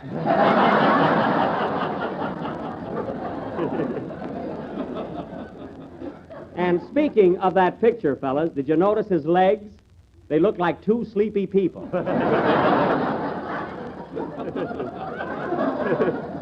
Imagine Allen posing as a fighter. One of these days, I'm going to have my picture taken being shot out of a cannon. And in a leopard skin. I'll show him. All right, champ, relax. Take it easy. Lead me to him. I'll get in the ring with Allen any day. What are you laughing at? You wouldn't get in the ring with Ferdinand the Bull. That was very cute, Mary. When Phil has his own program, you're going to be a big help to him. We've got... Yeah. We've got the first show all written. Oh, I see. And what are you going to call your little comedy act? Mary and Phil. Corn as you like it. You certainly got the right title. Say, where's Kenny? It's time for him to do a song. Here I am, Jack. Oh, where were you, Kenny? I was over in the corner counting my toes. Counting your toes? Yeah, I count and I still get 22. Kenny, either your arithmetic is bad or Ripley is waiting for you. And next time, don't come in here with such a silly routine of talk. Well, I was just trying it out for Phil's new show. Listen, Kenny, I just said that a while ago when I was mad. Phil isn't going to have his own show. He is, too. He offered me $8,000 in car fare. Oh. He's very generous, isn't he? $8,000 a week, huh? Not only that, I get extra money for writing the program. Oh, you're going to write the show, too. Well, that ought to be worth listening to you. Yeah, not only that... Oh, quiet! Now go ahead with your song. Wait a minute. Say, Phil, is it all right if I sing on this program? Sure, kid, but hold back a little. Now cut out this foolishness! Now you get up that microphone, young man, and sing. All right. Oh, shut up! Sing, Cuddles. I mean, Kenny.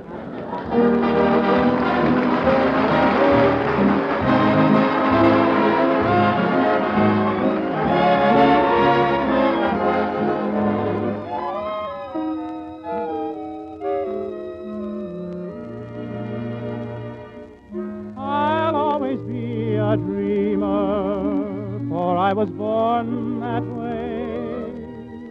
And I was born to love you, keep dreaming of you each day. Then as the evening shadows fall, you seem to be so near. I only have to close my eyes and I can see you, my dear. I dim all the lights and I sink in my chair. The smoke from my cigarette climbs through the air. The walls of my room fade away in the blue, and I'm deep in a dream of you. The smoke makes a stairway for you to descend. You come to my arms, may this bliss never end, for we love anew just as we used to do when I'm deep in a dream of you. Then from the ceiling sweet music comes stealing, we glide to a lover's refrain. You're so appealing that I'm soon revealing my love for you over again. My cigarette burns me, I wake with a start. My hand isn't hurt, but there's pain in my heart. Awake or asleep, every memory I feel deep in a dream of you.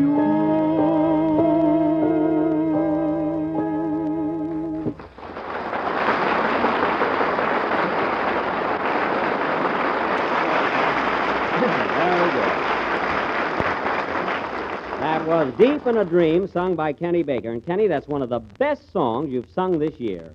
I know you put so much feeling into it. Really, it was thrilling. Oh, you're just trying to flatter me so I'll stay with your program. Flatter you? I can see through that, brother. Kenny, for 3 years now, I've been raving about your voice, and all of a sudden it's flattery. You ungrateful little brat. Now, wait a minute, you. Don't aggravate my tenor. Phil, I refuse to continue this discussion about your imaginary program. However, if you do happen to get one, I'd only be too glad to let you have Kenny and Mary. Be sure to take those broken-down troubadours with you. Ah, no, I'm sending them to Paul Whiteman. Well, don't send them COD or they'll return with the swallows. Anyway, Phil, as far as I'm concerned, you and Kenny and Mary can all go. Just leave me good old Don Wilson, and I'm satisfied. Well, you should be. You're still getting more than half. Well, let me ask you something, Mary. Suppose you did go with Phil. Who's going to give you those good, snappy jokes? You mean like that last one? Yeah, don't be cute. Who's going to write your material? Oh, we've got 2 swell writers. Oh, yeah? Who are they? Noel Coward and Maxie Rosenblum. It's a fine combination. Of course, I don't know what I'm getting myself all worked up for. It's all so silly. Well, don't worry, Jack. No matter what happens, I won't leave you. I'll stick with you and Jell-O from strawberry to lime. Atta boy, Don. And I regret that I have but one life to give to my sponsor.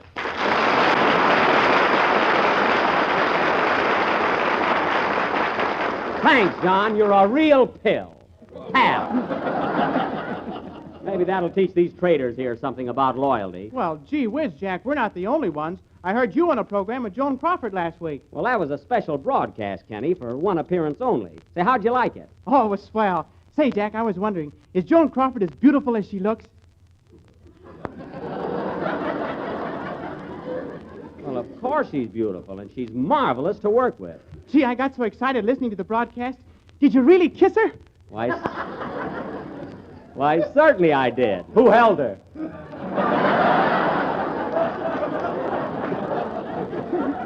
Phil, don't be so flippant. Miss Crawford enjoyed working with me very much. She told me so. And as a little memento of the broadcast, I sent her a lovely bottle of perfume. Well. In fact, I sent Rochester over to her house with it this morning. You were on the air with her a week ago. Why did you wait till today to send her perfume? Rochester was making it. I did nothing of the kind. I sent Joan some real imported stuff. It's called La Lune Bleue de Boeuf de l'Amour. What does that mean? Love at Twilight also removes stains.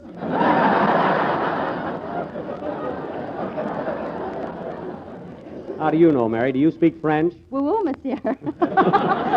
Well, you're all wrong. It's exquisite perfume, and I'm sure Miss Crawford will like it.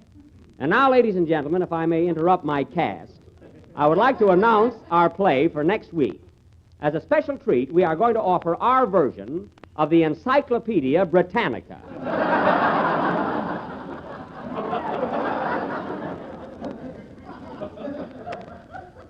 Now, I will play the part. Pardon me, folks. Hello? Hello again, this is Rochester talking. I know who it is. What do you want? Say, boss, I don't think I'm going to be able to pick you up after the broadcast. Your car's on the bum. What's wrong with it? Well, for one thing, the back tires are flatter than Mr. Wilson's rubber heels. Well, for heaven's sakes, get busy. Can't you blow up the tires? The pump ain't no good since you made those cream puffs with it. Oh, that's right. Well, gee whiz, how am I going to get home? Why don't you take a taxi? I'll split it with you.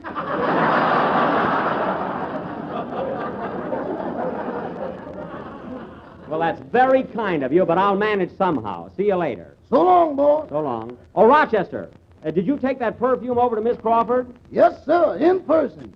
That's good. Did she open it? No, she just took a slow look at the price tag and then a quick one. Why, darn you, Rochester, I told you to take the price tag off the bottle. Well, don't worry, boss, I raised it. Raised it? I put a 1 in front. It's $12.50 now.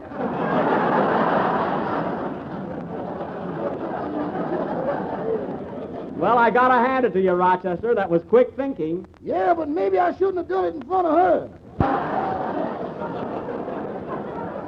Maybe you shouldn't. I don't know why I ever trust you to do anything. You show absolutely no judgment or foresight. I'm a butler, not a swami. All right, forget it. Next time I'll know better. So long, boss. So long. By the way, Rochester, just a minute. I just thought of something. If the car is out of commission and you can't pick me up tonight, how did you get over to Miss Crawford's house with that perfume? I'll think of something before you get home. Goodbye. He better think of something. What's the matter, Jack? Listen, Phil, you'll not only have your own program, but you might also have a very good end man. Play, boys. You know, the highest compliment your guest can pay you is to ask for a second helping. Well, here's the dish that's guaranteed to bring them back for more. It's the new Jell-O butterscotch pudding, and let me tell you right now, it's one of the grandest desserts you ever dipped a spoon in. It's mellow and creamy smooth. It has a grand, tempting color like rich golden taffy, and what a flavor. That good old-fashioned butterscotch flavor that you used to love when you were a youngster. And here it is in the new Jell-O butterscotch pudding. So grand you just have to taste it to appreciate it. Then try Jell-O chocolate pudding, rich and smooth and real chocolatey. And Jell-O vanilla pudding with a delicate creamy flavor that's delicious. All three Jell-O puddings are quick and easy to prepare with only a few moments cooking. You'll find the simple directions on every package, and the best way is to buy 3 packages at a time. So ask your grocer tomorrow for Jell-O butterscotch, chocolate, and vanilla pudding, the real homemade kind. We're a little late, so good night, folks.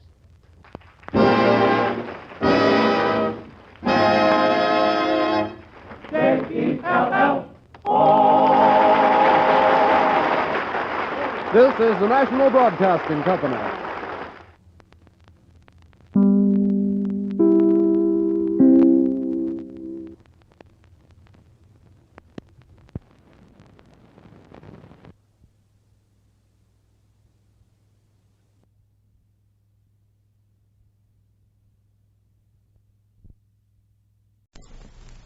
The Mutual Broadcasting System, in cooperation with Family Theater Incorporated, presents Spring Byington and Ralph Morgan. Lisbeth Scott is your hostess.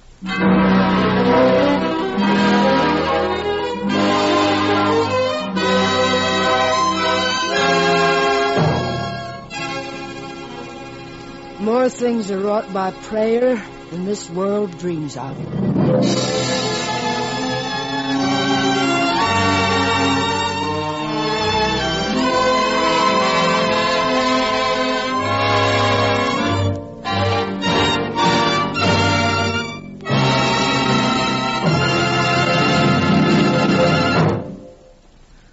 We've all had the experience of reading a story or seeing a picture or play that we considered inspiring. Most of us are thrilled by the example of courage in difficulties or patience and consideration in trials and suffering. We feel a desire to translate worthwhile example into action in our own lives. And in our own lives, too, we influence those we meet. Isn't this especially true in family life? In a home, the example of parents can be a constant inspiration to children.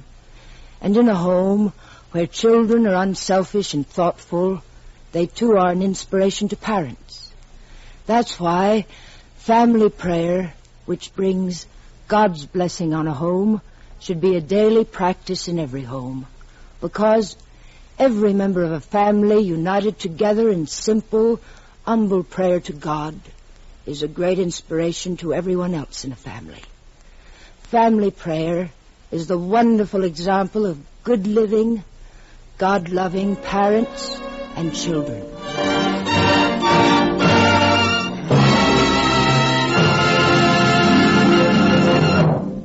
Lisbeth Scott will return later in the program.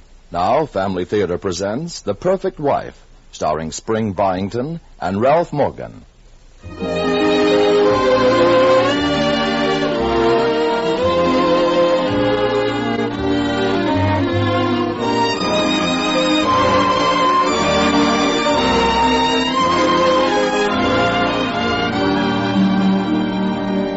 There's hardly a person in Brightonville who can pass the Turner home on Oak Avenue without feeling a little guilty at having put off mowing his own lawn or trimming his hedge. And inside, the house is in the same beautiful order. Everything polished to a high shine. Not a stick of furniture so much as an inch out of place. You may wonder who's responsible for this model state of affairs.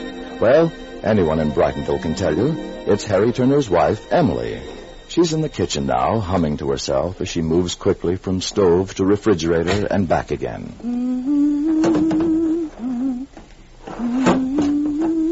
Mother, are you home? Oh, Nancy, I'm in the kitchen. Come on out, dear. That smells good. What are you making? Angel food. I just put it in the oven. At 3 o'clock in the afternoon? I didn't have time this morning, dear. You're always rushing around, Mother. Well, I wanted to iron the bedroom curtains and get them back up. Oh, look out, dear. Spread out those papers and walk on them, please, dear. I just scrubbed that part of the kitchen floor. Uh-huh. And after all that, you decide to bake a cake. Well, it's been such a long time since I've made an angel food. I don't want to lose my touch. I doubt that will ever happen. Don't throw your coat down there, dear. Hang it up in the closet. I'll only be a minute while I wash up these few dishes. Here, I help. Don't use that dirty towel. Get a clean one off the shelf. Yes, Mother. You know, I wonder if there'll ever come a day when I stop in here and you won't be baking or putting up curtains or washing or ironing or cleaning or... Well, there's a lot to be done around the house if you want to keep it looking spick and span. I guess there is. After you and Bill have been married a little longer, you'll be doing the same thing, dear. I don't know. I'm not so sure Bill would like it if all I did was just... Well, when you're a little older, you'll find out that a husband just won't stand for having a house all cluttered up and meals late. Well, maybe. There, I guess that's everything. Just hang the towel. Oh, not there, dear. Over near the window. All right. Anybody home? Why, it's Dad. I wonder what he's doing home so early. We're in the kitchen, Harry. Are you sick? Oh, no. I have to meet a train. Oh, walk on the papers, Harry, dear, please. Yes. I was saying I have to meet our new personnel manager coming in on a 4:10. So I thought I'd just stop by here and put on a clean shirt. Want to make a good impression, you know. We consider ourselves pretty lucky to get her. Oh, is the woman? Yes. She's a widow. Name's Brandon, Margaret Brandon. She's had a lot of experience in personnel work. Harry, please be careful of your ashes. I just cleaned this floor. I'm sorry, Em. Oh, I wish you wouldn't smoke that cigar out here. Not while I'm cooking, anyway. I guess I just forgot. Did you see Bill today, Dad? Yes, I saw him around the office. You know, he's looking disgustingly healthy these days, Nancy. What do you feed him? Well, promise you won't breathe a word of this to Mother? No, not a word. I just opened a can and put it on the table. And he thrives on it. But you can tell him when he wants a good home-cooked meal. He can come over here. Oh, say, that reminds me, Em. I wondered... Well, since it's Mrs. Brandon's first evening in town, I thought it might be kind of nice to have her out here for dinner. You know, give her a little welcome. Oh, Henry, you can't do these things to me. I didn't plan on company. All we're having is... now, Em, it doesn't have to be anything special. Whatever you cook is bound to be good, you know that. Oh, besides, I'm finishing that room upstairs. You said you'd put the rugs down tonight. Oh, well, she'll go home early, and then I'll take care of them. Anything will be fine for dinner. Oh, dear, let me see. Oh, luckily, I do have a cake in the oven. And, Nancy, if you're not in a hurry, maybe you could run down and see if the butcher has some nice lamb chops. Surely, Mother. And it's all right if I invite her? Oh, I guess so. But I do wish that you'd tell me about these things ahead of time, Harry. Yes, dear. Oh, wait a minute, Nancy. I'll drop you over at the market on the way down.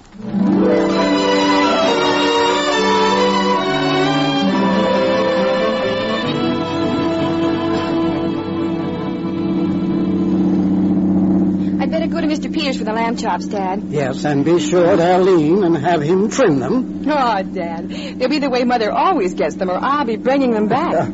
I know that from bitter experience.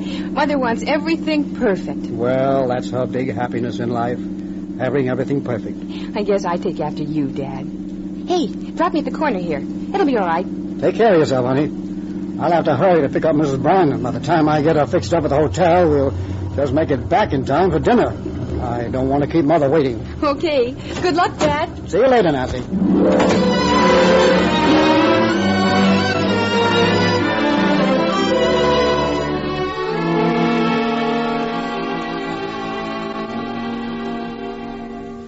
Oh, that was a wonderful dinner, Mrs. Turner. No, Emily's quite a cook. Well, as I told Harry, I just wish he'd let me know a little earlier about your coming. Then I'd have had time to fix something really nice. Oh, but that angel food cake was the best I've ever tasted. Everything was wonderful. Thank you. By the way, I was just thinking maybe you ladies would like to go to a movie. There's a good one at the Reveille. Why, Oh, Harry, not tonight. Well, Mrs. Brandon might like to. Oh, that's very nice of you, Mr. Turner, but I'd better be getting back to the hotel. I still have to unpack, you know. Oh, of course. Well, look, I'll drive you down. Oh, please don't bother. I can just call a cab. I should say not. It's no trouble at all. Well... Now, you wait there. Excuse me, I'll go and back the car up. You know, Harry's always so anxious to make everyone feel at home. Yes, he's been very kind. I hope you're going to like it here in Brightonville, Mrs. Brandon. Oh, I know I am. You see, I came from a small town, and New York just never seemed like home to me. Now all I have to do is find an apartment. I guess that's quite a problem, even in Brightonville. Oh, you certainly have a lovely home here. Oh. How do you ever manage to keep it so spotless? Well, it's really a full-time... Oh, that must be Harry. I'll get you things. Oh, my... What a lovely coat, Mrs. Brandon. It's a little thing I picked up in New York. Do you like the ballerina sweep? It's something new for Brightonville. It's becoming quite the style. Well, thank you again, Mrs. Turner. It was an apartment. I want you and your husband to be my first dinner guests. Thank you. I know... Good night. Good night.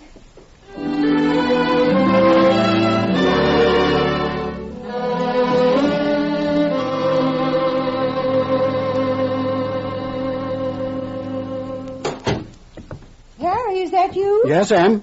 Don't forget to turn off the hall light, Harry, dear. All right.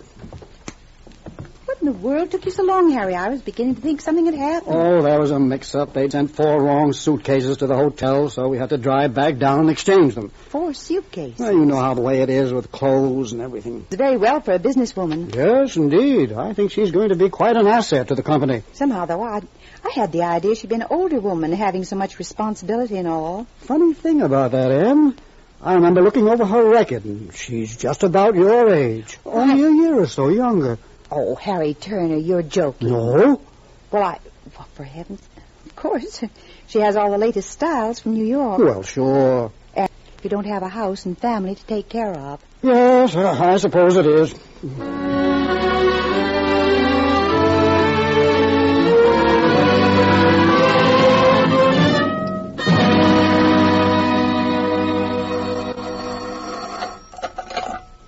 Hello? Mrs. Turner? Yes? This is Margaret Brandon. Oh, yes. How are you, Mrs. Brandon? Fine, thank you. I found an apartment, just last week. I'm glad to hear that. Well, I'm still in the process of moving in, but if you're willing to overlook that, I thought perhaps you and your husband would have dinner with me tomorrow evening. Why, I guess so. I spoke to Mr. Turner about it, but I thought I'd better call you to make sure. Well, I think that would be very nice. Good. I'll expect you then tomorrow about 7:30.